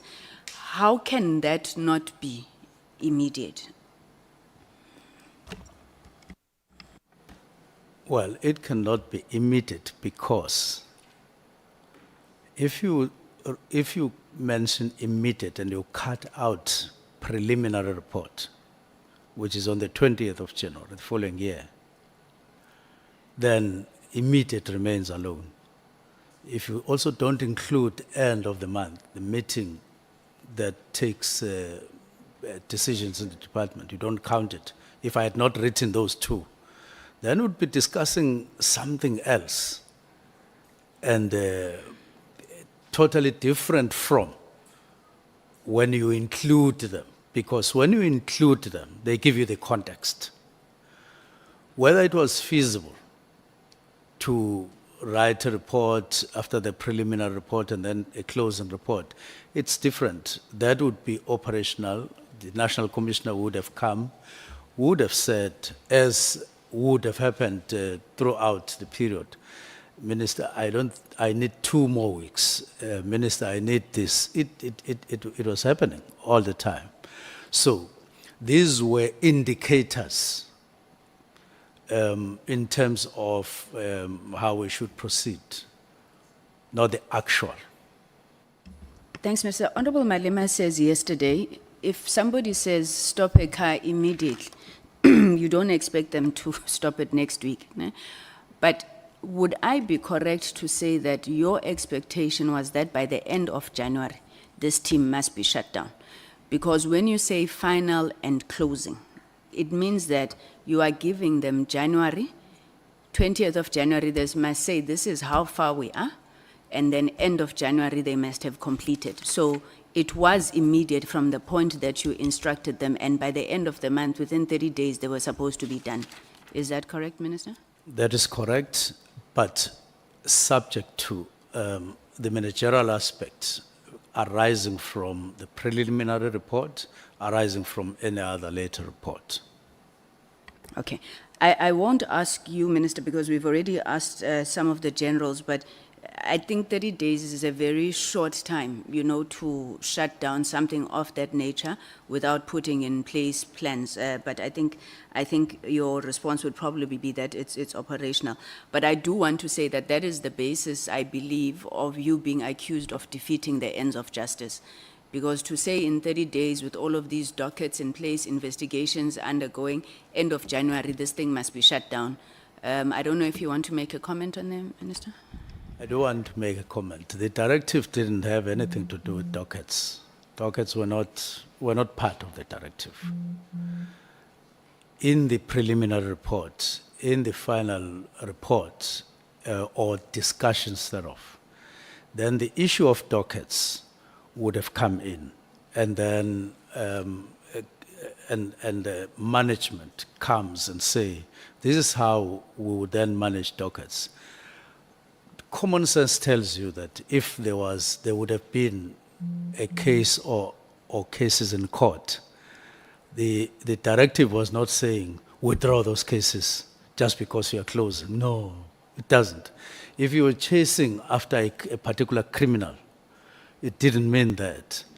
But as another example, you wouldn't. There were officers from other provinces. It also didn't mean that, or it wouldn't have meant that you tell them pack and go and just like that. Because ordinarily, in terms of simple logic, that would not have been literally practical. But there are many instances where the executive would take a decision. Maybe, let's just say, not in a hasty fashion as this one may look like. But as the executive, you do say, let's do this in 6 months, let's do this in 3 months. If you're an executive and you don't do that, I would say, I wish you good luck. I would still want to see such a person, how you work and how you get your things delivered. But then I gave that indication. But you always know, you always without any error, that the executive management would vary whatever you say, and then you then move along. It's known. No, thank you, Minister. Minister, what level of detail do you get briefed on when it comes to...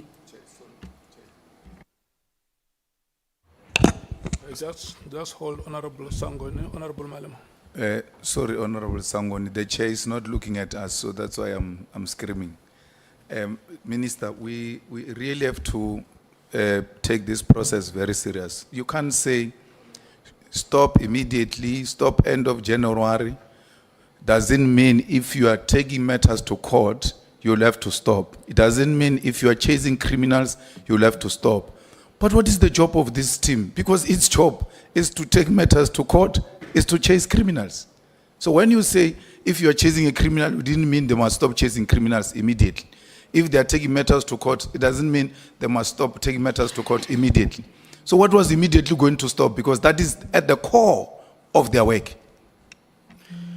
Now, the question and the answer arose in a context of dockets. When you wind down, even in December, as was the proposal from the National Commissioner, there would have been a case in court 5 years, for 10 years. Now, you would plan in your wind-up report a provision for that. So it's not just the two, which is the work of the National Political Killings Task Team. It's all embracing other aspects. She raised the question on dockets, and I said it was not in the, because that's not my terrain as minister. It was not in the directive. It would come with the National Commissioner, and it was left out. And therefore, they would, for instance, say, well, this is how we will close, if that would have been the decision or that they arrive at. But this is how we'll manage the dockets for the next 10 years or for the next 5 years. When you hear matters around dockets and so on, it was in that score that what are we going to do with ongoing investigations? No, transfer them to the organized crime unit in KZN or serious and violent crimes in KZN, so that they continue to investigate what was being investigated by the other team. Okay, thank you so much, Honorable Member. Honorable Sangon, may we proceed? Thank you very much, Chair. Minister, you've already said that the letters and things that were written by Professor Mary de Haas only formed part of what you called the collective weight of your decision. But did you get any of these investigated? What Mary de Haas would have raised? Well, Mary de Haas's matters were not only raised with me, they were raised with the National Commission as well. They were raised with the Portfolio Committee. I had a discussion with the National Commissioner and got his impression about what Mary Dehas was saying. Lastly, National Commissioner was saying, those matters we have looked at and found that there's a problem with this, there's a problem. Lastly saying, they are not, those matters are not as she raises them. I was satisfied with that at that time because I wasn't looking at any other thing. I just wanted to get his impression about this if he had been conducted by Mary Dehas. So I then left that and moved forward with that kind of response. So I wouldn't say they were investigated by me, but the impression that I got from the National Commissioner was that indeed those matters were looked at by police. Okay, Minister, on the basis of that response then, it doesn't make sense to me why you would then include them as part of the issues that you considered to be underpinning your reason. Because if I heard you correctly, you're saying you raised these matters with the National Commissioner, he dismissed them, you were comfortable with that. But we've got pages and pages of Mary Dehas here, so why would you then have them as part of the reasons why you disbanded the PKTT? Now, they exist. Those matters exist. I think I last got the letter, I don't know whether it was October or what. So I was putting them as some of the things that I considered. I didn't ask for a report from the National Commissioner to say, give me a written report on your investigation on matters that Mary Dehas had raised. I just took it, I took him for his word. But here, the intention was to say, there is an indication of some problems. I could have added that I asked the National Commissioner and it dismissed them and so on, but that was not the intention. It was merely to say there are these matters, whether they are current or not current, but I did consider those matters. Okay, why I was asking about Mary Dehas is that in paragraph 93, Dehas says that the task team achieved virtually nothing in 6 years except to cover up for politicians. Now, when you spoke to the National Commissioner or in your own investigations, did you find out who these politicians the task team is covering up for? Not really. Would it be something that is being looked at because it's quite a heavy statement and it speaks to issues of political interference in the work of the PKTT? Would the minister not think that that's something that you need to follow? Well, I read the whole letter, the letter as a whole, and I could see that it has got various matters and didn't really go to each matter per se. And I did say that earlier. I didn't necessarily want to put that as the only weight or as the only issue. I just took them as a collective, those issues that she was raising, that she is complaining about various matters, not necessarily one by one, necessarily, but I still took them on board when I, especially having not gone into all of them myself. So I said maybe I should just flag these matters as matters of concern, but I knew that these are not the only ones. What has been your experience, Minister, of political interference in the subs? I mean, you've been there for a year now. Is there political interference that you are aware of in the functioning of the subs in particular, but maybe the criminal justice system as a whole? I listened very carefully to General Mchunu when he was making examples of what he views as political interference. Number one, he used a case where I called a district commissioner somewhere in KZN for some information. And then he said, this is one instance for political interference. What actually was happening there, for your benefit, I was driving to a funeral of one councillor that had been murdered. Now, when I got closer to the marquee where the gathering was, I checked my notes, and my notes didn't include whether those who had been apprehended were still in with the police or they had been bailed out. So I just needed that when I addressed mourners. And so I called one official that I was with who had, was already there to say, just get me the number of the district commissioner. Got me the number and I phoned. Bail or no bail, currently. And then he told me that no, they're still inside, and I think we had some small conversation. I'm sorry, Minister. I'm so sorry to interrupt you. I'm also looking at time.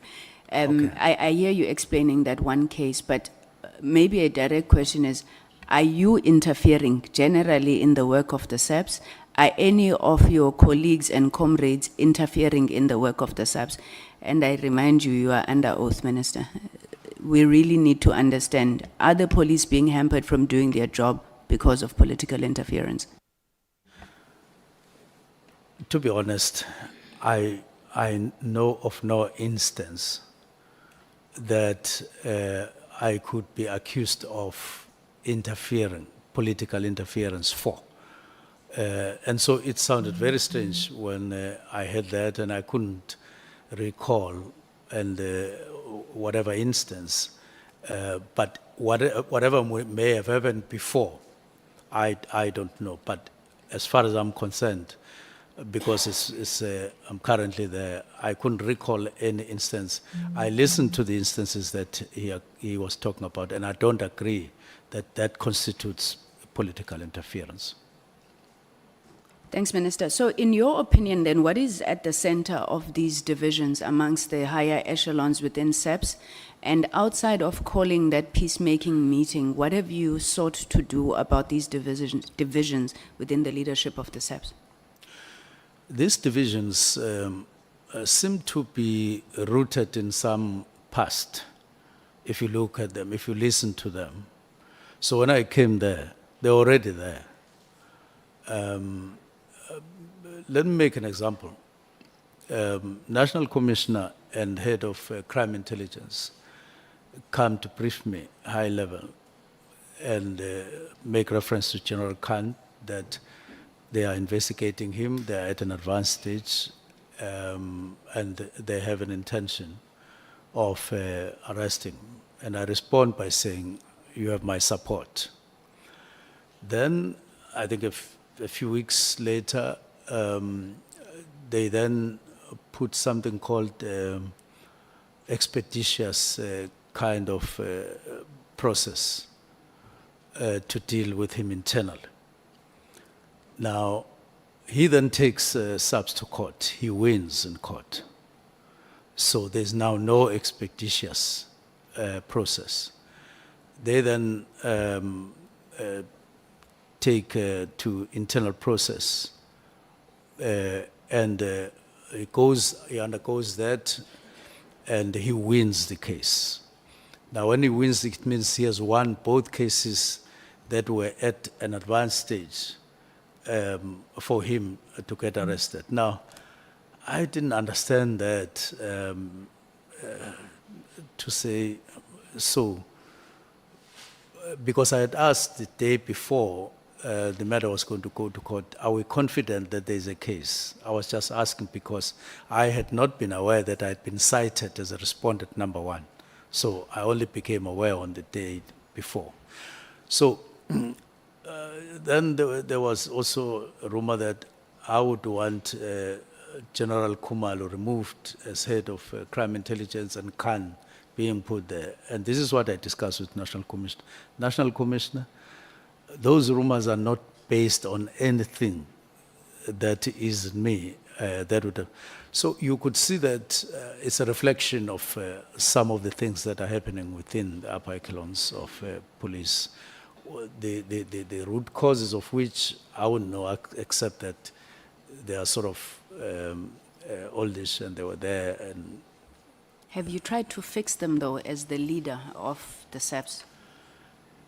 as said yesterday, first thing I started with was to assure the National Commissioner that he has my support. And I remember at some point, Deputy Minister saying, you have now said enough of you having confidence to the National Commissioner, because in any major function, I would say I have confidence to the National Commissioner. So my calculation was that once the National Commissioner is confident that it's not a question of a new minister coming in and wanting him removed. I have confidence. I even told him that I haven't even checked when your term expires, and that was true. I had not operationalized it in my mind. And so I was making it easy for him to feel free. And my calculation was that National Commissioner felt comfortable and were working together. Then the next thing was to say there's a problem between him and Sibia. And then I called a meeting. My other step was then there's a problem between Sibia and one provincial commissioner. And then we said, I was intending to call a meeting between Sibia, who was kind of a common factor, with Kumalo, to say, what's the problem between yourselves? Because you are now hampering and disturbing the flow of work of police. Now, that I had not had the opportunity for. I don't think that they have real fundamental things like this one was trying to remove my head, and I dug a big bullet, and so I don't like him, and so on and so on. I think over time, things have accumulated among them of one way or the other, and they are in this state of affairs, which is really very, very, very worrying, to say the least. Okay, before I move on to my last and final issues that I want to raise, Minister, what did you think that day when you saw Lieutenant General Mkhwanazi addressing that media briefing? What went through your mind? Did you think that the nation had failed, you had failed? What went through your mind? Even though I didn't see him on the day, because I was busy elsewhere, I only saw that afterwards. My first reaction was, what has happened? And then my mind raced back to fight back. Is it fight back? Is it taking this shape? But I couldn't help but recall that there had been that mention of a fight back. Now later, when General Kumalo got arrested together with other people, then there was also another expression, the gloves are off, that I must be told that gloves are off. And I had not arrested Kumalo and other officers. They had been, but the word was, tell minister to prevent the arrest of Kumalo, which told me that General Mkhwanazi got or became aware before they actually got arrested. I was in Cape Town. So get minister to stop the arrest before the arrest happened. And then when that message didn't come, because he spoke to the chief of staff who was getting out of Cape Town, and he told that person, no, let's talk when I arrive in Johannesburg. And when he arrived in Johannesburg, that person who had been sent by General Mkhwanazi, as alleged, then calls chief of staff to say, General Mkhwanazi says, leave it, because General Kumalo has been arrested. And he said, you must tell minister gloves are off. So I'm looking at these things that are happening, through the lens of those two expressions, and in between a lot of other things. And I'm looking at that as something that had an impact in changing the mind of the National Commissioner, who even went to court to say he thinks that, or in a sworn affidavit, that he has no problem with the directives and so on, but the how part, and he wrote it down in black and white, which is further evidence that he had no problem and so on. He would then turn later when he went to the commission and for the first time clarifying where he stands and so on. Okay. Thanks, Minister. Just my last few questions. You spoke about the Chief of Staff now. Minister, what framework demands that when you're hiring a Chief of Staff, you have a panel of interviewers, firstly? And secondly, who were on the list of other candidates that you mentioned that this panel was looking at? I was meant to come with how, I don't know whether I got it.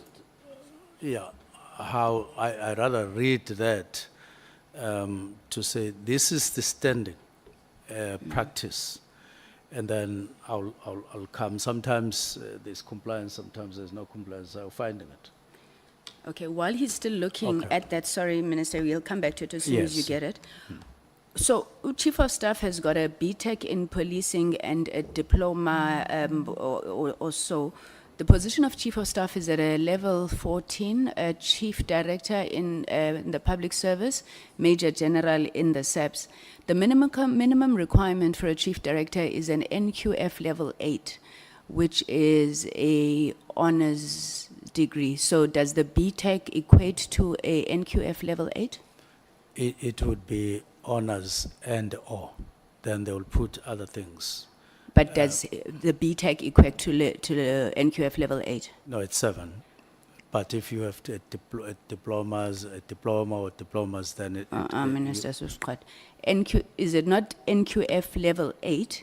Then if you have anything else, but for the door to be opened, it has to be a NQF level 8.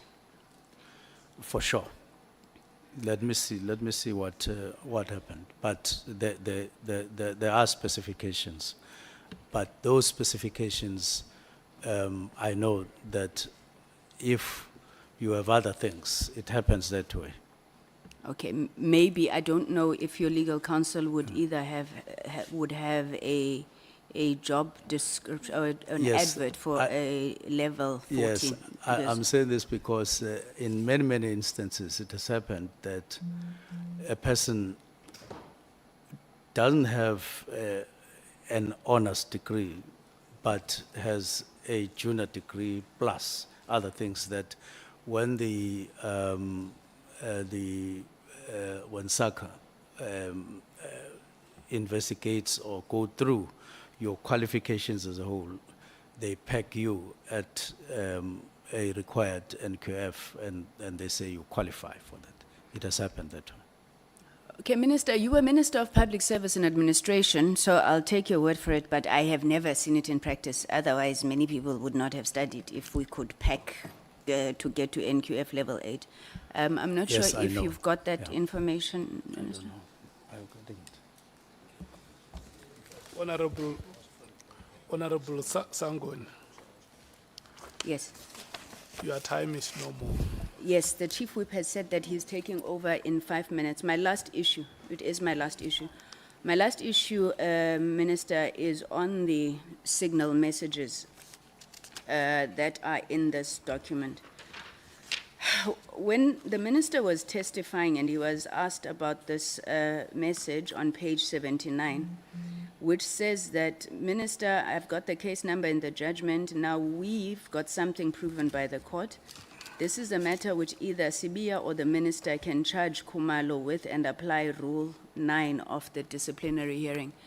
You testified, Minister, that you didn't know what he was talking about, so you didn't pay attention to it. But this is a big thing for you not to pay attention to it. When Brown Mokhotsi says, I've got something that you or Sibia can use to charge Kumalo, and he tells you what to do. How could you not seek clarity on this thing? Why would you just leave it? And then why would he refer to the two of you as a collective we? Minister? In the first place, there's no minister who would have charged Kumalo. No such a thing. And I doubt if the Deputy National Commissioner would have done that. And both of us, the Minister and the Deputy National Commissioner, is just a no-no. There's no such a procedure in the first place. He can only be charged by the National Commissioner or from outside. Now, when it came as a one thunderous thing, but about nothing. So I disregarded that on that score, that I didn't understand the meaning thereof. But knowing that I had received more or less other messages of that nature, including from Mkhotsi, which you would struggle to have a meaning for. So I couldn't pursue that, but at least I knew that I had no such intention, because I mentioned there, and there's no such. So sometimes you just say, let me go on with my work, because there's no such. You are sure about that. Okay, Minister, so you did testify that you wouldn't necessarily discuss issues of SAPS with Mr. Mkhotsi, but you can tell that from the message he's deep within the issues of SAPS. Whether he knows processes or doesn't, he's actively working for something, whatever it is in SAPS. Then he goes on in that other page where he says they can't get anything on the Phoenix saga. Then he talks to you about people who are off the funding inverted commas, 20. And this guy has a 3 billion rand contact with SAPS. So he's also talking about setting up that meeting between Deputy National Commissioner and Chief of Staff. This doesn't sound like somebody who was not deeply involved in the issues of SAPS, Minister, and he's writing to you about them. Let me just... what would you do when he does things like this? Let me talk about 3 billion, tender. I didn't even know, up to date, I don't even know what that tender is, what it is all about. I didn't know. One thing that I noted there that we had spoken about with him was the Phoenix thing, where he had called me and alleged that there was an investigation on Phoenix, which Phoenix is a wholesale in KZN. So he said there is somebody who is investigating and wanting to trump up some link or some trumped up links between me and Phoenix, and I didn't even know what that thing was about. And I said, you will tell me when you know something better about it. We were on the phone. So when it returned in the manner that it returned, I assumed that it refers to that. But the 3 billion tender, I didn't know. I didn't even phone him back, nor did I respond, because I just got lost what that thing was all about, let alone that I have nothing to do with tenders and subs, except in an instance where, like the one of 360, where I came across something that attracted me to make an inquiry with the National Commissioner. Okay. Just to correct you, you did respond to that message, Minister, but it's cut off. That's the one Honorable Wessels was referring to yesterday, where you said, Minister, this is the last question. I'm going to close my laptop. I just need to read this to you. So you said since the 6th of July, you've been smelling, looking, everything, General Mkhwanazi. You addressed a meeting of the ANC recently, outside the scope of terms of reference, I know. But I was very interested in what you said. And because you were wearing General Mkhwanazi, I wondered if this had anything to do with the current saga. There you said, uma uguti wenze iphutha, ulenze iphutha ngoba phela umuntu ngumuntu. Ungasabi ukwenza iphutha, ulenze nje. Futhi uma bekugxeka bavumele. Do you remember you talking about that? Yes, I remember that. What mistake did you, if you were talking about yourself, Minister, feel that you made there? I mean, you go on, you know what you said, Yes. right? So what is it that you were addressing? What mistake, and from this experience, do you have any lessons that you think you've learned? I wasn't addressing me at all on that day. I was addressing the chair of the task team in the region where I come from, Mr. Elfas Mbat, saying, you have been appointed to chair the region here.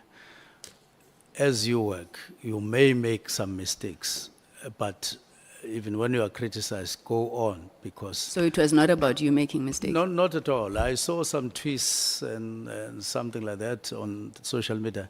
It had nothing to do with me. I was almost facing Mbata. Have you made any mistakes, Minister, and do you think there's any lessons you need to learn from this? Yes, there would be mistakes. No one is perfect. I know that, and me too. I'm not perfect, but I always make an effort not to make mistakes. But even in that, but when I realize that I've made a mistake, I try by all means first to admit that I made an error and then correct whatever error I would have made. Thank you very much, Minister. Thank you, Chairperson.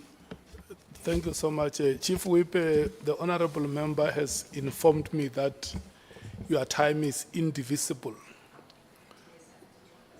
So your time is going to expire at 20 minutes after 16 hours. So let me just take some 10 seconds and recognize Honorable Manyi from the MKP. If you can please raise your hand. Thank you so much. Honorable Nana from the DA. Thank you so much, honorable members. Chief Whip, you may proceed. No, thanks, Chair. I think, Minister, I think the first thing that I just want to bring your attention to, and you don't have to go and read because I will quote and give you the context. On your affidavit, which you presented to us, paragraph 27 and paragraph 37. Paragraph 27 talks about the fact that the extension of the lifespan of the PKTT was done on the basis of a consultation between the minister and the national commissioner. And I would imagine that would be a meaningful consultation, meaning a direct consultation that would have taken place. Now, on paragraph 37, you are then saying that you are bringing to our attention actually that both generals, Masemula and Mukwanas, in your own words, you are saying they failed to produce the evidence of the extension because the last extension that took place was before the resignation of the then National Commissioner General Sithole.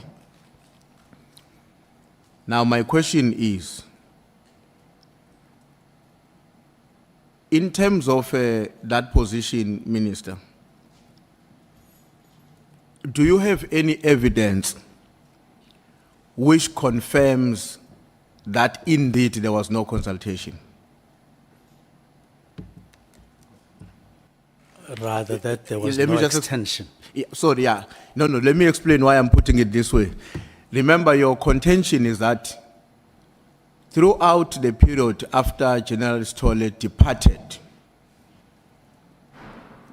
the two generals who came before us were unable to provide evidence that the sustenance of the PKTT was as a consequence of a confirmed consultation between the National Commissioner and the Minister. That would be Minister Pegicel in this case.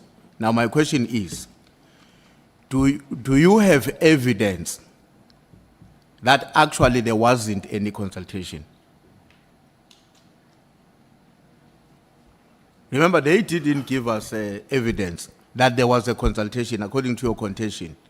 But will you be in the position to give us evidence contrary? That actually, here is the evidence. There was never a consultation. I'm trying to think what form other than that it's not there. Maybe some investigation, because you can have it in concretely when it is there, but when it is not there, it will be difficult to say here is evidence other than via an investigation within the department to say. But on my check, I was satisfied that none exists. Okay. Now, in the normal course of events, would that consultation only be limited to a written and signed document between the minister and the national commissioner, or it might also include a conversation between the two? I would basically argue that it would have been written based on information that I got, that it was written, but I can't deny that it may have taken whatever other form, if it did. Okay. But in this instance, Yeah. yeah, No, it was no. based on written. Okay. No, thanks, Minister. I was asking that question because I thought, because even when General Stolle left and General Masemula took over, I suppose that's how they followed each other, or whatever the sequence might have been. But even as he has departed, the evidence exists that beyond his tenure, meetings of the IMC did take place and reports were taken to cabinet, Yeah. which may therefore justify a conclusion that in whatever form it may have taken, a green light was given by both the then Minister Cele and the National Commissioner for the PKTT to be extended. So that is the point that I wanted to make. You may want to comment on it. Yes, it's not just the reason why I was doubting verbal, it was because it has to be in the form of an assessment written down, as opposed to a request for money. There's a distinction. That's why the CFO in 2024 March talks about the need for a work study if the National Political Killings Task Team is to be drafted into the organogram. It suggests that there would have been a work study. It can't be verbal. And such a work study signed and would then extend the term, and then it would release money, as opposed to the process going the other way around. So I doubt that you could do it verbally, both the assessment and signing for the extension. So in that context, Minister, shouldn't we then come to the conclusion that if there was an expectation that a meaningful consultation will occur between the Minister and the National Commissioner to extend, that therefore a meaningful consultation would also be rationally expected between the Minister and the National Commissioner to discontinue? It would be expected. It would be expected. I think so, if I hear you well. Okay. But in this case, we can conclude that because if the way in which you would expect it would be in a written form, in some form of an assessment, remember, between the big chiefs, the Minister and the National Commission. Yes. Would I be wrong then to conclude that that did not meaningfully happen between the Minister Mchunu and General Masemula in the case of a discontinuity. That there was no extension. Meaningful consultation between the two chiefs that, okay, we're discontinuing. No, I have explained that I didn't consult per se on face-to-face or in writing, but there were meetings on factors. I singled out one factor that I had a problem with. It is the category of people who came to report certain things, certain practices. And I felt that because of this factor, I wouldn't be able to, I would be able to rely on it to effect the directive. And then we will have discussions later, but I took that as risky and serious, and that I wouldn't be able to go to anyone and talk to them on this particular matter. Okay. But Now- others, I would want to you to underline that there have been processes, there have been everything, but not on the actual directive to disestablish. Now, in your response to a question from I think from the senior council, including from some of my colleagues, Minister, you made references to the fact that you had directed the Chief of Staff to send the letter to the acting commissioner and the national commissioner. Yes. And then he decided, without your direction, to send it to the PAs of other generals. And I want to say, would the PAs of other generals include the PA of General SB? I can't recall specifically, but I do recall him indicating that he sent to some PAs.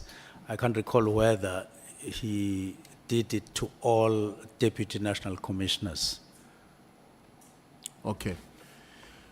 I'm asking this question, and I really would not hold you accountable for that, because that was a person acting outside your instruction. But I'm asking this question because a particular web has been created of Mohoti, Matlala, Sbiya, and I will explain later on why that web becomes a matter of concern to us, and his conduct to decide that beyond what the minister has asked me to do, I'm also sending to all others. Because when you read that web, it becomes, it's very difficult to believe that he would have excluded the PA of General SB. Yes. And it's very easy to conclude that the inclusion of General SB as PA may very well be informed by the fact that he had an interest for SBIA to act faster without being delayed by anybody else above SBIA. I mean, that's not your question. It's a question we will pose to him, given the deductions that we can make when we look at the sequence of events after that. But I'm not posing it to you. And then when you were responding to Honorable Malema on the Mohoti question, of course, you referred to the character that you did not know, and we explained what you explained. I don't want to get into details about what exactly did you say. Now, he appears to be very central to the crisis we're handling, Mohoti, in one way or the other.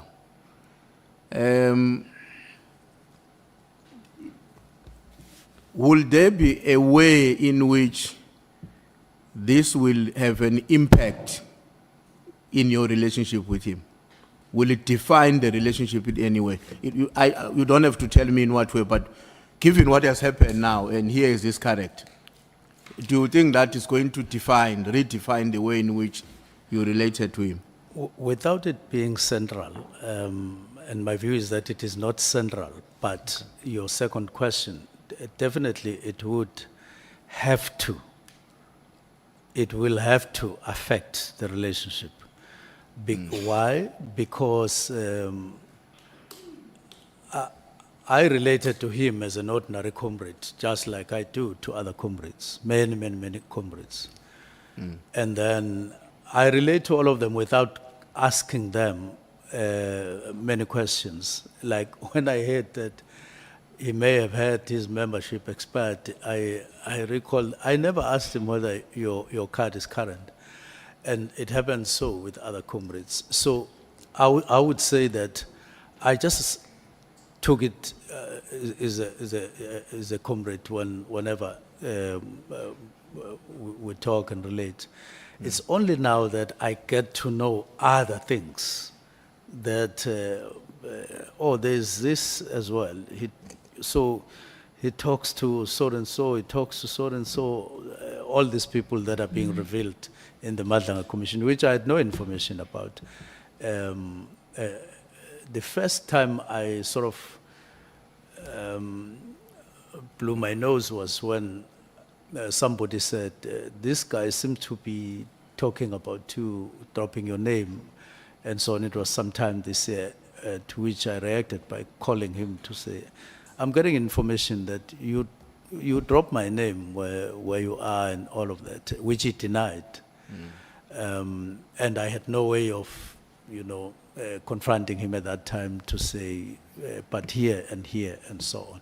But it will definitely redefine the relationship. It will have to redefine. Okay, thanks. Now, when you were responding to Honorable Nomvalo, I think he was asking you a question in relation to how you gathered together the information which help you to come to a conclusion. Some of it was from the public, others, so it came from different centers or different platforms. Yes. Now, given what I would say, Minister, is an established fact, at least in my own assessment, that there's been a huge public condemnation of this decision. Now, the decision I'm talking about is a decision to de-establish the National Political Killing Task Team. I may be wrong, but my own assessment is that there's been a huge public condemnation. And of course, it's informed by many things, some of which I will come to it later on. Would you say that had you been alive to all that you know today, you could have taken a different decision? I would specifically say I would have taken the same decision, but the form would have been different. Like I said yesterday, I said when somebody was asking me, given what has happened, whether I would find a different approach to this, whether I would do it differently. I said yes, I would do, now that all these things, I would do it differently. Now, I'm saying the same thing. The decision would have needed to be taken, Honorable Mpemba, based on, it's even if you try to duck it, you try to avoid it, you would have needed to take a decision of this nature at some point, purely based on how you use money that is available, and ask yourself whether the way we are using money currently in subs is optimal, is in line with the wish to protect everybody, not only in KZN, but in the country. Is it optimal use?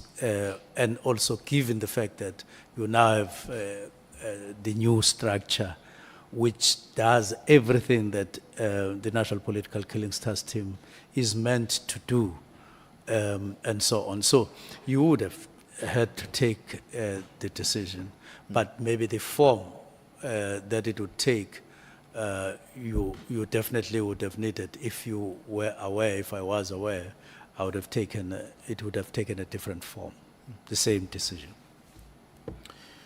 On paragraph 84 of your affidavit, Minister, you are referring to the meeting that took place on the 21st of November. And that is a meeting of the minister and his two deputy ministers. And you are very particular that that meeting, among its own part of its decisions, was that the minister must have a meeting with the national commissioner. Yes, There was a web of, a lot of allegations that were there, and the direction was that the minister must meet with the national commission. Now, before you answer that, on the 22nd, there's another meeting that takes place, which is not a meeting of the minister and the national commission, but it's all other people who are there. Was the meeting of the 22nd already planned when you went to the meeting of the 21st? Yes, because we can't, we couldn't call a meeting in a day. It was already planned. It was already in our plans. I think we had a little chat about that even on the 21st. But yes, it was already planned. But on the first question, the actual resolution was that no, engage the national commissioner, of course, in the meeting. That was how we framed it. Don't you think that maybe if you had engaged the national commissioner in a way that I think you were directed by your meeting with your colleagues, as opposed to engaging him in a bigger meeting with everybody else on the 22nd, you would have understood each other very well? And I'm asking that in the context of the fact that the national commissioner came to you a month earlier in October and raised concerns about some of his colleagues, including his deputy, General Sbia. Now, you now meet on the 21st of November, again on the 22nd. And we got a sense that on the 22nd, that is where a discussion took place about challenges facing the organization. But don't you think that a one-on-one with him to go deeper on these matters would have been helpful as opposed to the 22nd meeting? They perhaps would, but on the 22nd, I still had no idea how, what the engagement would need to take, what form it would need to take, because we had just met the previous day. So I was beginning to think, what would be the issues, what would be the approach, and so on, and I was still way before I could circle with anything that would make sense to me at that particular time. But theoretically, had something circled already to me, definitely, I see that would have been the case, assisted, yes. I'm asking that, Minister, because I mean, you sit with your deputies, and that's a political leadership of the department. And I imagine that when you were looking at these allegations, you were not looking at them in general. There may have been some general things, but you would be particularly concerned about their evolution. Maybe the allegations now, they might tomorrow evolve to be the truth. So now you're the political head, you're sitting with your colleagues, and they're saying, please go and engage the chief of the police, because we can all see these things are going to lead into a major national crisis if they remain unattended. So that is why I was raising this question, because I was worried that it seems like you place less value to that conversation, and yet the October meeting, you met with him and he raised concerns himself about some of his colleagues. Yeah, the meeting of the 22nd, our minds were made up for raising other issues which were different from this one, and they were specific.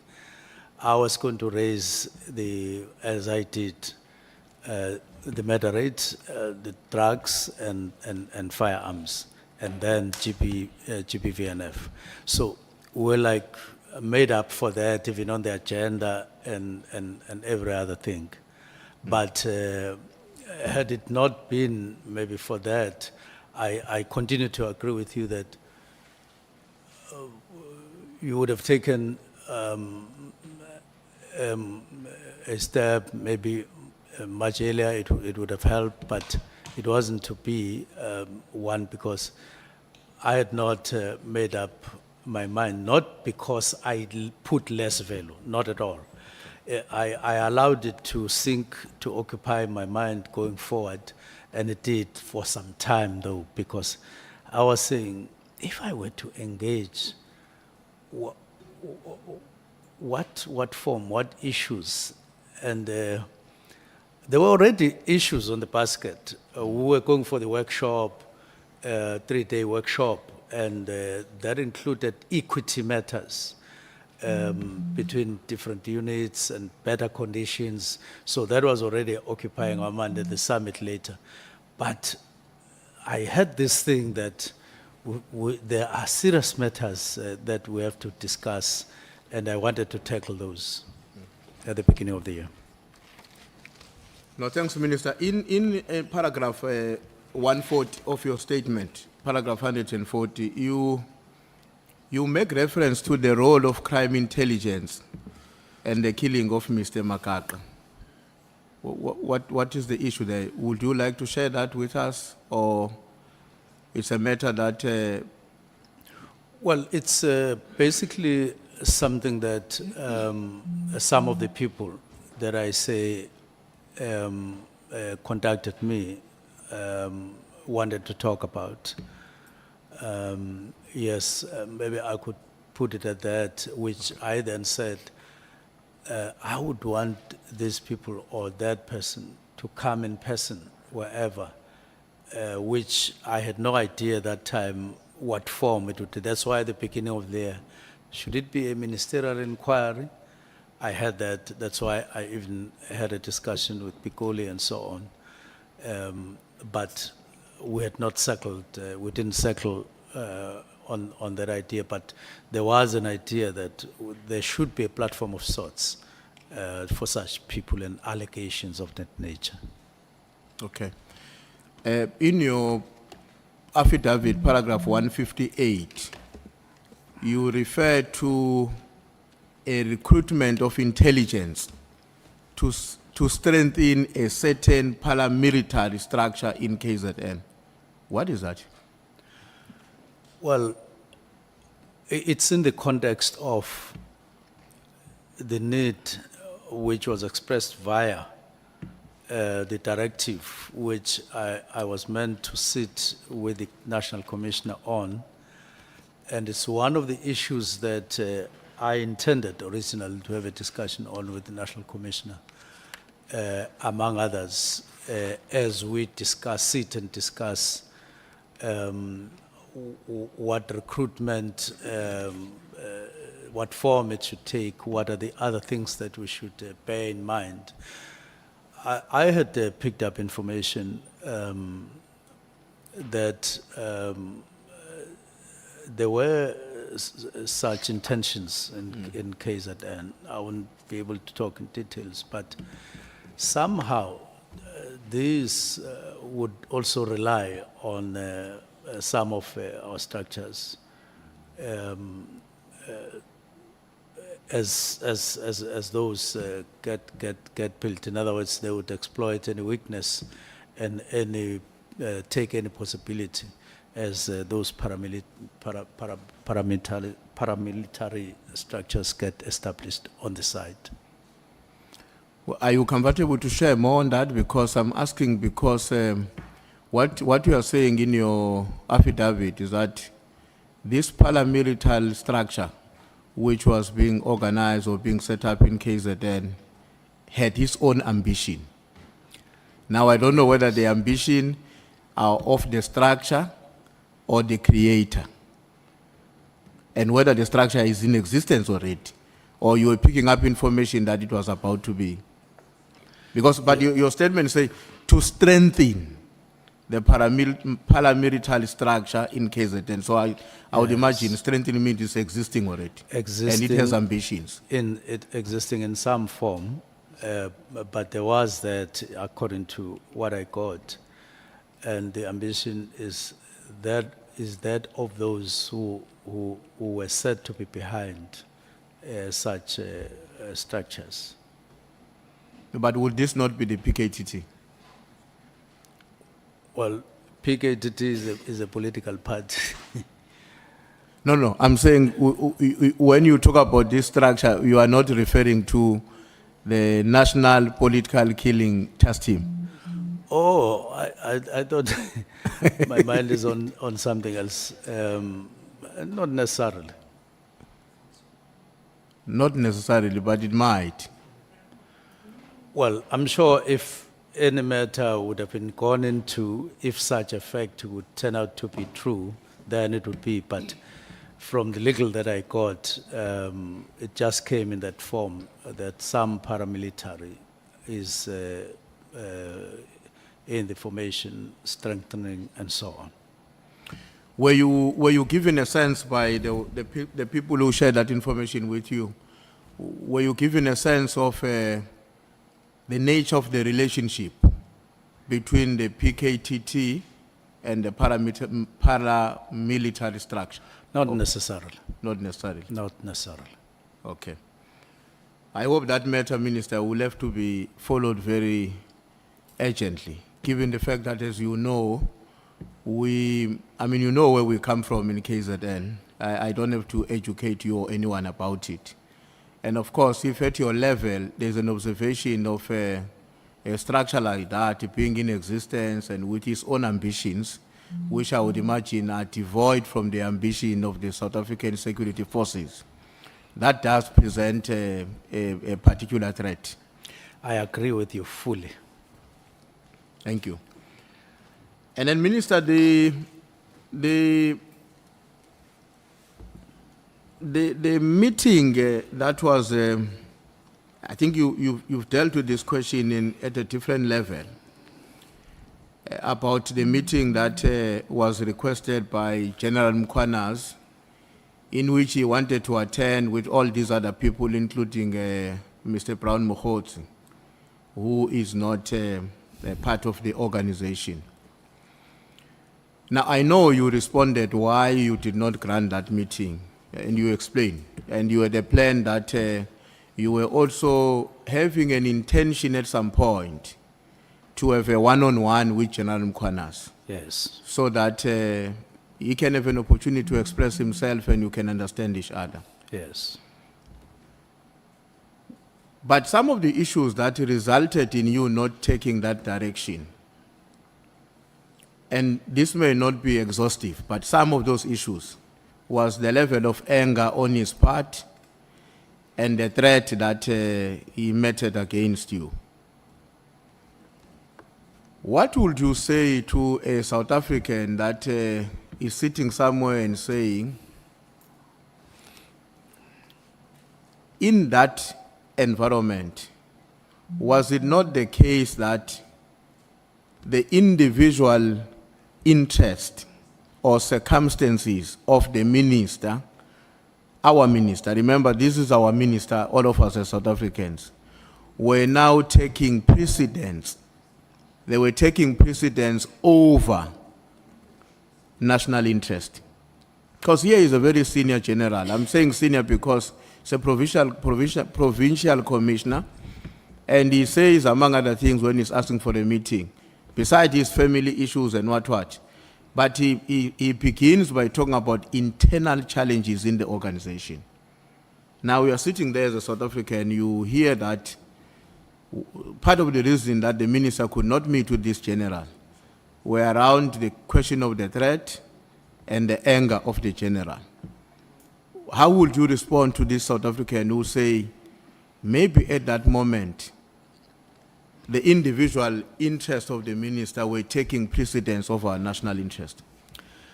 Not really, because I decided that the meeting would rather take a different form. Let me start with a meeting of General Masimula and General Sibia. Let me then go to the meeting with General Sibia and General Mkhwanazi, which were not my interests, beyond that of the nation. So I decided a different angle, or to start the meeting in a different way. These other ones, his posture after, as a reaction to my directives, was not uppermost at that time. But they were in the environment, as I said before. But the main thing was, so General Mkhwana is talking about internal issues. He's mentioning these people. Perhaps I should start with the two whose matters are kind of buzzing in subs at head office from where I sat, so that we move and so on, intensify these interactions. If there are problems, let's resolve. At some point I said to National Commissioner, could he give me an opportunity to resolve or to approach General Sibia on his own matters as alleged and so on. So I was very keen to actually not leave anything but in the context of that request, but also in my own right, because I was sensing that there is a certain level of turmoil. So never did that happen or nearly happen that I had personal interests on the matter. I was just putting it aside, looking at it, how it would develop, that kind of reaction. And we're going on to work with my side on that, on the side. Now, the Minister, would you agree with me when I say the confidence of the population on the work of the South African Police Service should also manifest itself in one way or the other, to the extent to which they also express the confidence in the leadership of that South African Police Service? It's basically one basket, because they are meant, they expect that the minister would make efforts to raise the bar or raise confidence of South Africans to law enforcement in one way or the other, where it is to a higher level and so on. So it's somehow tied, it's a chain in a way. Okay. Now, how do you think South Africans have interpreted your intervention when you said here in this ad hoc committee, for a certain matter, you are pursuing a private investigation as a Minister of Police? What message do you think that is likely to communicate to the Republic? Well, it's the nature of what I'm doing, and I take it that there would be understanding. I can't go to a police station and say I'm opening a case against so and so, because that is not what I have. I don't have a case against the individual that I can open a case against. But it does need to be followed up in a particular way. So I wouldn't expect any confusion on that. There are matters for which you can't go to a police station, but matters though that you have can't go to the police station because there's no case to register at that point. In other words, there's no obvious wrongdoing, but you are gathering information and so on. So I take it that there would be clear understanding of that.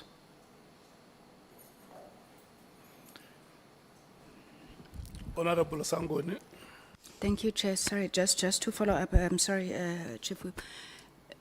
Minister, you complained at length about General Mkhwanazi, what's the word I'm looking for, going out to look for a case about you post facto. You said he has no case, he can't prove corruption, and he's going to look for it. How is what you are saying now different You are the Minister of Police. You're supposed to have confidence in the police. If there's things that you're unhappy with, you report them to the police because there's a case. But you're saying you're going after someone, you don't have enough information, you've hired a private investigator. How does that differ from what General Mkhwanazi did to you or is doing to you? No, it's different. Here, you've got a certain chain of activities that have emerged about, and they are aligned with a particular individual. Now, I then get a warning that so-and-so gets to drop your matters or your name here and there and so on. I phone him. And my intention is to talk to him and say, look, I have appointed somebody to look at whatever. I'm not opening a case. I'm just following on that allegation that I picked up, that I was warned about, to say he drops my name, which he denied. Now, when I look at the SMSs that are being spoken about, and if they are true, it does mean that there would be this and that, that it does dropping my name even on those. So it's something that is open that I need to find and so on. Thank you.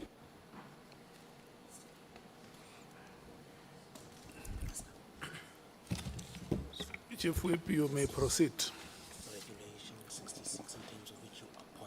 Okay, no, thanks, Chair.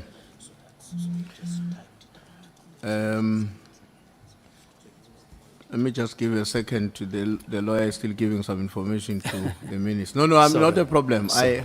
I just want to be certain that the minister can hear me. I'm not condemning you. You are doing your work, yeah. Now, Minister, maybe let me just share this with you because it was raised earlier on, maybe without it being specific. This issue of how people interpret immediately other people. Let me just share with you what General Sbiya said to us.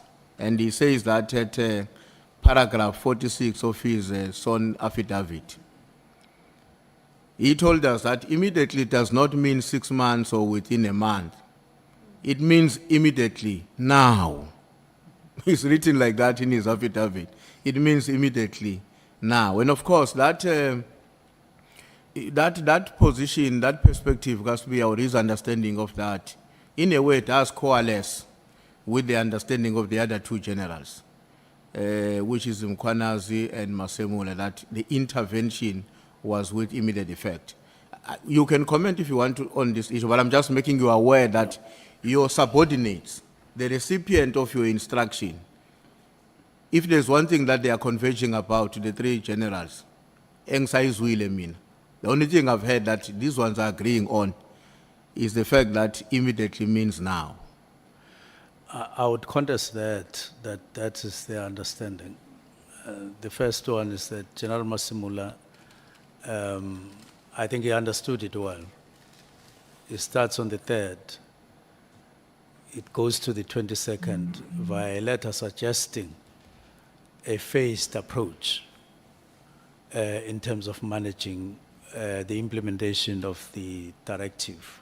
It goes to the meeting of the 6th, 5th, and then 6th, and then 27th, which had no immediate in that particular context. It was clear that this is his understanding, and I agreed with it. So if he came here to say immediate meant now, I would say immediately that, but that's not your understanding in terms of what you proposed. That's number one. Number two, I wouldn't know what was Sbiya's thinking, because this thing is on two fronts. Immediate means now, but in terms of understanding that a decision has been taken, and then you start processes. But that in actual fact, you could say now, like switch off the light, I would say switch off the light now. You can stand up, and that's not the ordinary. That's not the thinking of an ordinary person in terms of what this thing would mean. Even now, we'll say, when are you going to Johannesburg? You say, I'm going to Johannesburg now, but you are going, the next thing you do, you go and wait in the airport for an hour or two.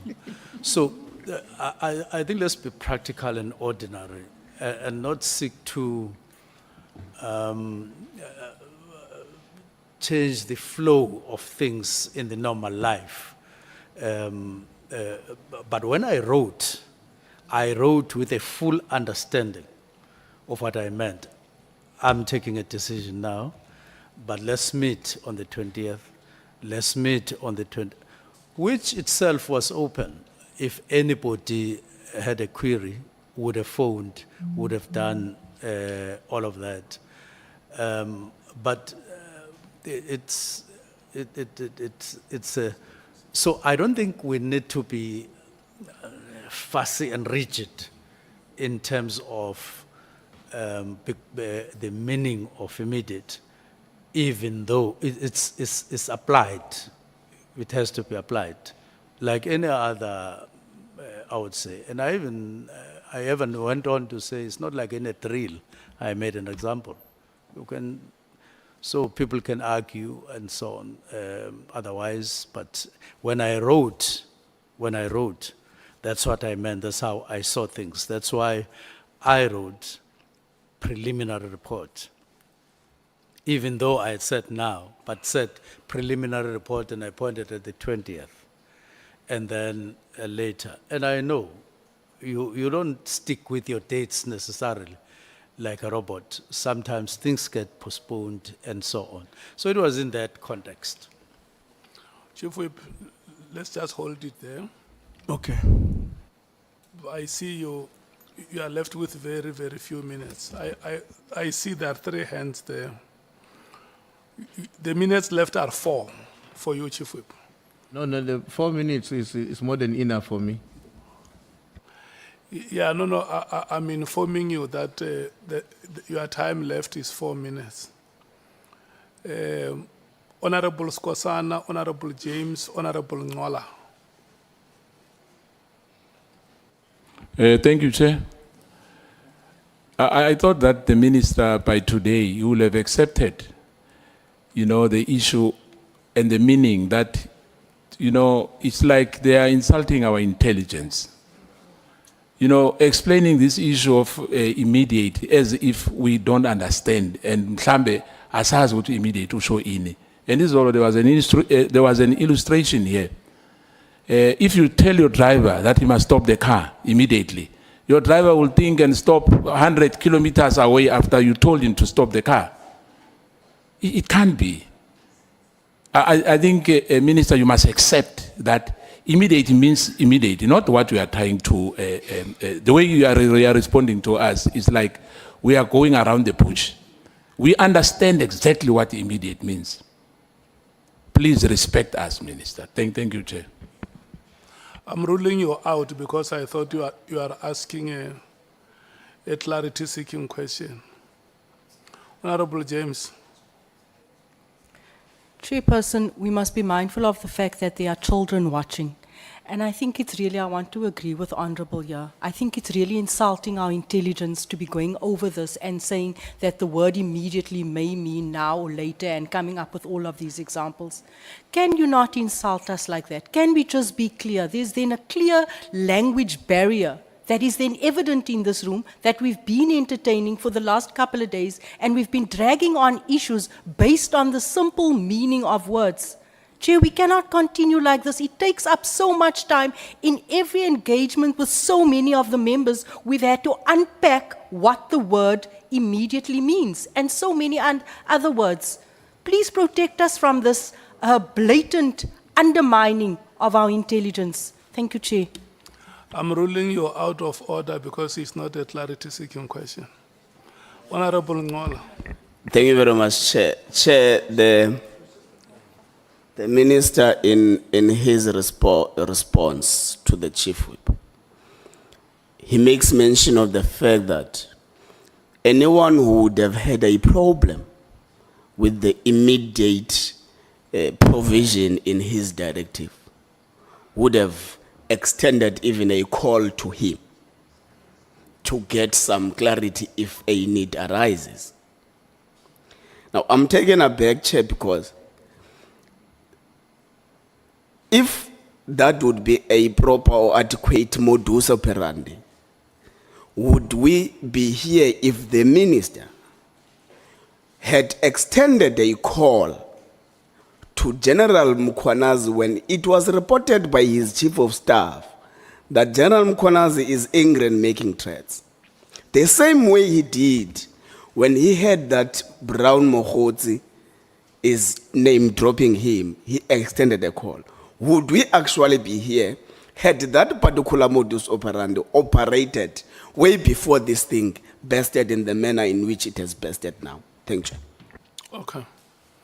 Let's do like this, honorable members. Minister, honorable minister, you have given many examples trying to explain the word immediately. And the last examples are the ones that you have just given now. Yes, no, I will come to you. About switching off the lights.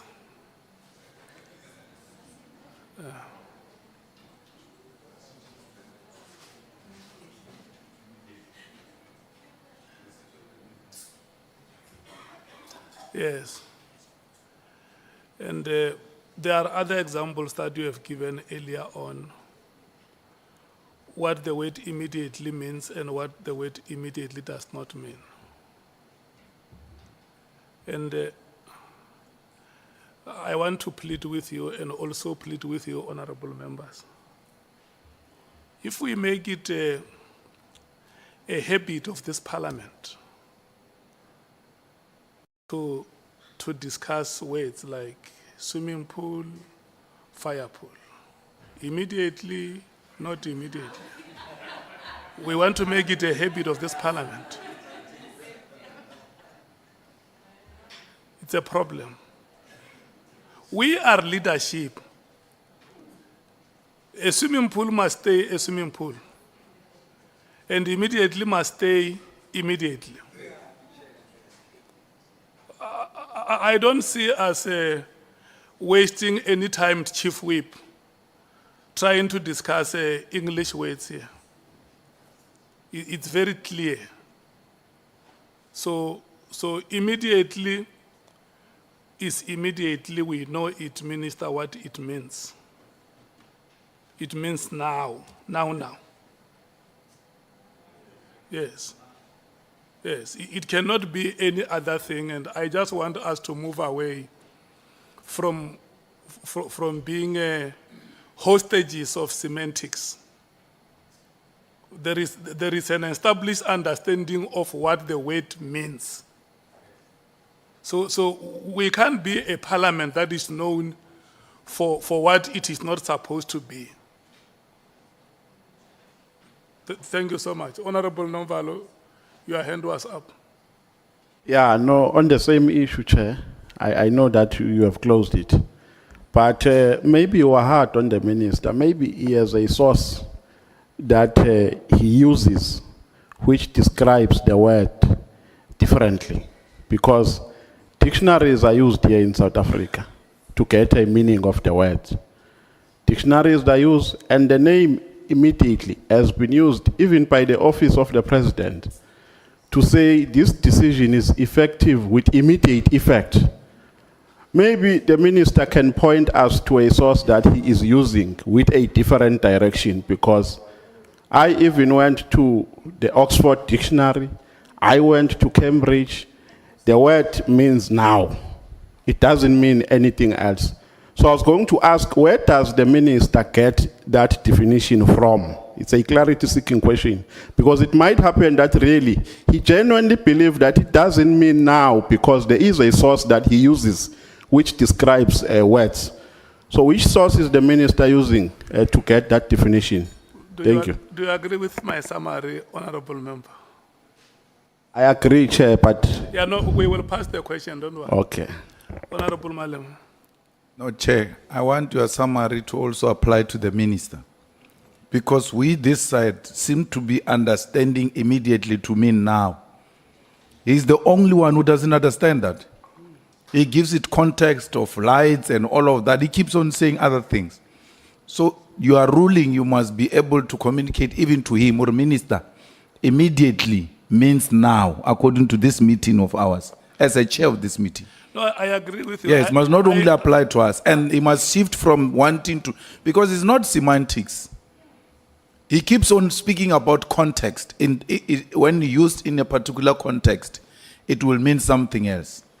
But the reality is, it means now, and we are not accepting his explanation and his redefinition of immediately. We are accepting what you are saying, and he needs to live with that. He needs to accept that. No, I agree with you because I have said it that it must not be a bad precedent for this parliament where every time we have proceedings, South Africans will have to bring their dictionaries along because they know Parliament will be arguing if this is immediately or it's here after or it's this and that. So, Honorable Minister, we have an established understanding of what the word immediately means. And let us not go back to the past. Let's go ahead with that. Let's proceed with that understanding that immediately means now. Honorable Nomvalo, Chair. Honorable Nomvalo has asked you a question which says maybe you might have consulted another source, and he is interested to know what is the source that would have given you a different understanding of the word.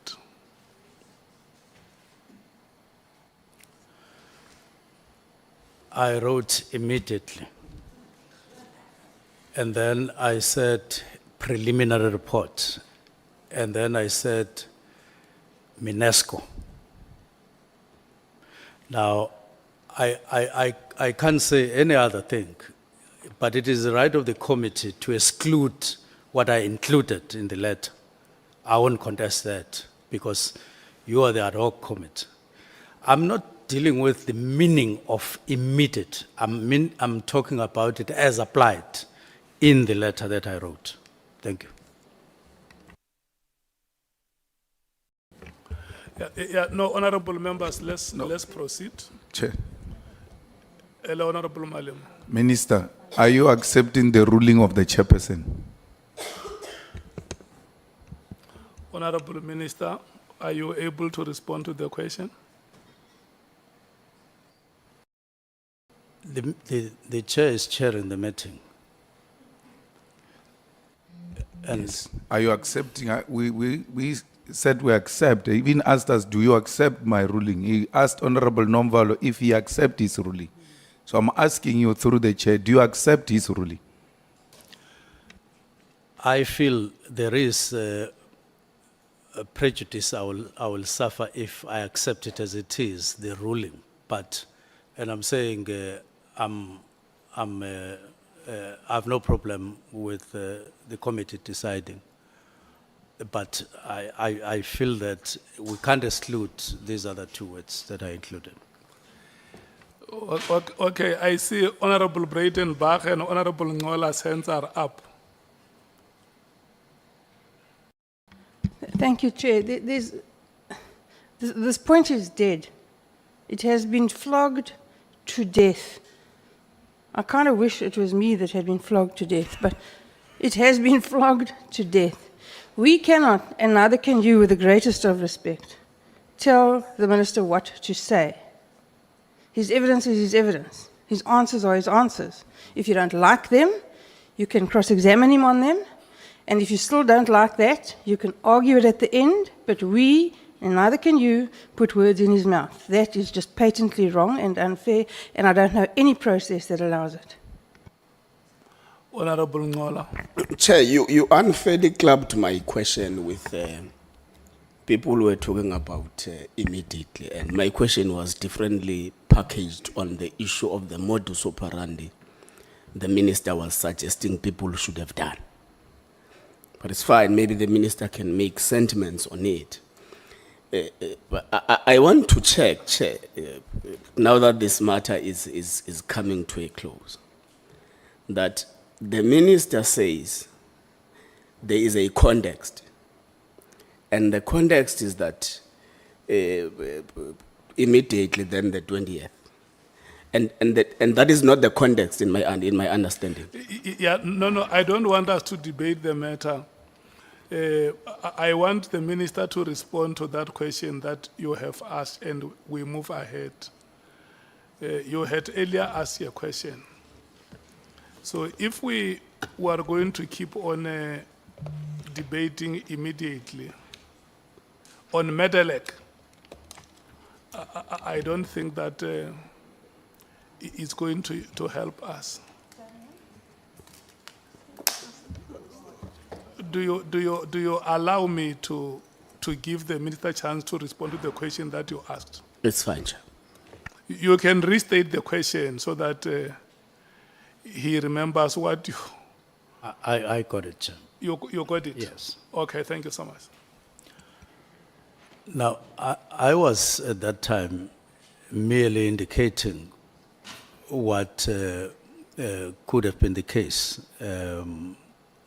to clarify whatever, if there was any reason, if there was a reason to clarify it. It's a normal thing that if there's something like an instruction or a letter you don't understand, you can phone, you can ask for a meeting and on the site and so on. Then when you talk about General Mkhonazi, that could have been done as well. I could have lifted the phone and say, I pick up that you are angry, but I didn't choose to do so. I chose to be quiet and silent on the matter and observe what's happening. Thank you. Yeah, Chief Whip, may you use your last 4 minutes. You remember my 4 minutes? Yeah. Okay. No, thanks, Chair. No, I would just stick to that 4 minutes.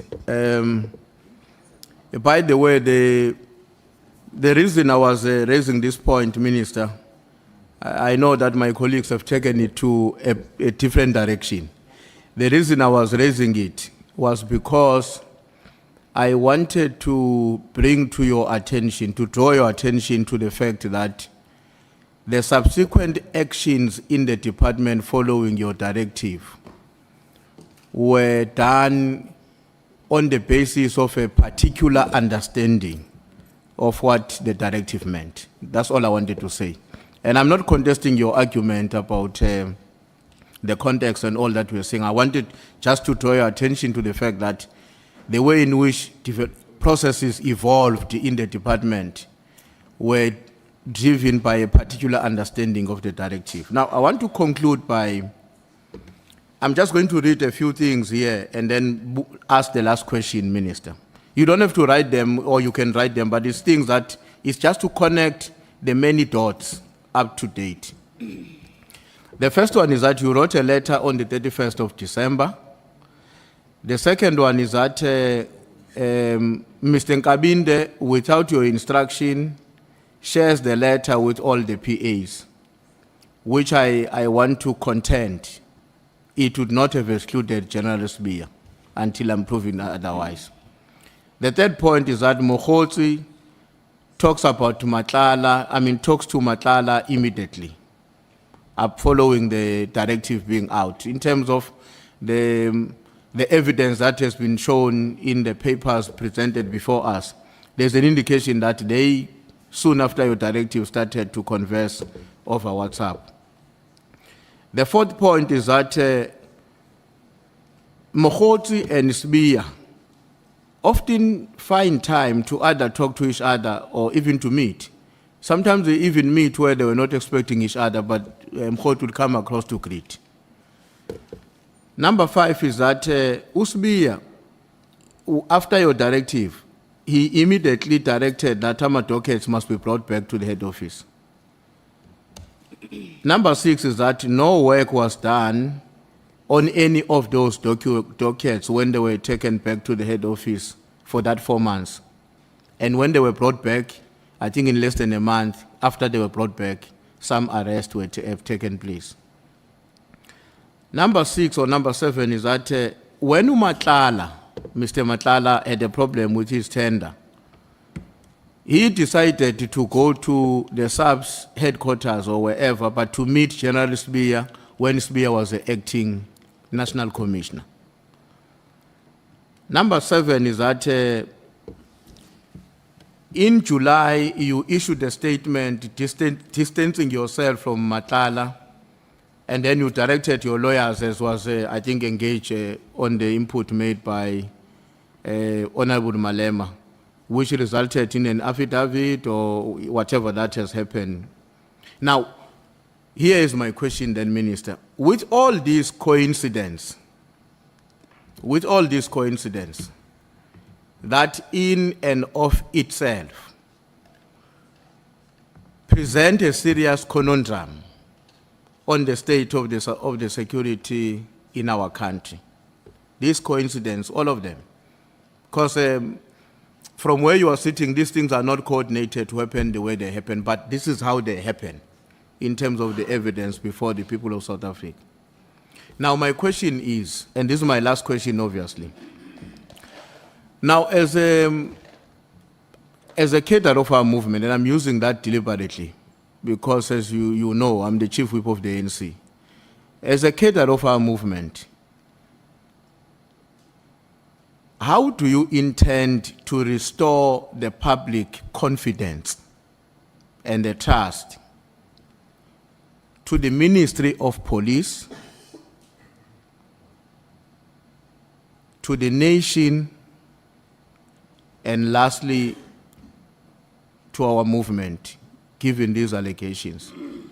Because the web that I've drawn for you, it would be difficult for anyone to disagree that read together, it constitutes a particular and a very serious threat to the legitimacy, not just of the work of the police, the nation, but equally the movement that you come from. Thanks, Chair.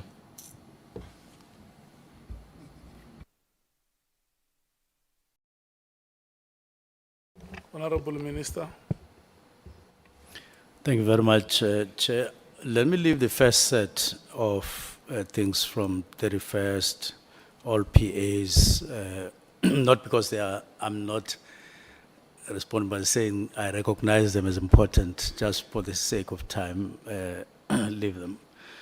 But on dockets, I would recommend that the ad hoc committee gets a full report on the ad hoc committee and the state of dockets.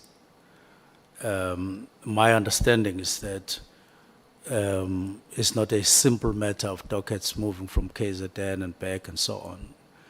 And it's not a simple matter of dockets sitting in Pretoria and then back before we reach a conclusion on the matter. And I would attach a lot of importance that the committee makes an effort to get information.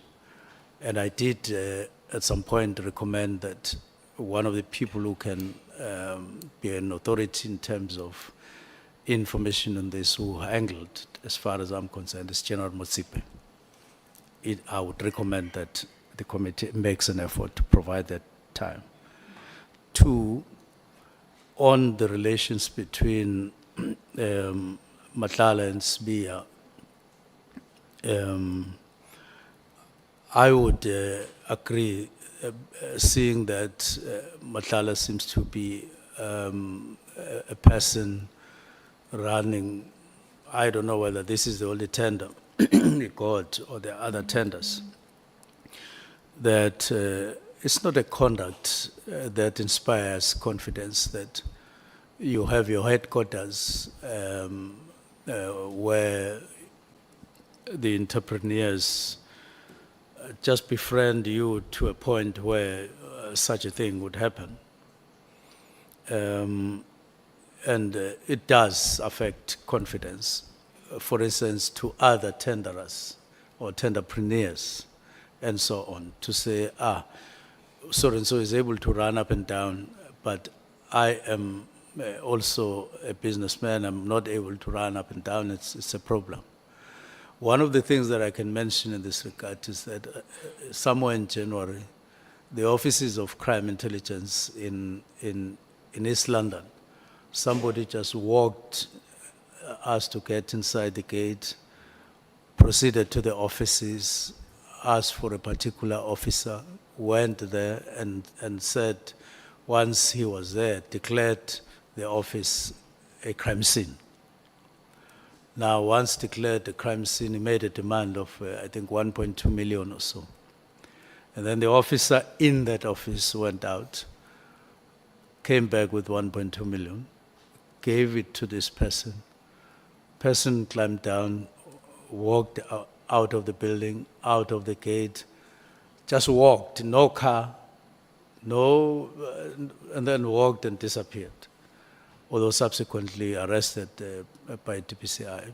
But I'm saying those things, they contributed in one of the directives to say, what kind of people do we have in crime intelligence? And in Randbeck as well, there was also a report that 600,000 disappeared from the hands of officers who were there, distributed it to amongst themselves and so on. So those are the matters. So I would say it does take confidence. It does need to be looked at, our behavior in relation to business people and so on, if we are to inspire confidence. Leave that, go to, I do want to just pass the affidavit. We had a discussion with Honorable Malema on this, in this committee, and I said I share his views in terms of the affidavit, but sharing the views as I do, that is the very thing that is being used to keep on poking at me to say, there's a person I relate with when I say, I don't relate to Matlala, I've never spoken, but there's still things that are running. Now, when the lawyers get an affidavit, I don't think I deserve to be, well, criticism is always, but I don't deserve to be, well, I would say we need to equally recognize that that is the very same person that is being used to say this one relates to the other.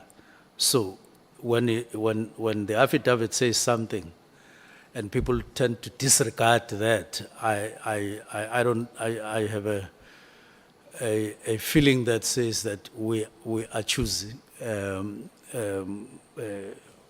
we choose sides and so on. Let me pass that. So go to the fundamental question that what needs to be done when there is a situation like that and people in South Africa feel the way.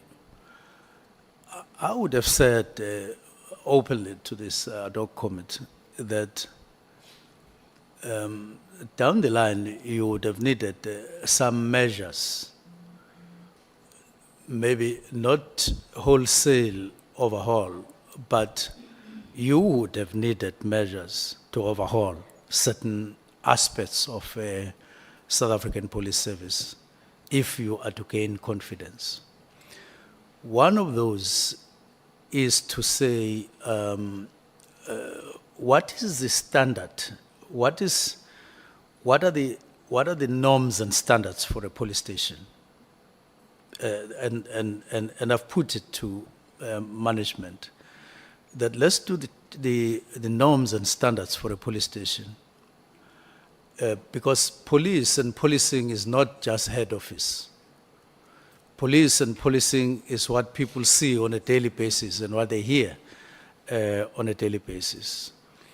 Now, what is the system that station commanders use to police their area and so on? What informs them? And then overhaul the system of vehicles in police stations. This practice of a car breaks down somewhere Kukumbu in the Eastern Cape. Then an email has to go to the district office, then to the provincial office, then to head office. And then the person who fixes cars says, I want to wait until there are 15 breakdowns before I go down. It just is taking us nowhere. It doesn't build confidence and so on. Make the system work in favor of those who are on the ground, who are chasing criminals on a daily basis. You need an overhaul there. We spoke about that, but I don't think that as of now we are talking. In other words, build confidence from the floor and upwards, and do tangible things. If you have a police station which you promised some 5, 10 years ago, and you haven't done so, and there's crime, people will say it's because that police station has not been delivered. And therefore juggle the way you build infrastructure, your model of building infrastructure of police. And so there are quite a number of things. I call them enablers. We identified them and we spoke about them. Build down, and let's not talk too much. Let's talk less and do the job on the ground, and then deal with deal with matters.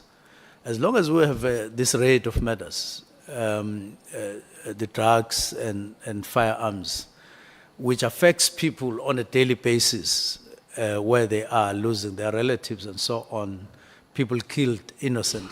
And for that you need resources. Let's be realistic. You need resources.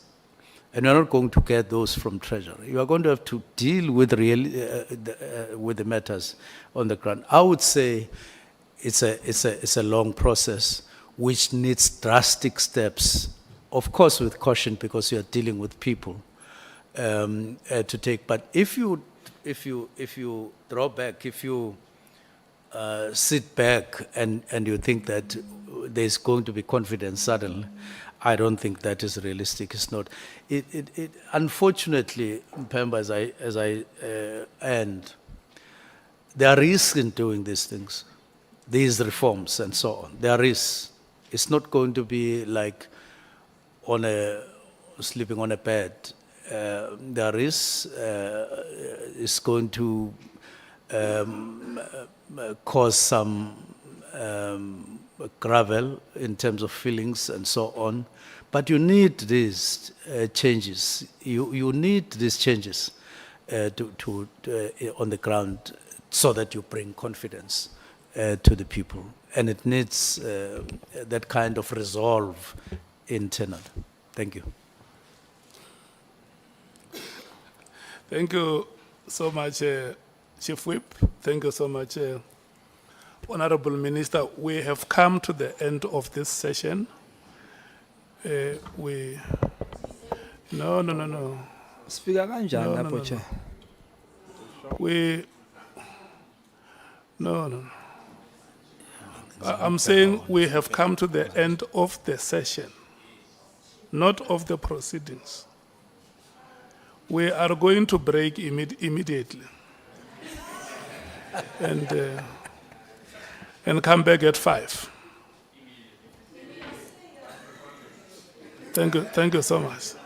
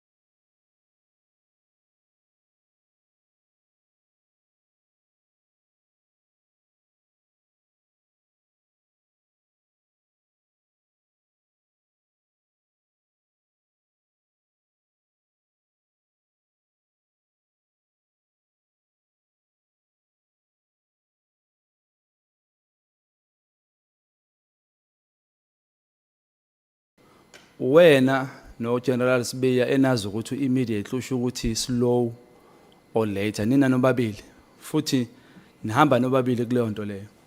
Akuphathi kabini ukuthi Sibongo Somacingwane mhlambe kusukela namhlanje njengomuntu omkhulu kangaka uyosifaka ohlazweni mhlambe sigcine sisinalo lochashaza ukuthi hey labantu laba banamampunga baphika into ebhaliwe ibhasi elibhaliwe aliphike nje.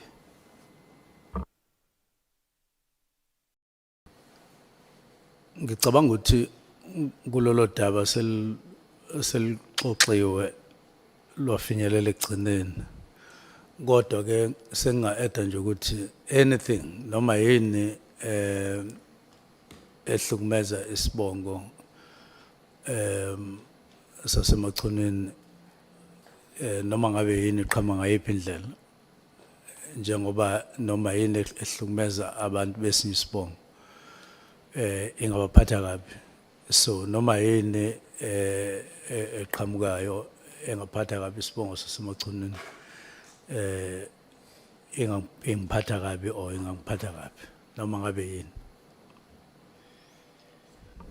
So ngaloko ke mphathi wami ucabanga ukuthi mhlawumbe ungalithatha lethuba ulisebenzisa ukuthi usho ukuthi cha lokuthi ngiqinisa ikhanda ngithi immediately uminisha lokho engaminishi lokho for the sake of isibongo sabantu bakithi angihloniphise ngijike leyo mpendulo. Ucabanga mhlawumbe lokho? Cha, angikucabanga. Hayi ngikunikele lelo thuba mphathi wami. How confident are you kuma skills and competency wakababa uGeneral Sibiya? Ngubuza lokho ngoba in his competency report, specifically page 8 and 9, it says he failed. In his words, it was not positive.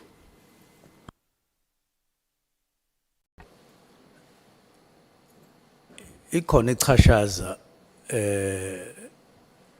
okulibekayo uze kube sengathi ungathi he passed, and any other person at that level you would want to say pass. That's what you would want to hear whenever such things are spoken about. Kodwa mawusuza ukuthi kwaba khona into enjalo iba khona into ethi then what happened. Kodwa ke kuya ngokuthi yayinamandla angakanani leyo nto ukumnika noma ungamnika umsebenzi nokuthi kuya ngokuthi izinto ezazi ikhona lapho zazi namandla kangakanani phezulu kwalokho ngoba mhlambe kwakuyi out of 10. I-confidence yakho kuyena ubaba uGeneral Sibiya ime kanjani since usuzwile ukuthi hayi azange be positive? Umuntu ongaphendula ngqo kanjalo supervisor wakhe uGeneral Masimula. Mina ngakhuluma ngeka General Masimula umuntu engisebenza naye eduze kodwa I go deputy general, so go deputy commissioner abangeni kulolu hlalo ukuthi whether or not nginayo confidence ngoba aba supervisor imina aba supervisor national commission. Mhlawumbe nalombuzo engizokubuza wona ngangangiphendula kodwa ngangiphendula but ngiyacela uzame. 2016 iDA no Mr Herman Mashaba they claim ukuthi ba appoint Mr Sibiya. Do you have any idea ukuthi why they concealed to the South Africans or from the South Africans ukuthi they hired a person who doesn't meet the competency requirements?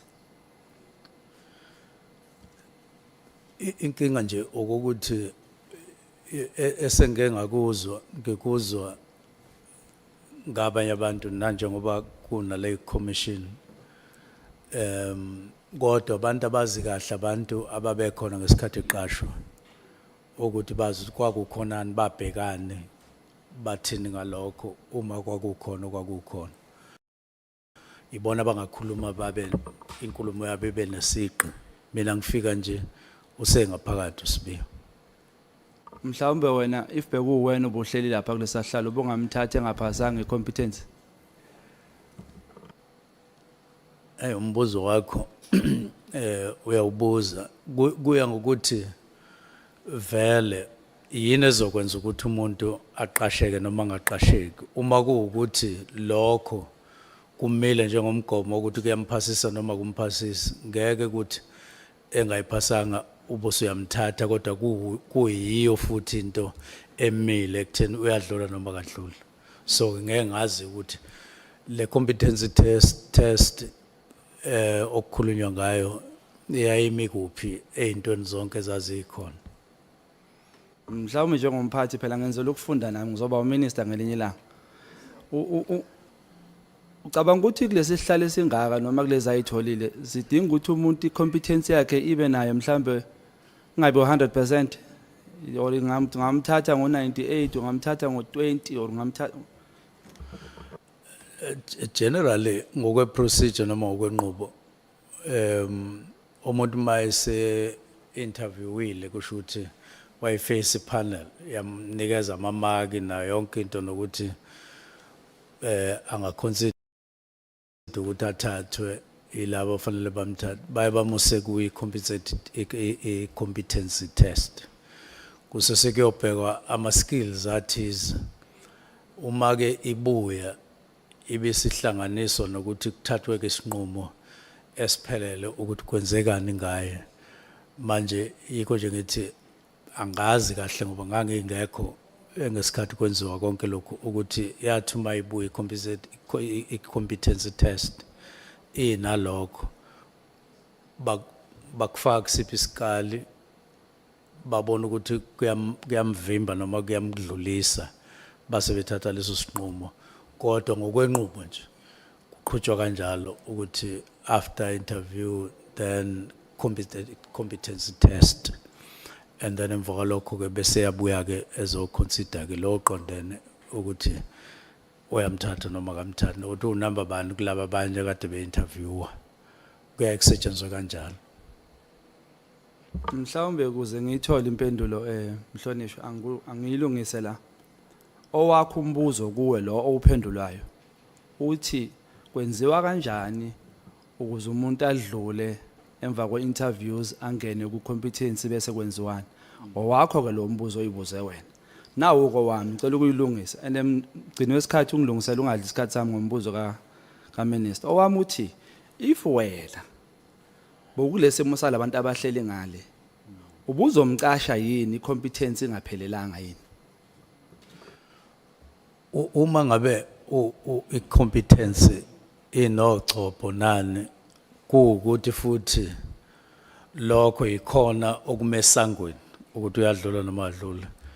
Uma kuthi akadluli ngenxa lokho so bengeke. Kodwa uma kuukuthi uhlelo lwabo ukuthi cha lo muntu engaphasanga kodwa ke uyathathwa kuukuthi indlela abahlele ngayo ukuthi kuqashwana kanjani lapho kusho ukuthi ungamthatha ke uma ngabe kuukuthi akubalekile ukuthi uyayiphasa noma akayiphasi i-competency test. Nanokuthi uma usukuhlanganisa namamaki onke oku-interviewa ubhekisisa futhi nabanye uzokwazi nokumthatha noma uzomthatha kodwa kuye kube kuhle ukuthi nje kuphaseke konke. Akuyona into straightforward ukuthi you fail i-competence then ngoba angazi noma i-competence noma i-aspect yayo or sangikhuluma nje ngikuzohlwini kancane oswini kancane. Mhlawumbe angazi noma ngichaze kanjani minister. Ubuye wena uyibuze yakhe imibuzo bese uyayiphendula ungayi kulobo buzo email. Ngake ngaba u-exam ama learners license. I-learners uyayiphasa or uyayifail. Uyabona ukuthi ubuze umuntu athi ngifeyile nga1 ngifeyile kanti it's a pass or fail. So i-competence njalo i-pass ne-fail. In this regard, if you were sitting in that position, ubuzomthatha ubengumthatha epass i-competence or efailile. Manje kulukhuni ukuthi ngiphendule ngendlela ofuna ngayo ngoba usubuzile wona oqeda manje mase ngiphendula mina ofuna ukungalusa. Cha angilungisa ngixolise mphathi wami. Bese ngakwazi ukuphendula. Ngenzela ukuthi ngithi Uphendule lo ubuzwe yimina. ngiyaphendula nje Okay, kahle ma. ngithi i-competency test abanye abantu baye bethi nomuntu efailile kodwa athathwe kuye ngokuthi i-criteria yabo lo kwenza ukuthi umuntu athathwe ukufeyila nokuphasa kuyingxenye into lokho abanye bathi ayi uyifeyilile i-competence kodwa yile ngxenye ye-competency test so singamthatha or ayi ufeyile le ngxenye ye-competence strong kakhulu ngeke aze athatheke or abanye bethi ayi babona ukuthi anga-improve something like that so kuye kube khona izinto akubi straight ukuthi oh ufeyile i-competence then or pass i-competence angayiphasa futhi i-competence uthola ukuthi ngapha kwi-interview ayikhona khambanga kahle then awusamthathi ke njalo kodwa enze kahle ngale competence so akuyona into straightforward as far as I know. Asidlule mphathi. As a minister, lapha esiphoyiseni wena obhekelele umthetho from cabinet. Are you allowed ukuphula imithetho noma kunezinto uma uphulile imithetho sithi hayi le ngoba iphula uminister singayibeka eceleni? Cha, awuvumelekile ukuphula umthetho. Singakwazi ukwenza lokho. Okay. Ngikubuza ngoba ngifuna sibheke impendulo zakhe endaweni eziningi. Did you give uNkabinde noma chief of staff uNkabinde an unlawful or illegal instruction to record Baba Mkhwanazi on the phone? No, I gave him no instruction. I only made a suggestion to him. Uyazikhumbula uthi kuyena ngimtshelile ukuthi abomrecorder. Ngikhumbula ngithi ngathi he must consider. Cishe ngaquleka ngamacingwane. Mhlambe singayibuyele emuva siyoyihlola mhlambe ngelinye ilanga. Kodwa ke wena in your words uthe umtshelile ukuthi aka record Mkhwanazi asibambeke ngale yakho kindlela. Okay. Do you think umnikeze umbono oqondile yini ngale ndlela umnikeze ngawo? Mhlambe wacabanga ukuthi ngabe ukuthi umnikeze into illegal? Cha akukho illegal ukuthi uma ngikhuluma nawe ngifisa ukuthi ngikurecord ngazathu simbe ongavumelekile ukudlulela kumuntu wesithathu ukuthi alalele nina nobabili bese ya recorda. Njengoba sibaningi la mphathi wami njengoba uyidlulisile ke le voice note ubumtshelile ukuthi ngiyakurecorda noma uzokurecorda uNkabinde ngizoyidlulisa? Hayi mina ngimrecordanga. Usho ukuthi uNkabinde uyena ophule lo mthetho? Wala ngazi noma uphulile. Asibuyele emuva mphathi wami ungangishiyi. Ngiyakuthembela kakhulu kuwe ukuthi wena uphethe umthetho. Kodwa muzothi awazi noma uphulile. I-act ithini ngokurecordana? Lo mbono unikeze uNkabinde ukuthi ubomrecord uma ekhuluma nawe. Is that a lawful instruction, not also a instruction? Umbono omuhle yini lo? Ukurecorda umuntu okhuluma naye wena akuyona into unlawful. Oku-unlawful ukuthi nithi nikhuluma nebabili bese bakhona umuntu on record. Njengoba uNkabinde enzile. Enze kuba Wena. Recorda mina sikhuluma naye. Wena esikhuluma nawe la eParliament wena oze nayo. Uyithathephi? Angisezwa ke noma sikhuluma ngento eyodwa. Sikhuluma nge-recording mphathi, i-VN, voice note. It's you who brought that VN to Parliament. Therefore, that means Mkhwanazi, uNkabinde took it somewhere and gave it to you. Then you become number 3. Is that what you are saying? No, ngithi umthetho uphuleka uma abantu bekhuluma bese uqhamuke khoneni bese uyaba recorder.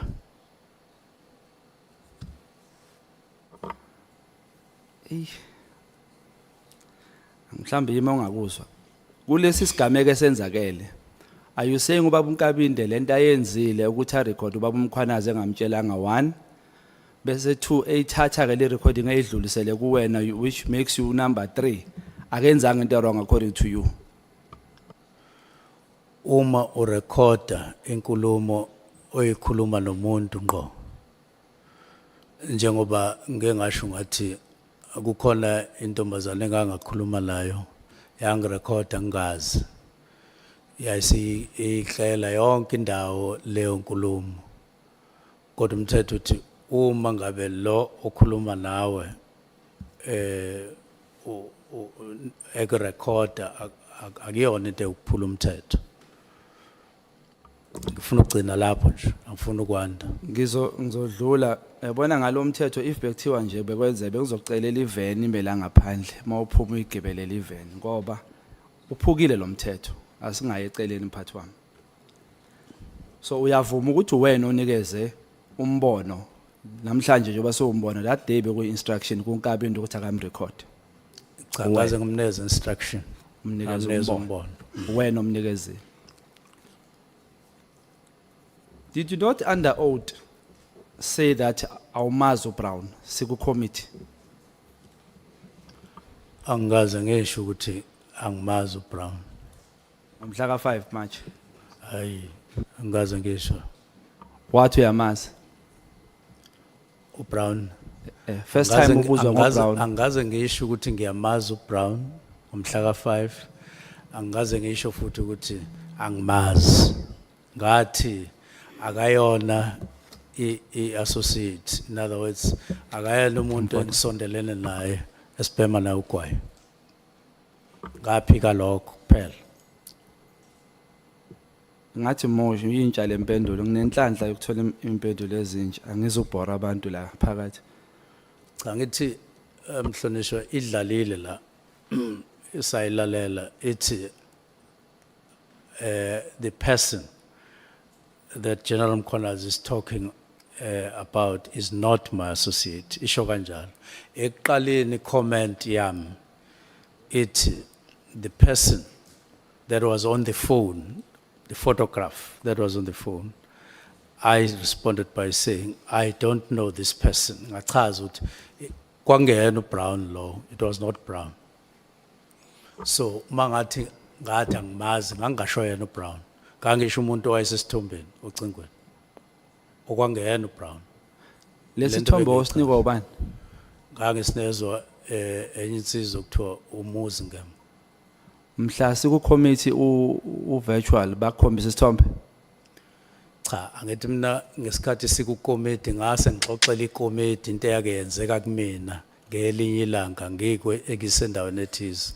Ngihlangana nomuntu ethi khona umuntu onje kanje ohambe ekhuluma ukuthi ngase ngithi lo muntu ubani lo muntu ngaze ngathi awungikhombise uma ungasithola isithombe bongikhombisa wase ngikhombisa ke emva kokufuna hayi ukuthi sasikhona isithombe eParliament kwangekho sithombe eParliament ngangixoxa indaba xoxela iCommittee istory soqala ngasixoxa ngase ngixoxe sesibili story somuntu wangifonela ethi kunomuntu ngaphe Witbank ohambe ethi ukoleka imali ethi umfowethu omncane ongilamayo ngase ngichaza ukuthi hayi ayikho into enjalo ngoba usahamba emhlabeni.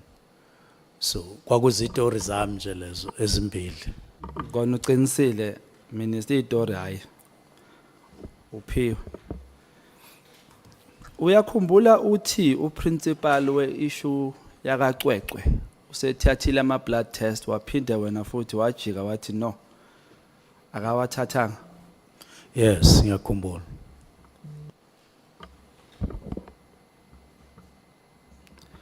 Uyakhumbula iviki elidlule usibizile wasibeka la phansi wathi wena une recording eveza ubufakazi bokuthi ubaba uMkhwanazi ukuthreatenishile?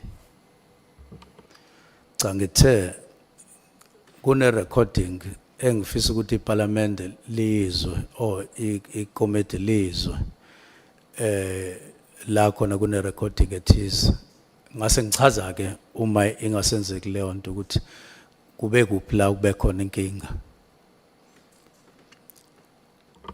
So ngakusasa askes baba ngakusasa. So sisesokhuluma ke ngalento yale voice note ngizama ukuza nepattern yokuthi amahlandla amaningi minister uvamise ukuthi ngathi kuyayiphumela la kuwena uvela uphendule bese ngelinye ilanga ubuye uzoyishintsha lempendulo Uphendule ubuye awuyi research yini mhlawumbe into oyibuza noma uyiphendula bese uzobona Chair, phambili. can I raise a point of order? Kunjalo. Yes, Chair, with due respect to Umhlonishwa Ushong. And I would sympathize with you, Chair, as well, because you may not fully understand Zulu. But when somebody says, kushukuti la kuwena kuyasiphumela, what is meant is that, one, you are just talking without even thinking. So somebody is just saying something which is not a reflection of a working brain.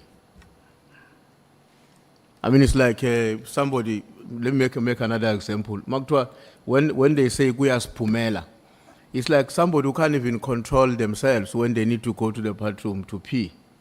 They just release the pee along the way to the bathroom. In Zulu, it's right in that context. So I don't think it's correct for the honorable member to say to the minister, "La kuwena kuyasiphumela nje." I would like to suggest that he doesn't use that language. Thanks. Must withdraw it, in fact. I think Chair umhlonishwa ngokukhulu kuyithoba. Angibonga ukungikhuza kakho ukukhuza abantu abadala isibusiso ngesintu.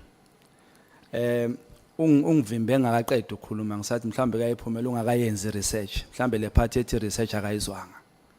But mawukuthi izwakele kabi ngiyixolisela. But ngibuza ukuthi kuyiphumela kunga researchwanga yini. Ngiyayixolisela. You apologize. It is an apology. You heard what he said, Honorable Minister. Clearly. I have no problem with the And apology. the context that is being given is the correct context. It's a correct context. The apology is accepted, Honorable Member. Ngixolisa kubaba uNtuli kakhulu ngoba angimthukanga umhlonishwa. Honorable Ngichazile egcineni ukuthi research kuyiphumela kunga researchwanga. Honorable, Apologies accepted. Honorable Shongwe is humbling himself before you. I Yeah, accept the understand the apology. guys Chair, I understand. Nami I accept unconditionally. Amen. Uyakhumbula mhlonishwa sise tendeni leli ngalela lishayisa ngomoya usithembisa inamba ye call center wathi uzosibuyela nayo. Yes, ngiyakhumbula. Wayithola? Yes. Wabuya nayo wasinika lela langa lela. Inamba inkinga issue mangikhumbula kahle mhlawumbe ke ngiyakhohlwa ukuthi iyasebenza noma ayisebenzi. Inamba ngayinikeza kwasoba ukuthi ziyasebenza yini. Now abanye babethi ayisebenzi abanye bethi ziyasebenza ngaphuma Wena wawuthini mphathi? Wawukubaphi kulaba ngathi babili? ziyasebenza. Okay. Ngaphuma ngafona yangasebenza inamba ngacheck ukuthi yini ngasebenzi kwathiwa babili abantu abasebenza kule call center kwathiwa oyedwa ubeme passage ekhuluma nocingo oyedwa ubese bathroom so bengekho umuntu okoperation ngase ngithi abayivale leyo nto ngoba ingenzela ihlazo kubantu kanti abantu bakhona babili ukunje omunye use passage ngalesikhathi kufuna ulibele ucingo omunye use bathroom ngase ngithi akube khona umuntu okhona ngaso sonke isikhathi kwenzeka kanjalo. Ngifikela umbuzo ukuthi ngibuza ukuthi inhloboni yefone le wakuyi cellphone eyodwa yini for the country yonke? No, kwakunabantu ababili e-call center. So lo oqala kwathiwa ngesikhathi ngifona mina ngicheck ukuthi nawo abantu befona kodwa ucingo lithathwa umuntu kwathi ubese passage ekhuluma ucingo lakhe omunye ubese bathroom. So uchaza ukuthi bathi kuwena yakhala le phone but azange ibanjwe. Ifoni yase call center yakhala. Yes, yangabanjwa ngoba akho umuntu. Ngicela ukusho mina ukuthi le phone engasebenzi mphathi azange ikhale. Wena wake wayihlola wena ngokwakho? Angithi ngiqale lapho ngayihlola yakhala yangabanjwa ngase ngifonela ke izikhulu zabo ukuthi nakho ngifona la umuntu engalibamba ucingo kanti ama members eParliament athi kukhona inkinga la sengiyaphuma ke ngiya ngemuva kwetende ngiyafona ucingo alithathwa umuntu sengifonela ke isikhulu kwenziwa yini ucingo lungasebenzi bathi hey bazocheck isikashana basebethi hayi omunye ubese passage omunye ese bathroom, that's why belungathathwa umuntu kodwa belikhala. Angisebenzisi igama elithi tendency bengizothi umkhuba manje honorable chief wepozolimala alithathe kabi. Lona mkhuba uyawubona ukuthi umningana la kuwena entweni oyikhuluma zingahlolwanga bese ziyohlolwa ngamuva. Njengakuphi? Case ekacece wathi igazi lithathiwe. Ngase ngiyachaza ukuthi Cha mhlambe ungawuphendula wakho umbuzo wami uthi uyawubona lo mkhuba ukuthi uba mningi. Owakho uthi ngachaza na. Cha wakho umbuzo lo. Owami uthi uyawubona yini ukuthi lo mkhuba mningi. Umuntu ozophendula ukuthi ngachaza ukuthi umbuzo wakho uzothi wachaza na. So asike mhlambe silungise mphathi. Wami umbuzo uthi uyawubona lo mkhuba noma le tendency ukuthi kuwena kuyakhulumeka bese kubuya ngamuva kuyalungiswa. Cha angiwuboni njengomkhuba kodwa ngiyabona ukuthi kuke kwenzeke kube kanjalo. Kaningana. Mhlambe konke mhlawumbe sithi konke nje kule ngiyibuze la. Kusho ukuthi useyiphendula manje Cha ngiyabuza ngithi sithi mhlawumbe konke noma eyami impendulo ithi kuyenzeka. Ngiyabonga. Kukangakanani ukuthi kena mhla ka 31 mubhala lencwadi. Kwakunale nkinga yokuthi wawungakahleleki kahle wawungakahlelelwa kahle ukuphenduleka mhlawumbe uthola information ephelele. Wasuthatha lesinqumo ukuphuthuma kuze kungene lo immediately disband. Cha incwadi engayibhala isemthethweni futhi isebenza ngaphakathi kumthetho sisekelo. Udaba luka immediate lukhulunyiwe ngomyalo kaSihlalo ngicabanga ukuthi silisongile kodwa uma ufuna ngiliqale phansi ngingaliqala. Cha ngiyasaba ungayicali mphathi wena ukhuthele ungayilanda yiyo ngayisa kude kakhulu. Kodwa angu interject mhlawumbe for the sake of isikhathi. Okay. Uma ngicela ungisiza la ngescenario. Okay. Uma umuntu ezothi start a process of disbanding iPKTT immediately. Wena makuwukuthi wena uGeneral Sibiya uhlele lapho. No angasebenzisa uGeneral Sibiya ngisebenzisa umuntu ongathi uyacabangeka. Ubaba Mkhwanazi mhlawumbe uGeneral Mkhwanazi uthi lapho ngikunika instruction mina nguMinister Mchunu. Start a process of disbanding this PKTT team. What would you do? What does it mean to you? It means you have received. Ngifakile immediately. Ngixolisa ungafaka immediate. Start a process of disbanding iPKTT immediately. What would you do? Angithi 5:20 ebusuku. Uzofunda incwadi understand ukuthi nayi incwadi isho njalo kodwa ke isikhathi 5:20 awuke office. Okusho ukuthi usuyifundile uyayizwa kodwa ayikho into ongayenza njengamanje.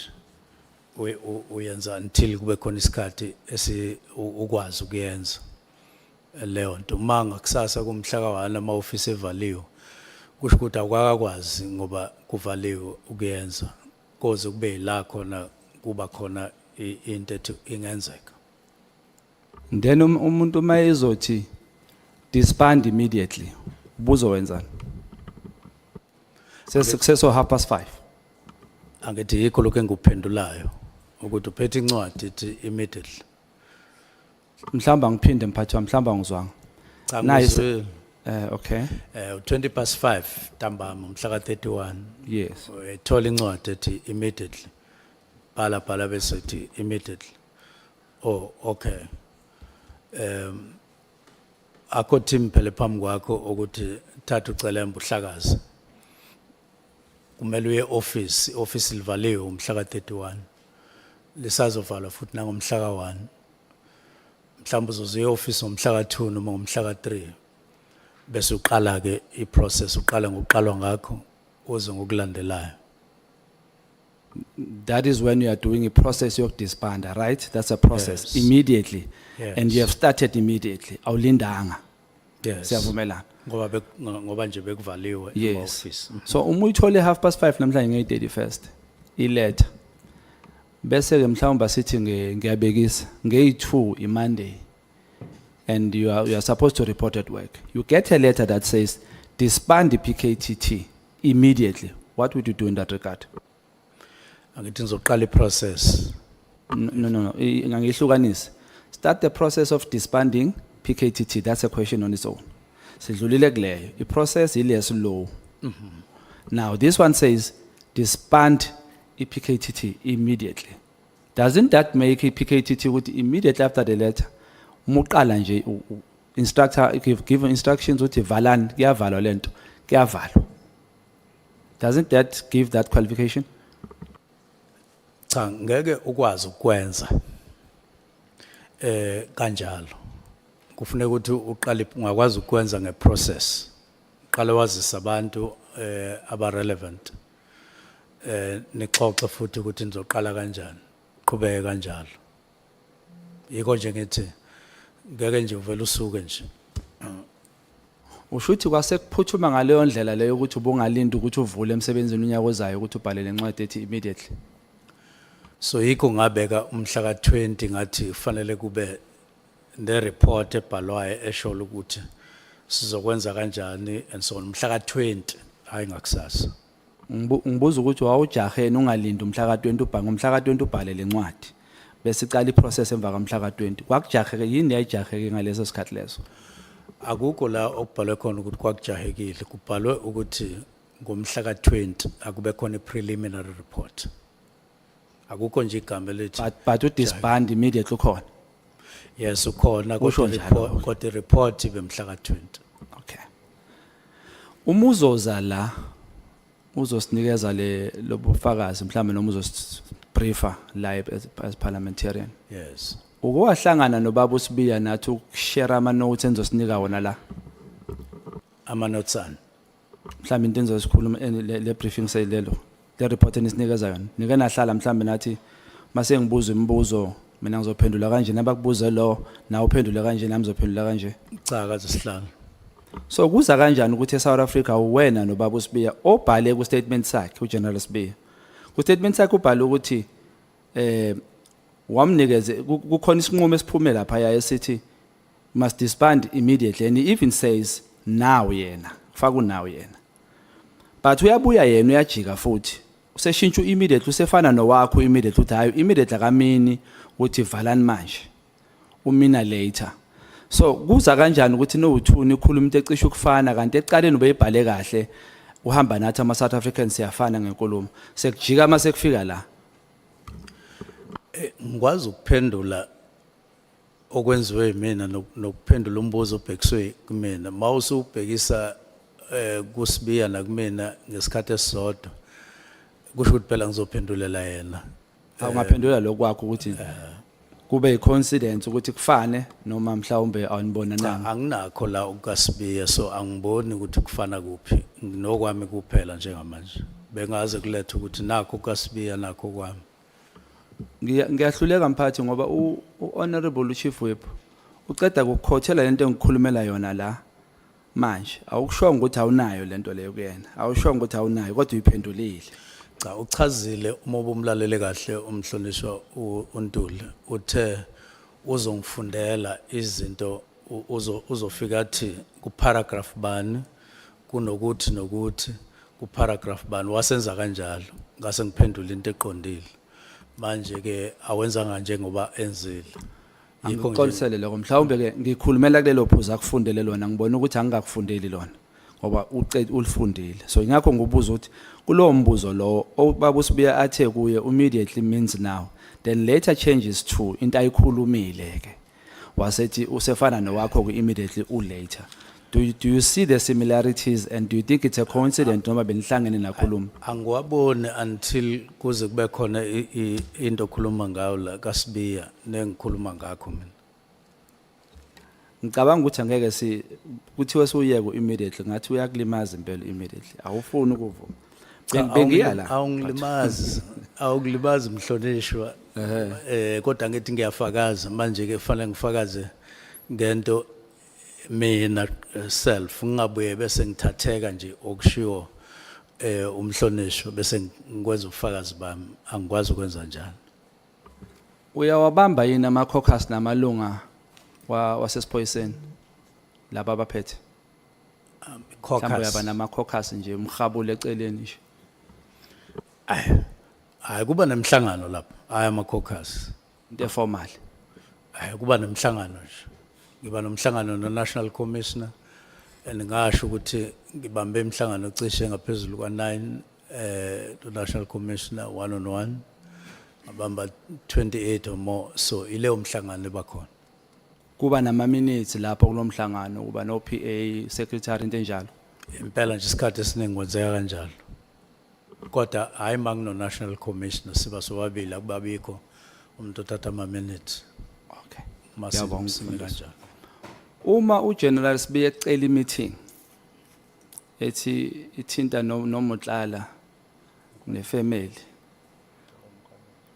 Sorry.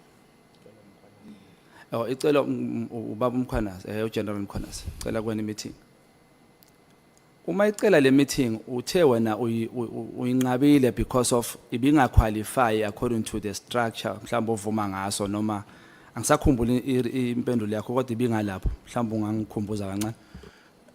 Angishongo ukuthi nganqaba.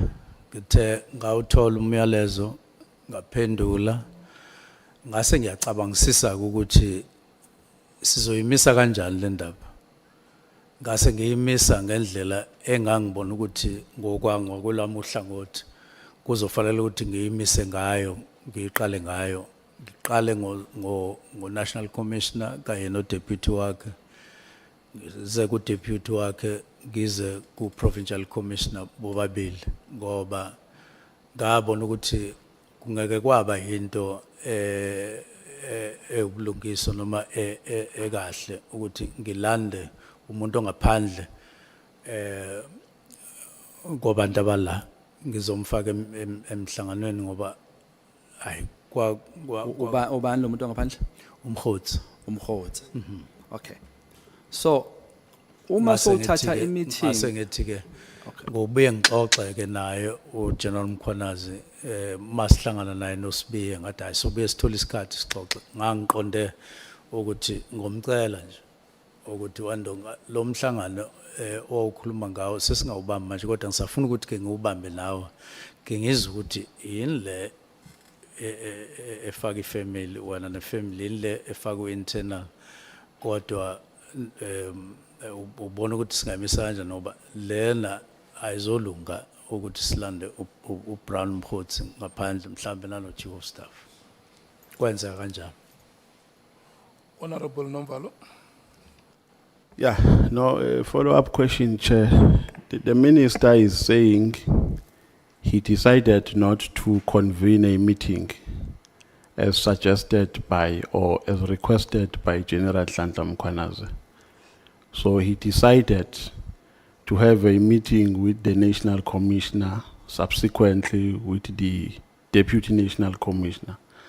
Now, the question is, what were you discussing with the National Commissioner in relation to a request of General Nhlanhla Mkhwanazi? Because a reason for a meeting requested by General Nhlanhla Mkhwanazi was known by General Nhlanhla Mkhwanazi, not by the National Commissioner, not by the Deputy National Commissioner. So if I call a meeting, if I request a meeting from you, I don't even tell you an agenda of that meeting. And then you decide to convene a meeting with somebody else. What is it that exactly that you want to discuss with that person? Having not solicited a reason for my request from me as a person who requested for a meeting. I'm trying to get a logic of the approach that you decided to espouse. The meeting, I didn't say that I decided to have a meeting with General Masimula and then subsequent, as you say, with Sibiya. I decided that the approach would be I would meet General Masimula and General Sibiya together because I was aware of the challenges and so on between them. That is my decision, that one. And then I would have a meeting with General Spear and General Mkwanas, which I did. Manje ke, General Mkwanas didn't say instruction that I must carry. It was a proposal that there are certain issues, let's have a meeting. I think decide to reconfigure ngalendlela engayibeka ngayo. Ngase ngithi ke so besihlangane ke mina naye bese sixoxa ukuthi what are these other aspects. That was the logic that I came to. Can I? No, Minister. So did General Mkwanas make an indication of the agenda that he intended to have in that meeting? A meeting that he wanted you guys to have? Did he share an agenda with you? To say, Minister, let's meet and discuss about A, B, C, and D.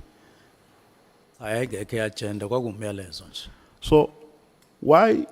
Because according to the explanation that you have given, there is no nexus between a request of General Nhlanhla Mkhwanazi and a meeting that you decided to convene with the National Commissioner. To discuss what with General, with General Masemola in relation to the request made by General Nhlanhla Mkhwanazi.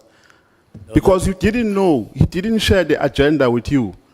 So you didn't know the items that he intended to put on the agenda during your meeting, had you consented to his request? No, I don't think you are following the whole thing. I am saying I was aware of other matters, other challenges between the National Commissioner and the Deputy National Commissioner. Now, two, I've said the request was not an instruction that do this, do it this way. So, ngibona ngathi umhlonishwa is asking me as if you are about to say I broke the law for not carrying out what General Mkhwanazi was saying. It was a request, it was a proposal. Then I said when I met him with, on that day, Ndonga, lo amhlangano loya owukhulume ngayo sizobamba, namhlanje sizobamba lo. So, and there was nothing wrong with that. Nothing. No, Minister, I think you are not reading my mind correctly. I'm not about to accuse you of refusing to convene a meeting requested by General Nhlanhla Mkhwanazi. That's not even where I'm going. The point here that I want to solicit is, how did you anticipate what General Nhlanhla Mkhwanazi wanted you to discuss about, having not met him firstly to establish the intention or his motive for a request for a meeting? You decide without even hearing what General Nhlanhla Mkhwanazi wanted to meet you, wanted you guys to meet for. You just you ignore him and then you go to the National Commissioner. So there is actually no connection between, in my view, no connection between a meeting that you had with the National Commissioner and a request made by General Nhlanhla Mkhwanazi. Because if you knew, if maybe General Nhlanhla Mkhwanazi had put an agenda on the request to say, Minister, I want us to discuss about A, B, C, and D in specific terms, at least I will be in a better position to understand where you are coming from. But you didn't know, you don't even ask him, Uguti General, ufuna sikhulume ngani, you just go straight to the National Commissioner. And you claim before this committee that the reason why you met the National Commissioner is because you wanted to speak to him first in relation to a meeting requested by General Nhlanhla Mkhwanazi. But Minister, if you insist on the response that you have given, there's absolutely nothing I can do. Your window has expired. Thank you, Chair. Ngoba kuche sengikhanyisela ilambu, hlonishwa ngizobuza nje imibuzo nje ewu30 kuphela bese ngiyavala. Izoba u30 nje kuphela. Owokuqala mphathi wami. Njengominister uvumelekile ukuboshwa mawenza iphutha? Bonwa. Ukuboshwa. Noma mhlamba amaphoyisa analo ilungelo lokuthi akuseshe akubophe umugangile or mayekusola ukuthi ugangile or azoseshe ekhaya. noma wena as a minister unento evimba ukuthi cha uminister akathintwa lapho. Njengelunga leParliament uyazi ukuthi imithetho yasezweni laseNingizimu Afrika iapply kuwo wonke umuntu ngokulinganayo. I take it for granted ukuthi you know that. And so I confirm that. So Mhlonishwa kwenzekile ke ukuthi kuthiwe kwakho kufika amaphoyisa azosesha wajikiswa. Ajikiswe kanjani and esejikisiwe wenzeni ngaloko? Obani laba abajikisa amaphoyisa azosesha kwakho? Ya manje indlela oqala ngayo uthafike kwakho kanti mina ngithe amaphoyisa afika esangweni le estate. Okay. Eze kuba asiqondise lenkinga. Asefike ke esho ukuthi afuna ukuya la engihlala khona. Kwakhulunywa ngendlela nga-interview imoto mina ngoba ukuthi ngempela lo wathini kodwa agcine ngangenanga ngoba ngiyathola nje sengithola ireport ukuthi amaphoyisa befikile angakwazi agcina esangweni. Lokuthi ajikisiwe mphathi uzwe nini? Uthole ni lo mbiko lo? Ngezwe ngalela ngaye kade efike ngalo. Ude kangakanani nesikhathi befike ngaso mhlawumbe? Hayi noma ngakwazi ukusho ukuthi bebefike ngasiphi isikhathi mina ngizwa ngasiphi isikhathi kodwa bafika ekseni ngezwe nje nami kwakusesekuseni kodwa. Wakhola ukuthi amaphoyisa yini? Ukuthi kade kufika amaphoyisa yini? Akithi inkulumo yayisho njalo. Sesho ukuthi wena wakholwa yini mphathi? Ukukholwa nokungakholwa angaze ngifinyelele kukho. Engafinyelela khona ukuthi ngilalela inkulumo la afikile kwase kuthiwana awakwazanga ungena ajikile ngase okay. Mhlawumbe mangabuza mphathi into yanini lesikhuluma ngayo? Asanoma umhla ka9 October noma kodwa nje umuntu wase South Africa yini emele ayifunde kulesi sigameko kuwe? Makufika amaphoyisa noma egcekeni lakhe amfuna. Mele enze njani? Akafundeni ukuthi angalinda uzawabona next month ngoba ubhizi kakhulu or uzophuthuma yekona. Yini emele ayifunde njengominister wamaphoyisa? Uma kufike nje umuntu unga-advise abantu uthi hey makufika amaphoyisa kwakho ekufuna. Unga-advise uthini lapho? Ake ngenze i-background kahle ukuze sikhulume into esikuyo ngendlela eyi-1. Amaphoyisa aqale aya emzini othize ngenhloso yokuyobona uNkabinde. Athola ukuthi kuleyo ndawo aya kuyona akekho uNkabinde khona omunye umuntu.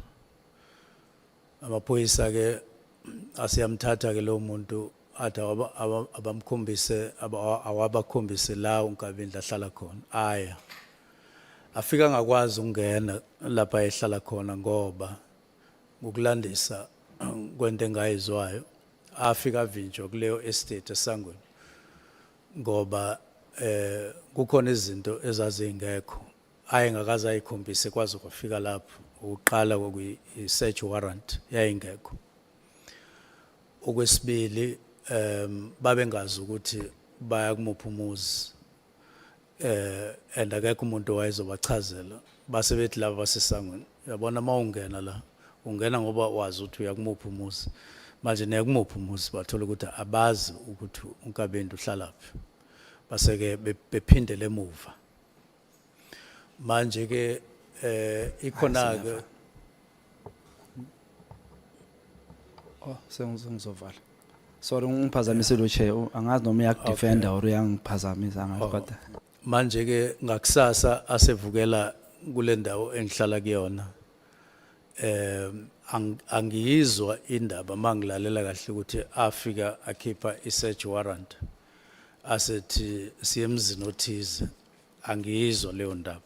So kusho ukuthi ke isimo sodaba simi kanjalo Mhlonishwa sisonke akumina onqabayo akumina onayiphi inkinga kodwa kusho ukuthi uma kuukuthi babefike lapha engihlala khona njengoba babefike kwaNkabinde kusho ukuthi babe ngayiphethe incwadi bavumelayo ukuthi kumele bangene. So into efuna ifundwe abantu baseNingizimu Afrika ukuthi amaphoyisa awavunyelwe ukungena kwakhe eyadini engayiphethe ethi azosesha engayiphethe i-search warrant. Uma ekuhloniphile wangangena awusayengani kuwona uyohlola uyobuza ukuthi ningifunelani madoda. Angifake mphathi wami umbuzo wami wokugcina. Kwathiwa ahambile. Excuse phathi? Kwathiwa sehambile. Wena wangaye epolice station. Kuyiphi ipolice station? Akuyona police station. Abashongo lutho. Akuyona police station ezongifuna kwakwamaphoyisa. Kwathiwa ahambile. Awashongo ukuthi amaphoyisa akephi. Hayi cha bangitshela. Okay. Angibuze umbuzo wami wokugcina ushiye sengisuse esihlalweni. Lo nguthunywe abantu base South Africa. Bathe ngubuza ukuthi since waba uminister icondition yamaphoyisa injani since waba uminister wena, and do you think there is political interference? Sengivala, would you re-employ uGeneral Mkhwanazi njengoba icontract yakhe izophela? Ngiyabonga. Okay. Angiqale ngalombuzo wokugcina uminister akam-employ provincial commissioner. Would you recommend? Cha, uminister kanalo iqhaza lokurecommenda okusemthethweni. Analo iqhaza libambayo. Uma ufuna ukuchazela ukuthi ungena minister, uminister provincial commissioner appoint national commissioner a consult no premier. Uma bengavumelani la ungena khona uminister akafiki ke lelo thuba. Okwesibili injani icondition? Angazi ke kahle ukuthi usho ukuthini ngecondition. Kodwa ukusebenza nje kukonke akuyona into engiyithatha ngokuthi isezingeni ongathola ukuthi lingaba kuyona. Kuningi okusafanele ukuthi kwenziwe ukuzama ukubhekana nenselelo zomphakathi mayelana nezokuphepha. Kuseneyikhala ke eziningi lapho njengoba nje abantu bekhala ukuthi abaphephile indawo ngeendawo la eSouth Africa. Kwezinye indawo kufiwa nje kakhulu ikakhulukazi lama province amane, iWestern Cape neEastern Cape bese kuba iKwaZulu Natal neGauteng.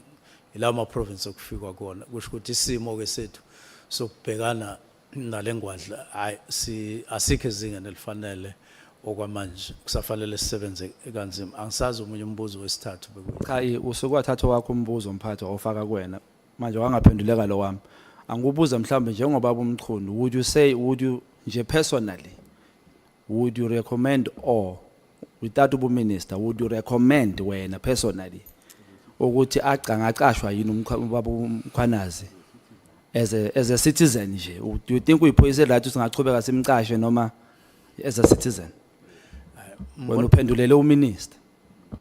Ngiphendule ngoba angikwazi ukuthi angikuyena. Manje ufuna ungifaka entweni wena engenalo iqhaza kulo, kodwa ufuna ungifaka ngewindi. Manje angikwazi ukungena kuleli windi lincane kakhulu lelo ngifaka kulo. Okay, no, thank you so much. Thank you, Honorable Shongwe. Honorable Cameron, are you ready? If I can please pass the baton to you. Yes, thank you, Chair.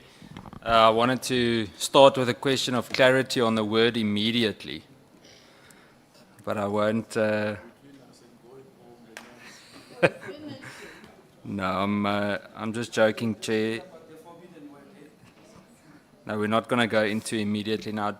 Minister, firstly, thank you for your patience and explaining the definition of immediately so many times, according to you. I'm going to jump to something that we haven't actually spoken about that much today, and that is the irregularity of the Medicare 24 contract. I want to firstly start by asking you when you first picked up on the irregularity regarding the Medicare 24 contract, so that for the record. And is it something that your office discovered internally, or is it something that came to your attention otherwise? On the 20th of December last year, we were due to fly from Cape Town to Durban. And when I left the house where I stay, I then read in my cell phone and found an article written by News 24. And it caught my eyes because there was SAPS, then there was a contract, as you mentioned. So I read the whole article. It was freely available. And the way it was written, it looked factual. I mean, that's the impression I got. And then on our way, with the National Commission and other people, I then shared the article with the national chair, with the national commissioner. I gave him my cell to say, are you aware of this, national commissioner? And he read it. And he said, yeah, no, I know about this. And I did check whether everything was done properly. And the people said, yes, it was done properly. And then, or awarded properly. And then he said, but if minister wants to get a briefing, I can organize a briefing. And then I said, please, let's organize a briefing. And indeed, that briefing was organized. Thank you, Minister.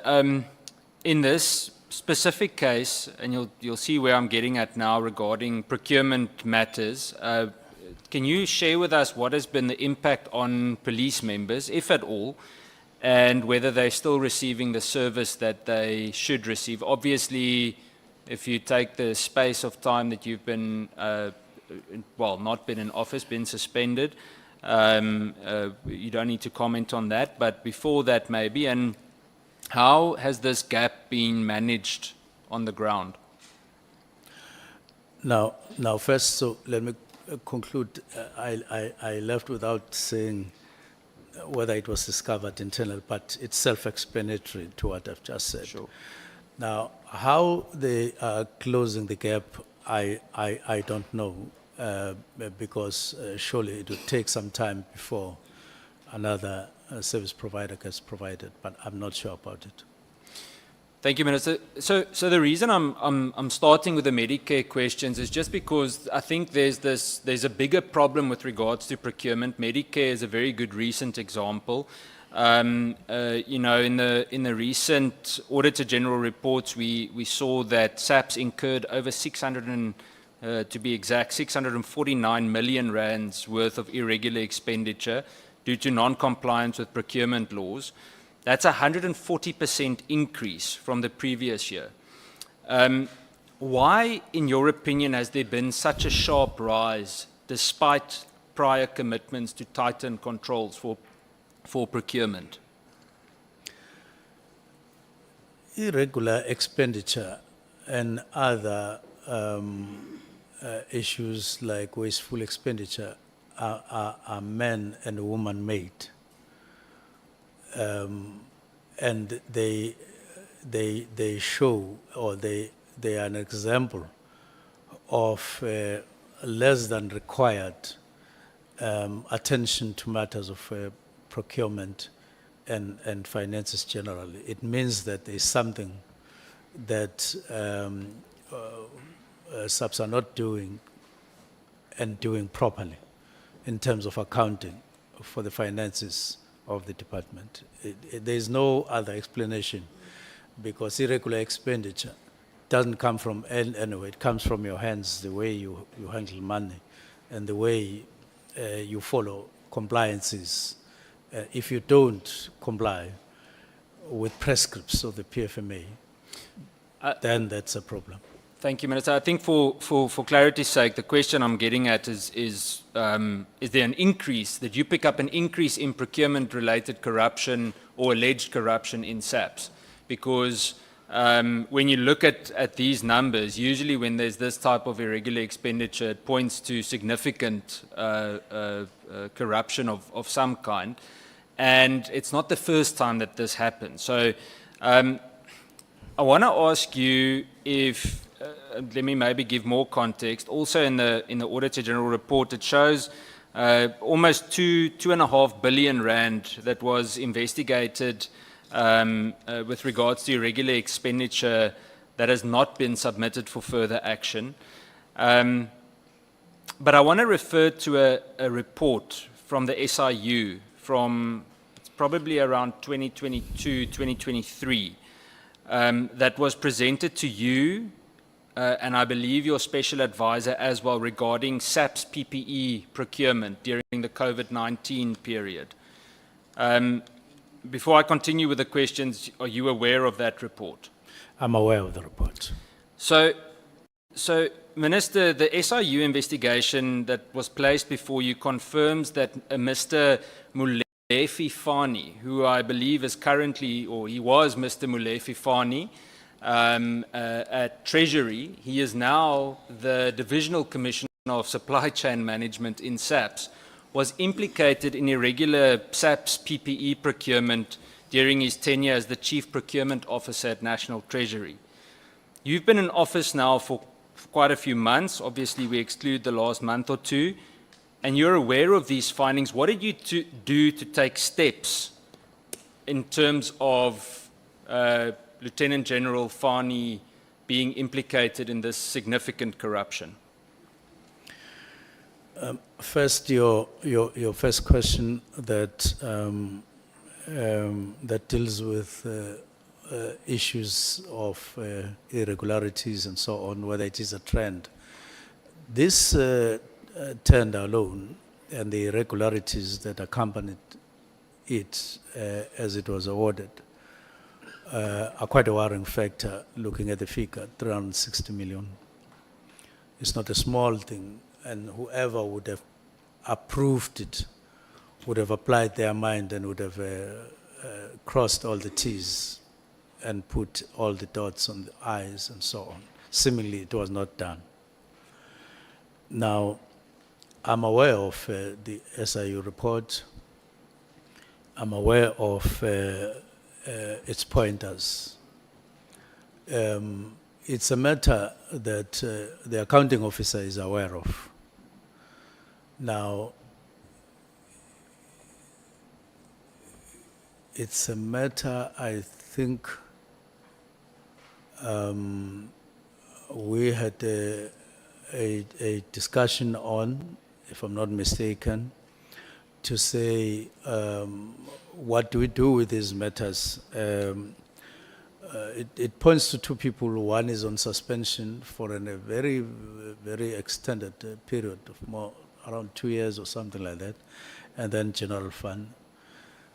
Let me just say that I don't think that the accounting officer has taken appropriate action, which would be either review the SIU report, either him or General Fund. Maybe it has happened now, I don't know, but I'm not aware of it having been taken. And it constitutes quite a problem that the SIU would have a report and then there would be nothing. But I can't recall whether we had a discussion with the National Commissioner, but it's likely that I did raise the matter with him. Minister, and I say this respectfully, but I want to understand what action was taken from your office. You must understand from my point of view, firstly, we're running up to the BRRR process now in Parliament. We've got annual reports coming up. How do we grant any form of budget review or support any kind of budget review when we know that character is being implicated? I mean, the amount of money that we're speaking of with this specific case, I think it's close to 560 million rand. So it's not a small amount of money, it's significant. And, well, it should be seen as significant if it's a smaller amount as well. But the point is, the perception that is created with inaction is someone is either being protected or someone is actively not doing what they're meant to do to pursue this. So are you parking it in front of the door of the National Commissioner? If so, did you follow up with the National Commissioner? Because he's the accounting officer on this. Enlighten us, please. It's just that I can't specifically remember whether we had a meeting and discussed the matter, but most probably we would have had the meeting where the matters would have been raised, and he would have, the matter would have been left to him as accounting officer. But I haven't been nagging him on the matter, and it probably remains an unresolved matter. But he may have handled the matter himself, engaged SIU, and maybe they settled the matter in one way or the other. So I can't say for sure. Thank you, Minister. I think what we'll have to do from our side is invite them. We can do that on a police committee side, specifically to look into procurement. I want to move to annual performance plan related matters. So you're confirming to me that the divisional commissioner responsible for SAP's procurement remains in office. From what you know, that's from what I know as well. General Fani is still in office. Despite, under him being under SIU scrutiny, and that no interim safeguards were put in place to protect the procurement system that you know of. But when we were doing the structure, the organization structure, reviewing it, we changed that and said matters of supply chain should happen under the CFO, because before it was separate. And when it comes to accounting, I thought that looseness, if I could use that word, would have contributed to some of these problems that you're talking about. So we migrated it. And I hope that in the structure that has been signed, I forgot to look at that particular one. We said it must be under CFO, because she deals with matters of finances already, and she should have an eye, even if it's a subunit, on what is happening there for control purposes. That is what we did. Thank you, Minister. Minister, I think from my side, and that's why the reason why I use this as an example, is that the whole Medicare Kat Matlala issue, in my opinion, wouldn't have easily arisen had this type of thing been handled with urgency.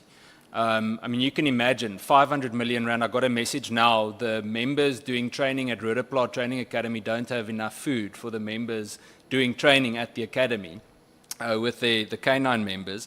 Now, something as simple as that, making sure that money is managed properly, even in terms of the smaller amounts, could have stopped this from happening. And I constantly try to think what could have been done to prevent us from having to zoom in on this.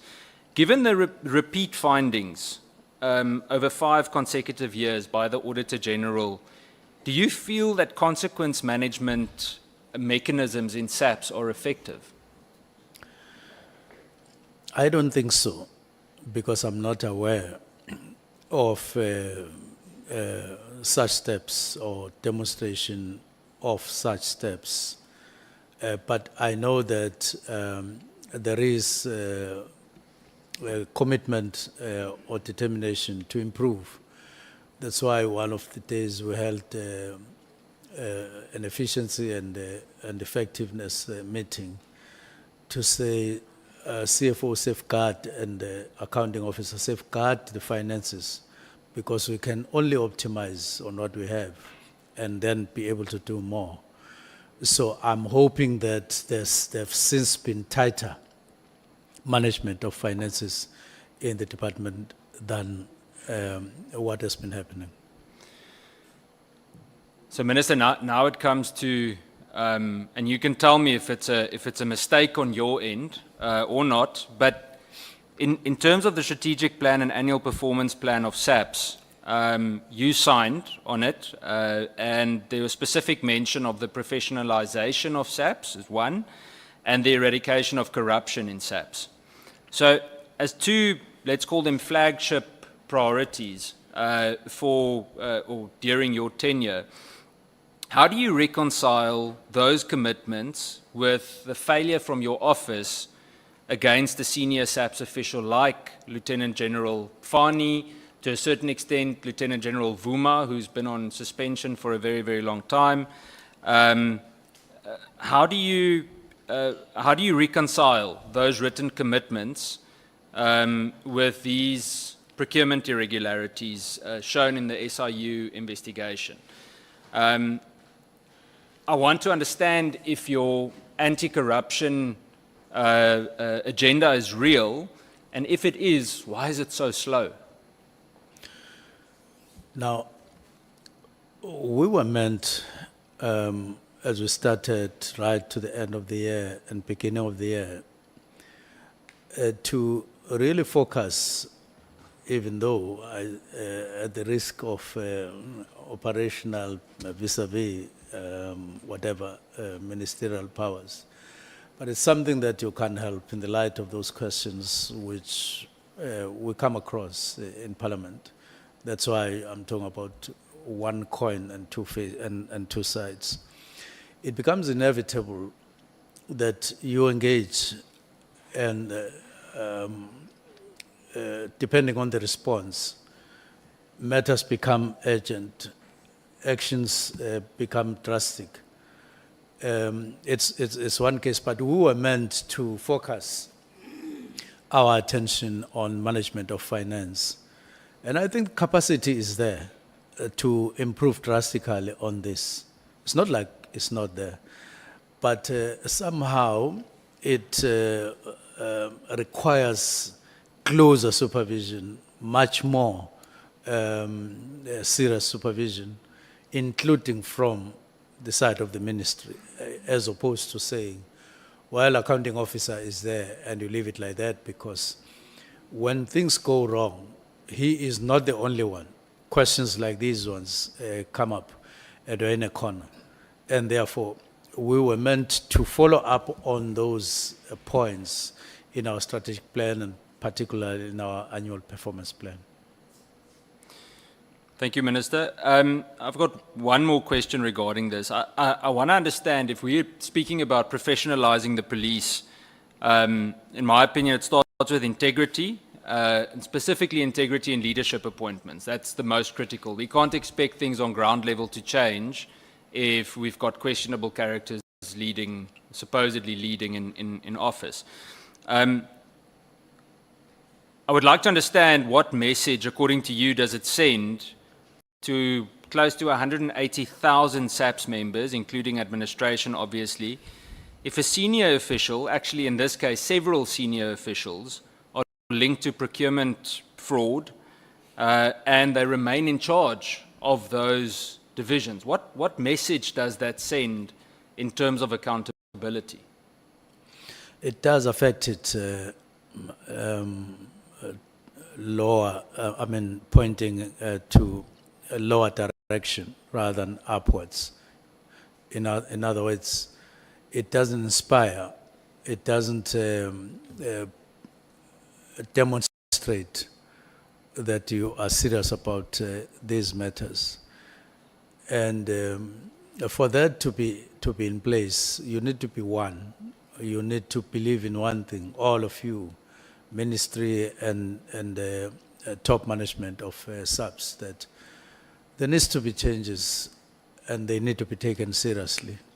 And that is what, rather than going on and on, taking things for granted, especially with the fortunes of, on the financial side, decreasing as it's happening, and we're more and more getting to be found wanting in terms of the quality of service, in some cases services itself. Like, you are quoting one example. It doesn't look good that there would be such and so on, but don't forget that I'm on leave. I don't want to get on matters when the acting minister is there, but generally speaking, that's not inspiring.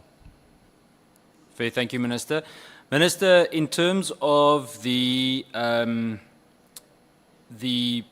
whole procurement issue, I think that something that is frustrating to us is that we've really come to a point where we constantly hear the answer. We've actually heard this. General Sabia also pointed to that. The impression is created that we're okay with the current management structure. There are just minor oversight things that need to, let me make it clearer. We're okay with the individuals in senior management positions, and that there are, minor oversight functions that need to be improved. But I want to hear from you. Do you think it's time for the changing of the guard? Is it necessary for the South African Police Service, let's say the top 10, to be audited and possibly replaced? Well, I wouldn't necessarily put it exactly the way you put it, but I spoke earlier on about the need to overhaul certain aspects and sections of SAPS. There is a need just to refresh and the organization. How you do it, it's a different matter, but that, because I think that sense of, a repetitive kind of stance on things is now at odds with what is expected either in Parliament or elsewhere, and therefore there is a need for some kind of action, whether it is in that form or in another form. But it's difficult, it's going to be more and more difficult to leave just things as they are and go on just like that. Minister, if you were back in office tomorrow, figuratively speaking, what would you do regarding this specific matter, this SIU matter? If you know all of these people are still in their positions, what would you do if you're back in office tomorrow? Well, it's to call for a report. Where are we with the SIU report? Because as I'm saying, I'm sitting here talking. There may have been things that have been done since I left, but that would be something to be found out, and then act on them. And I do note that it does require solidity of a certain level to get into those matters and correct them. Minister, I want to jump to Mr. Cedric Nkabindi, his appointment. We've touched on it a lot. There are one or two questions, I think, for the record that are important. Just in terms of the process, I want to understand, did you go through any kind of do you know if there was any kind of a security clearance process with regards to Mr. Nkabindi? Did he get security clearance? Was there any kind of vetting process in terms of clearance? That is a standard practice, and I take it, I'm risking here because I am not called for it to see it. But that's a standard practice that there should be vetting. It's one of the standard practices. But you're not sure? In the sense that I don't remember asking for it to see it. But this is not managed within. The employment of these people is not, of the staff in the ministry, is not necessarily managed within the ministry. It's managed by particular people in SAPS, and they are the ones who ensure compliance. I would need to talk to them to find out whether there is 100% compliance, but I take it that there is.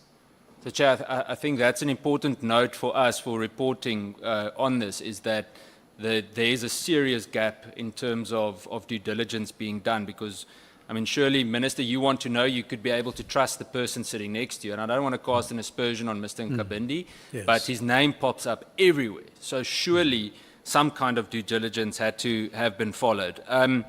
In terms of his suitability to manage confidential policing and even intelligence information, did you have any indication outside of that security clearance that he was suitable to handle that he was trustworthy to handle that type of information? Yes, in the sense that, well, even without necessarily doing any specific check, but before he came to work with us as chief of staff, he was working at forensics in a bank. I would imagine that he wouldn't have worked there without being checked and being certified in terms of suitability to deal with confidential matters. And before that, he was at IPID. Now, normally, you would take that experience and passage of time and him as a sign that there would have been confidence when he worked there in those matters, because these are sensitive areas of work. Minister, respectfully, banks don't answer very positively in that sense anymore. I believe recently in Cape Town there were 2 cases of arms dealers that were found with large amounts of firearms in containers, and they were both employees, quite senior employees, I might add, of very well-renowned commercial banks. So my question comes back to that due diligence. I want to understand if he did not have security clearance, or if you're unsure about it, why was he granted access to such sensitive material? Well, I don't say he doesn't have security clearance. I'm just saying that I didn't ask for it. I don't remember asking for it. But we've been discussing clearances of other people, and I take it that he has. And I take it that he has what it takes to be chief of staff and to handle. I haven't heard anything coming out negative about him up until this kind of upheaval, where what you're talking about then similarly is coming here and there on him. But before that, there was nothing. Minister, yeah, the doubt, and it could be that SAPS or SSA slipped on it, and we'll be able to follow that up. But it can't be that a chief of staff comes into such a sensitive position, and we don't know whether that person has the clearance that they meant to have. And again, it's similar to the procurement issue. We could have potentially prevented a lot of the leaks and things that took place. Apart from a little bit of work experience at IPID, what skills specifically of Mr. Nkabindi stood out to you or convinced you that he should be capable of being in such a senior position in the ministry? In terms of, I'd say, more complex policing issues and even intelligence matters, because he would obviously have been exposed to that. He's really put into a position where he's in the belly of all the action. So, what specific experience apart from IPID stood out to you? Yeah, firstly, I wouldn't want us to create an impression that the leaks that you are talking about are referring to are from his part. We just park it like that without suggesting such. But to be specific on your question, I did talk about my experience of him at IPID, when he was at IPID, in terms of investigating the complaint that I had laid with IPID. What specifically impressed me was the detail in terms of how he went about doing this job and bring it to finality. I was quite impressed, and it was the first time I'd met him, and I felt that there was integrity throughout the process when it was done, and I was far from looking at ever working with him at that time, because I was at home, and therefore that is what I picked up at that time. Has he ever issued any instructions or correspondence or directives to SAPS or IPID officials on your behalf?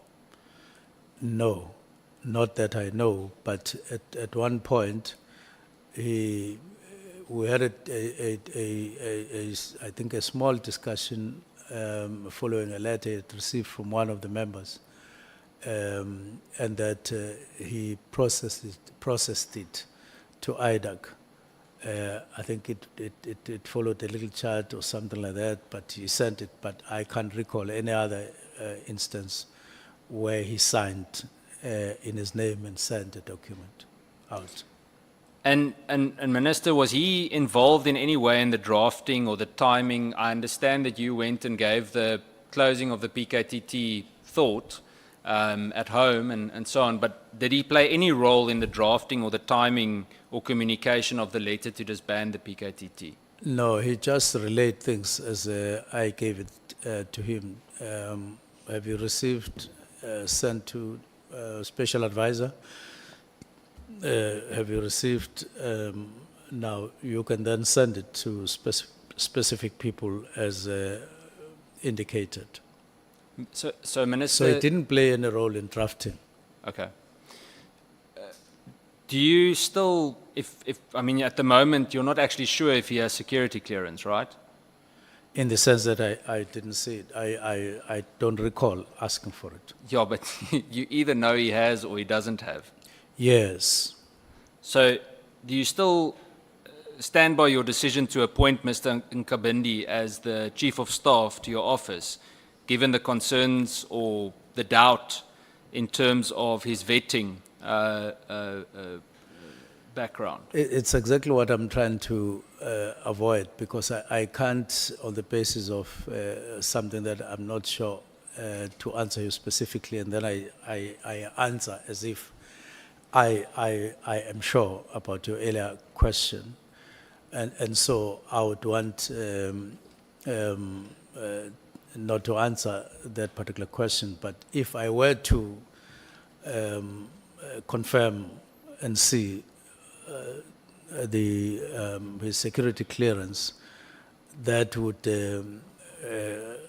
be in the right direction to make me answer that question with confidence. But other aspects like qualifications and so on, and like stability in terms of being present at work all the time and following instructions, and not lapsing for a day or something like that. Of course, there's room for improvement, but he has stability as far as that's concerned, managing staff and so on. But to be specific on your answer, I would need to get that document.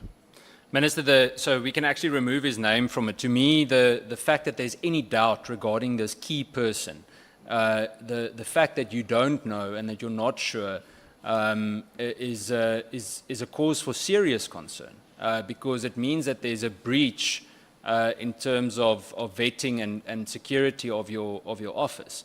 It means that the potential leaks, and I'm not, again, remove his name from it. The point is that there could have been several other people that also didn't have clearance. And I want to say to you that if it is so that he didn't have security clearance, then obviously there's a significant breach. But if it is so that he does have security clearance and all of these leaks still occurred, then I would be seriously worried about the clearance process as well. The point is just that a chief of staff, you must know, he's either cleared or he's not, because if you're not vetted in such a sensitive position, especially with this drama that we're facing at the moment. I take your point. Thank you, Minister. Minister, I've got 4 or 5 last questions, but they're yes or no questions. I see the Chief Whip here from the corner of my eyes watching me, glaring at me. I can hear him whispering in Zulu to me. But I've got brief yes or no questions. The first one, yes or no, your affidavit explicitly states that the President agreed to close the PKTT. Yes, it says so. Yes or no? You issued the immediate disbandment letter without an approved transition plan.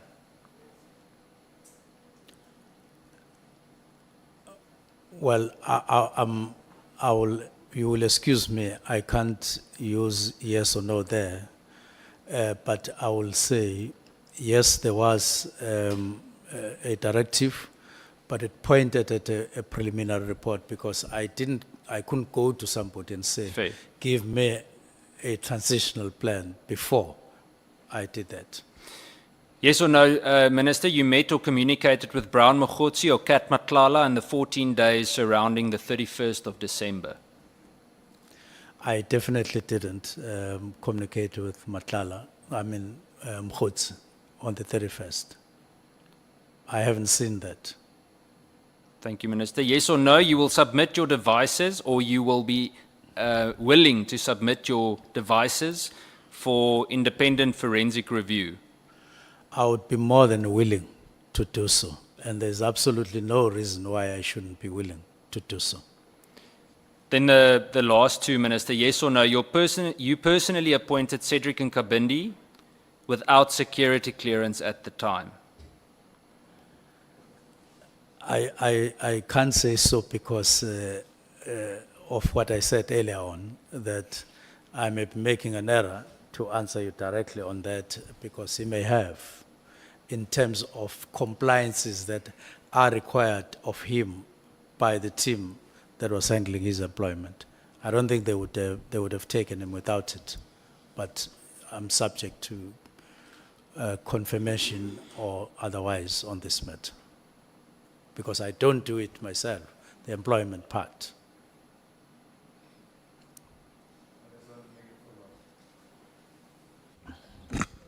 Let's check with Honorable Cameron because he was concluding. Yeah, just on the question before of handing over the gadgets to whatever independent, you are willing to hand over the gadgets even to the police who were turned away at the gate if they've got the necessary requirements? Yes, my yes applies to them exactly. Okay. Sure. Minister, then my last question, and this is more a matter of opinion. It's not a yes or no question. And Chair, this is my last question: is do you think this whole drama? I keep calling it the drama, but is it a factional? Is it a factional fight of sorts inside the South African Police Service, or is it really about drug cartels, or is it both? I would like to hear from you, and by this I'm not discrediting any theory at the moment. I don't want to, because there's still too much that we need to hear, and I also think a perception is created that a lot of this happened in the last 6 months. But if you listen to everyone that has spoken so far, things date back as far as when Minister Becky Cele was the National Commissioner, or we hear the names of Ria Piecha or Minister Nathi Mthethwa, former Minister Nathi Mthethwa. So I want to understand from you, in your just your opinion, what do you think is going on? What's the reason for all of this? I would say it's a combination of factors. One, less than required coherence, unity and coherence on the side of police executive management or top management. Two, it would also include personal battles informed by one interest or the other over time, and then streamlining people into columns, as I would put it, in accordance with how they would have dealt with matters of differences and so on of one kind or the other. But more than that, what I would want to say in the ad hoc committee, to the ad hoc committee, is that it's an opportunity, this one, to correct, if I could use that word, what's wrong, to deal with it. It's an opportunity to face reality. And my reading or my assessment is that it can't be nice. It can't be nice. It's an upheaval period to which you have to apply your minds quickly and decide at the same time, but carefully, and so on, because it's an opportunity that otherwise wouldn't have just come walking to you.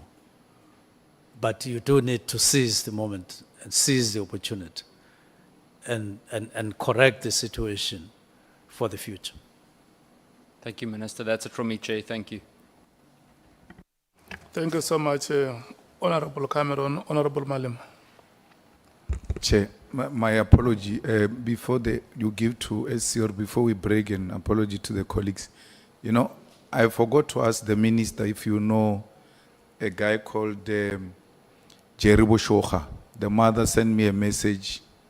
He has been kidnapped from the 18th of November last year. And the allegation was such that Matlala had to do with it. And this case has been going on for some time. It's almost a year now.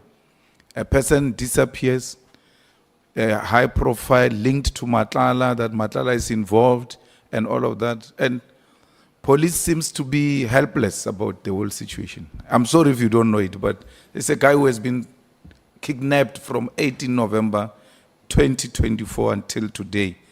And the mother asked me to ask you, where is her son? If I could just check, is it not someone from the East Rand in Gauteng? Somewhere in Gauteng, there in Pretoria or something. I can't suddenly recall the name, but in terms of where. But the name isn't unfamiliar, and the incident, I wanted to link it with the East Rand, a case that I would say I at some point came across it. Now, then to say that from where I sit, there's been progress on most of the cases. And I wouldn't have expected that we have an outstanding matter like this one for so long. And I know that in some cases, really, they've done a sterling job, these teams that deal with these matters, often risking their lives and so on. So they generally have been performing well. And so this one would be an exception. I would make an effort as a report back on your side that I would inquire with the minister to check for us, and I would revert to you. But I would need your number to revert. Thank you. Thank you so much, Honorable Malema. I think this is a very, very serious matter. It's a matter of national concern, and we must take collective responsibility, all of us, that the police commissioner was here.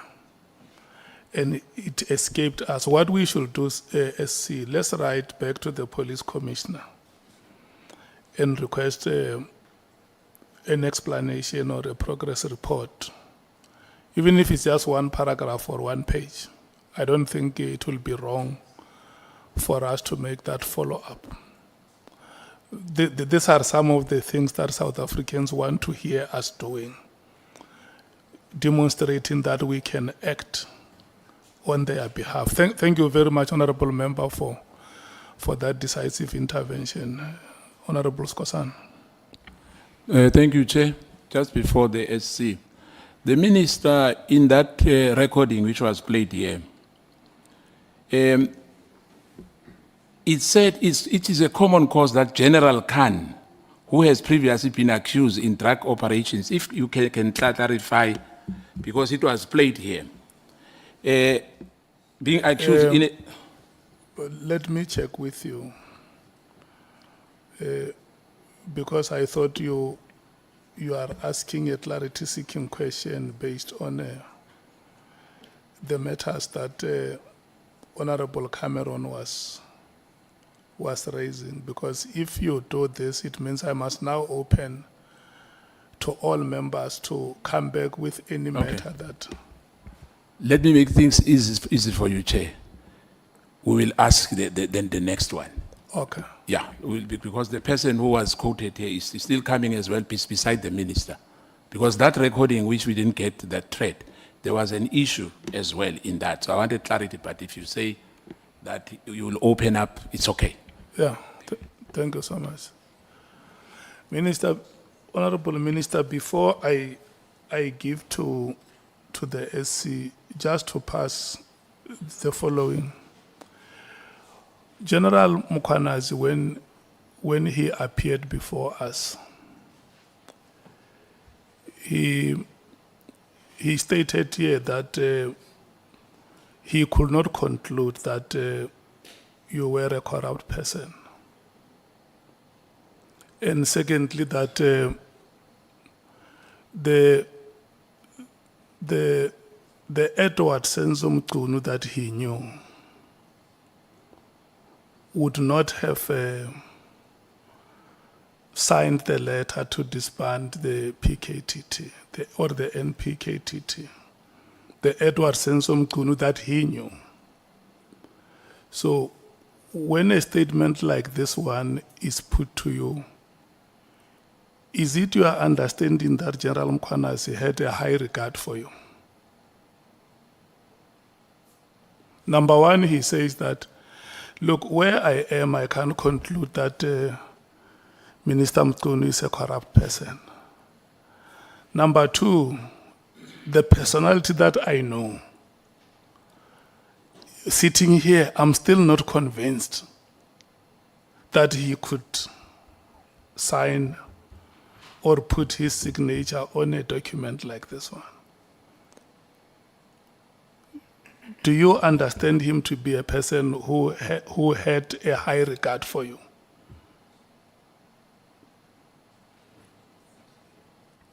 Well, Chair, it's quite a difficult question to be fair, to say, I know so and so, he has a high regard for me.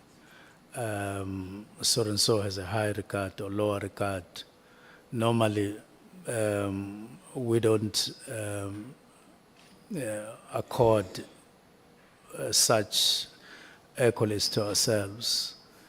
But to the extent that you're asking me a question, I have no reason to believe or to think that General Mkhwanazi would have, especially with the second one, he would have meant that he has less regard or even undermining me for signing the letter or for having written and signed the letter. So I would want to respond like that for now. Let me check you as a public representative. And you have deposed it here that the intervention was publicly announced that there are political killings in this province who are going to do something about it. And the Honorable Cameron has asked you about a transition plan to say, when that decision was taken and communicated, has there been an effort as a public representative to go back to those communities that have been affected to say to them, look, we have decided the way we did, and this is how we are going to deal with all those matters going forward? Has there been any initiative like that one? Not as yet, Chair. Not as yet. The last question, Honorable Minister, would be 2 months, and I'm taking from what you have said, 2 months after the decision has been taken, a briefing with the president happened. Am I correct? It might have been 2 months or less, because I remember you said something like February or March. Yes. Yeah. Had the president disagreed, because the record we have is that the president has agreed. Had the president disagreed, were you going to reverse the decision? Definitely. Thank you so much. Thank you so much for your answers, Senior Counsel. Thank you, Honorable Chair, Honorable members. Chair, just one, I'm sorry, Senior Counsel. Would there be a small opportunity for just 2 recommendations? Yeah. Just 2. Sorry, Senior Counsel. The first recommendation that I would want to make, I would transmit it, but I will just take a short version thereof because it's longer.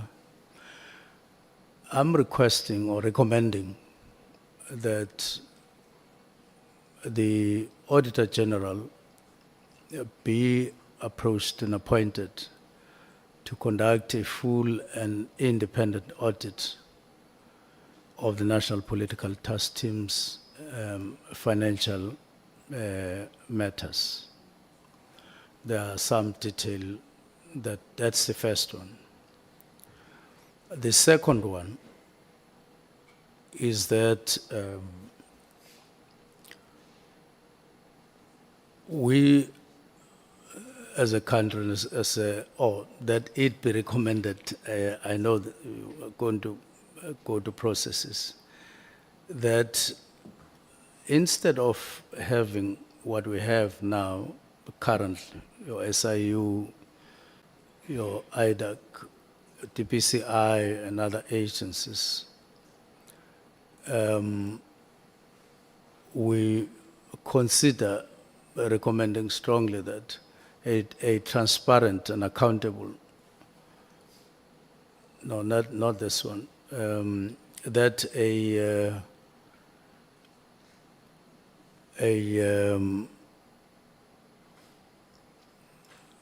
single independent anti-corruption agency be seriously considered, because standing as we are, all of us in the security cluster know and acknowledge that we are very weak in the light of the kind of criminality and including corruption and complexities thereof that we are facing, that these matters be considered urgently. Thank you very much, but I will transmit the whole thing. No, thank you so much, Honorable Minister. Senior Counsel. Thank you, Honorable Chair, Honorable members, Honorable Minister. The first 2 questions, and again, I'd also request that you answer yes or no, or give a short response so that I can get through my questions. The first 2 both relate to what happened on the 5th of March when you appeared before the Portfolio Committee. At that, I can read back to you what you said, but would you agree that at that meeting,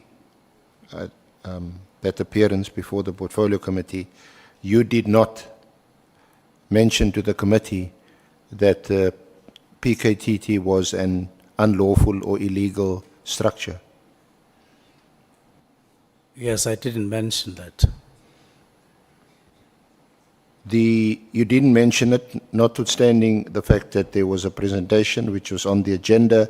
The presentation was made by Brigadier General Khumalo in response to your directive, and he then mentioned that he spoke about how the unit or the task team would be phased out. Yes, that was the content of the presentation on the 5th, the phasing out. Related to that, you're not aware that the Auditor General, whom you've now requested to conduct an audit into the PKTT, as ironically, there's no report from the Auditor General that you're aware of that accuses or finds that the police have incurred unlawful expenditure because they've been funding or budgeting for an illegal unit or structure. The report is just on standard criteria, or like pointing at irregularities. It doesn't point to a particular area of subs, just irregularities and other findings. In other words, the Auditor General has proceeded on the basis that the PFMA and other procurement policies and prescripts have been complied with. Well, I wouldn't know what the findings assumed or not assumed. Yeah, I think that question is too broad and perhaps unfair, but particularly in relation to the PKTT, there weren't any adverse findings.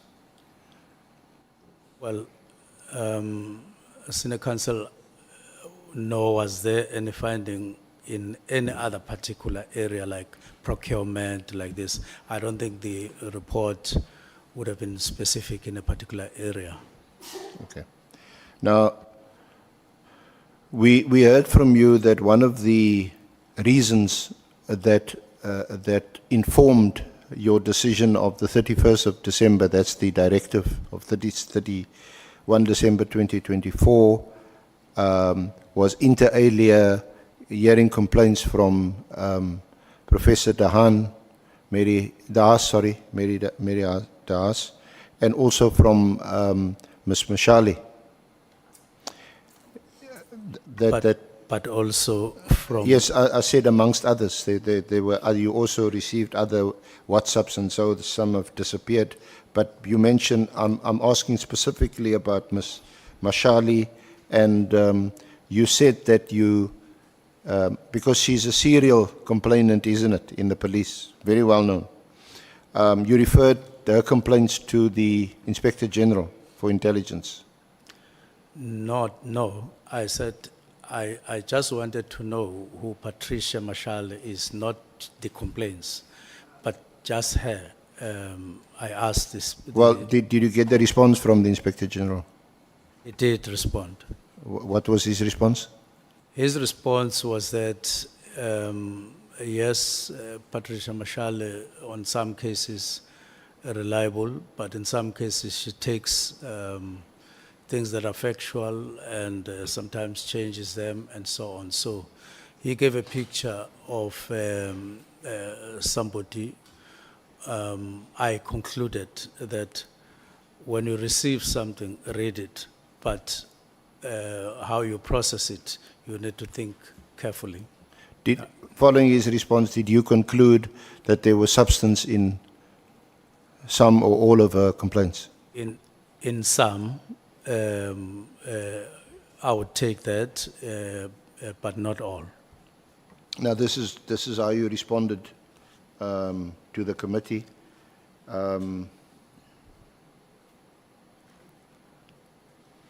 But I must state this, that one of the people who is quite frequent in making allegations on social media regarding police, I took the initiative of referring back to the Inspector General to say, Inspector General, I frequently receive allegations from this person concerning SAPS, concerning leadership of SAPS at management level, including the National Commissioner.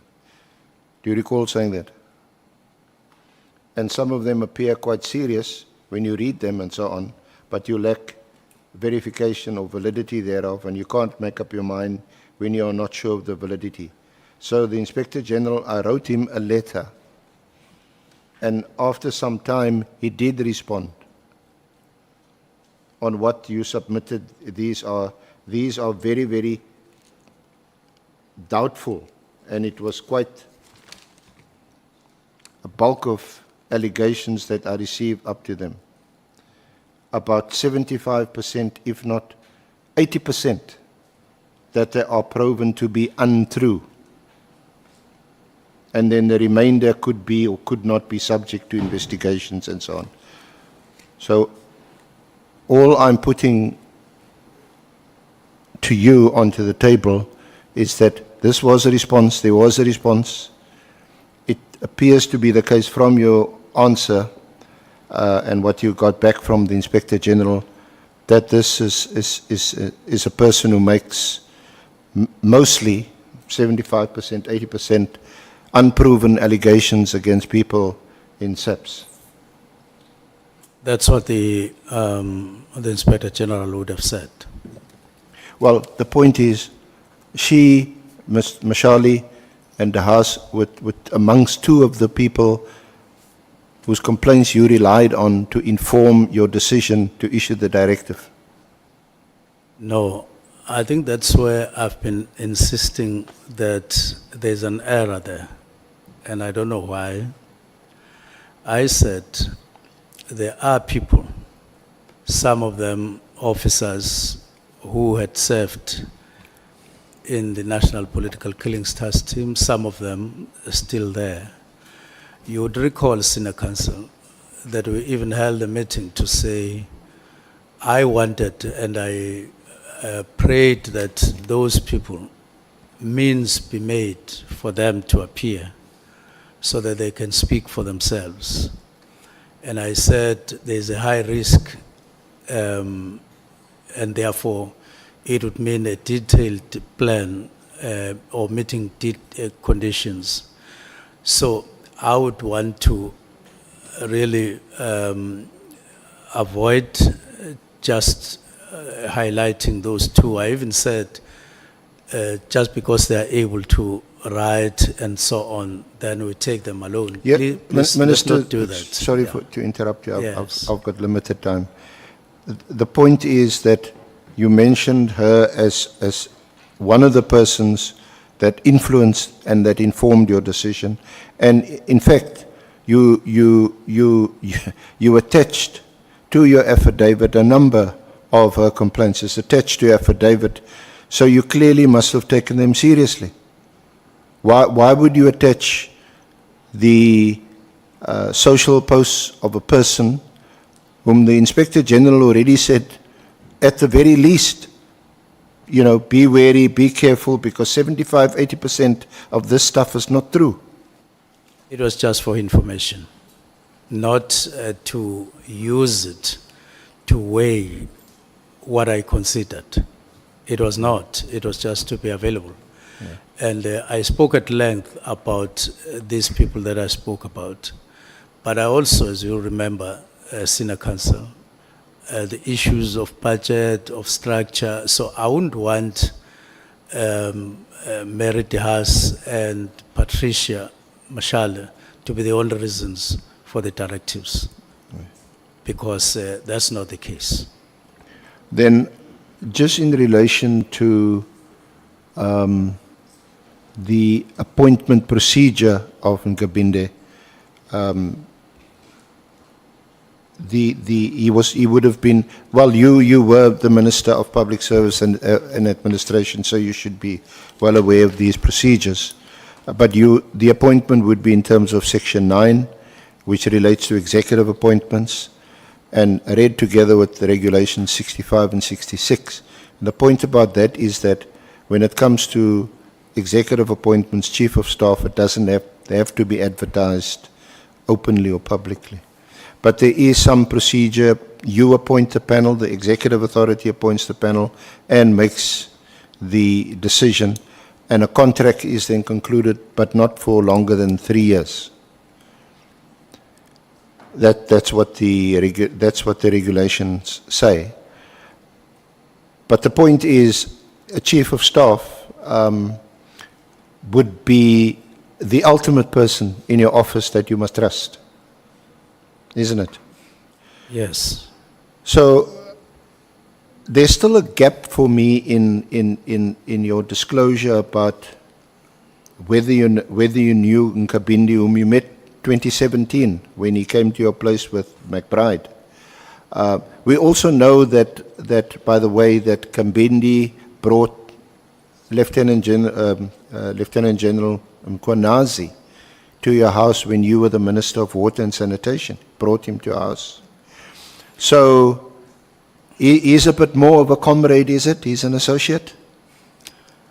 No, firstly, I wouldn't put it the way you're putting it, that he I'm brought- asking. That he brought General Mkhwanazi, because that has a different connotation.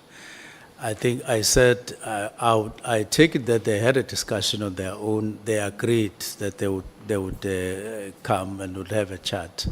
So it was mutual consensus among the two of them. It would have been. By the time they spoke to me, I took it for granted that they would have spoken. They know better what happened before they came. And so what was the question, Senior Counsel, on that? Sorry, Minister? I'm trying to follow up on what were you wanting me to answer. I was just straightening correcting the other impression.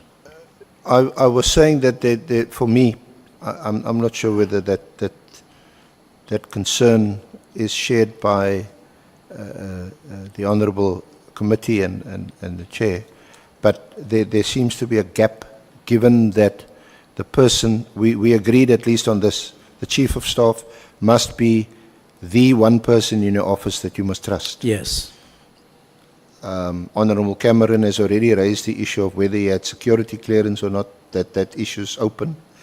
So I was just inquiring about, having met him only in 2017, and between 2017 and your appointment as Minister of Police, you occupied two other portfolios, isn't it? Public Yes. Service Administration, Yes. and then Water and Sanitation. And Mr. Kabindi was somehow still around. And then you appoint him in 2024. I did say that we kept contact, but we're not working together. And that contact was not necessarily frequent, but we kept talking about this and that. So it's not like it was 2017 and then appointment as Chief of Staff. It didn't happen that way. Okay. Just on the Matlala affidavit, I did And see... maybe just, sorry, Senior Counsel, may I request that his appointment, there is a person or there are people who are responsible for this in SAPS independently to say what exactly and how, so that you get an independent and comprehensive. It's something that can take less than an hour, so that you come, you are on top of how he was appointed. Yeah, you have offered us the personnel file, whatever file, for us to have a look at the appointments and the procedures, whether they were complied with or not. So if any questions, we'll place it before the committee, and if there's any questions, we'll put it to you in writing for your response. On Matlala affidavit, we did, I think it's the email that was read out yesterday. I had also seen it this morning.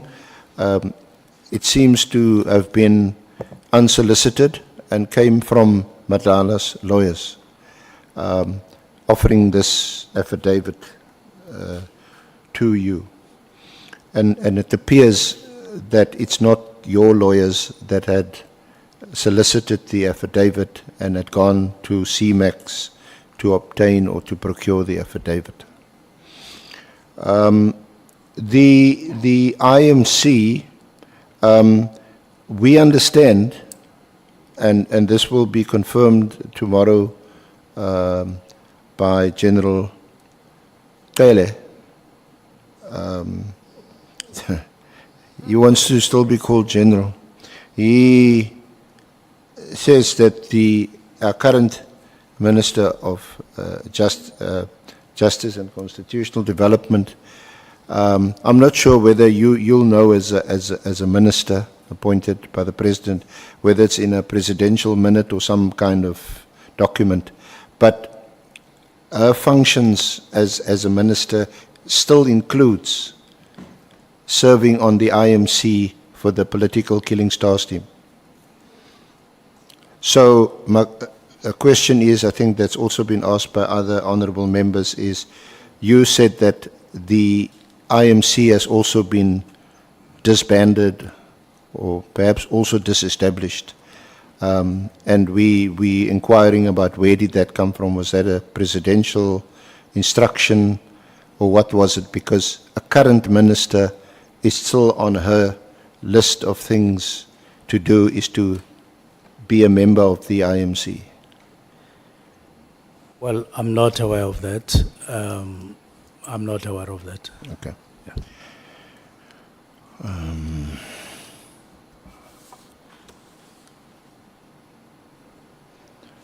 Oh yes. Perhaps lastly, do you know a person by the name of Suleiman Karim? Suleiman Karim. Suleiman Karim, yeah. Karim is C-A-R-R-I-M. It could be a person I may have met once or something like that. Okay. Again, Minister, it crops up in a string of emails that goes in between Matlala and Karim, and one of the WhatsApp says from Karim, "Good morning, Minister." This is dated, what's the date? 6th of May, 2025. "Good morning, Minister. Just received a call from our guy, who is a service provider for our health risk management project. He's got very serious concerns. Apparently, you gave a directive to scrutinize his contract, and while they must stall as much as they can to release purchase orders until you guys come up with something that can warrant the termination of the service." Then Karim says to Matlala, this is what he sent to you. And then Karim says to Matlala, "Then he called," referring to you calling him. Any comment on that? Now, I think I remember receiving such a message, but I didn't respond to such a message. Okay. Is that it? Thank you. Thank you, Minister. Thank you, Honorable Chair and members. Chair. And thank you for your cooperation, Minister. Chair. Thank you, Senator Council. Honorable Malema. No, Minister, there is a Suleiman who's a treasurer of the ANC or something in Mafeking. Would that not refer to the same? Or put differently, do you know the Suleiman who's the treasurer of the ANC in Mafeking? Regional treasurer. That's why I'm saying it's somebody I may have met, but I can't say this is a person who I would know or identify when he comes here, because I may have met him not more than once. Honorable Ngola. Thanks, Chair. No, the text read by the SC also suggests that there was a call made by the minister after the text. So just to confirm with him, did he call after having received the message from the guy mentioned? Thank you. I don't recall making a call to him, but I may need to look at what you are talking about. But I remember getting a message.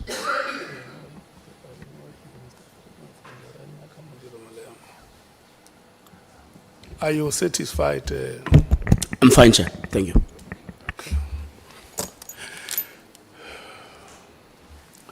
Honorable members, I want to thank you so much for your patience and your cooperation. It has taken us 2 days. You can imagine the honorable member who started questioning yesterday having to sit out for the rest of the day and the second day. I want to thank you so much for that. Honorable Minister, the last 2 days have been the longest of the days for you. And we want to thank you. We have arrived at the point, at the end of our proceedings, and we want to thank you for having stayed the course. It might not have been easy at some time, but you'll find ways to respond to the questions. And thank you for your resilience. SC and your team, the staff of Parliament, the members of the media, we are meeting again here tomorrow at 10 o'clock. The SC had requested that he may need about 4 to 5 hours to lead evidence. And members must come prepared immediately after we go past that phase. We are going to take questions. I don't know the number of members we will be able to take tomorrow, but I just want to advise you to be ready, time permitting. We are going to start with questions. Honorable Skosana, Honorable Malim. Thank you, Chair. I'm not sure whether these air conditions works here. Chair, we are working under difficult. You know, see, this aircon is hot here, Chair. I'm not sure whether the other venue is ready. If it's ready, we can go back there, Chair. Thank you. The reason why I'm announcing this venue is because the other venue is not available. Or we change the dress code. Yeah, it's really hot. We may have to change the dress code. Just be honest. Honorable Malema. Honorable Kosana is having hot flashes. Chair, I was saying we hope as the proceedings proceed, we'll have an opportunity to also see junior counsels leading evidence. Thanks. Yeah, no. It's an arrangement between the three of them. They will tell us when they are ready. It will be very good, especially I think SC just to one day have. You remember we commended you for bringing 2 young South African females. Yes, this is the cause of justice that we champion. If we are conscious to the difficulties the women of this country have gone through. We have discussed it, and it's entirely up to them to take up the opportunity. I suspect we're not we'll rushing. see them in action next week. We're not rushing you, SC, and Advocate Zika. We're not rushing you, Advocate Mokhais. We just say at the time we're not saying immediately. We're saying at the time you feel you are ready. Just let us know that. It's I'm discussing them along the lines of the ministers immediately. Okay. Next week immediately. Thank you so much. We have come to the end of today's proceedings.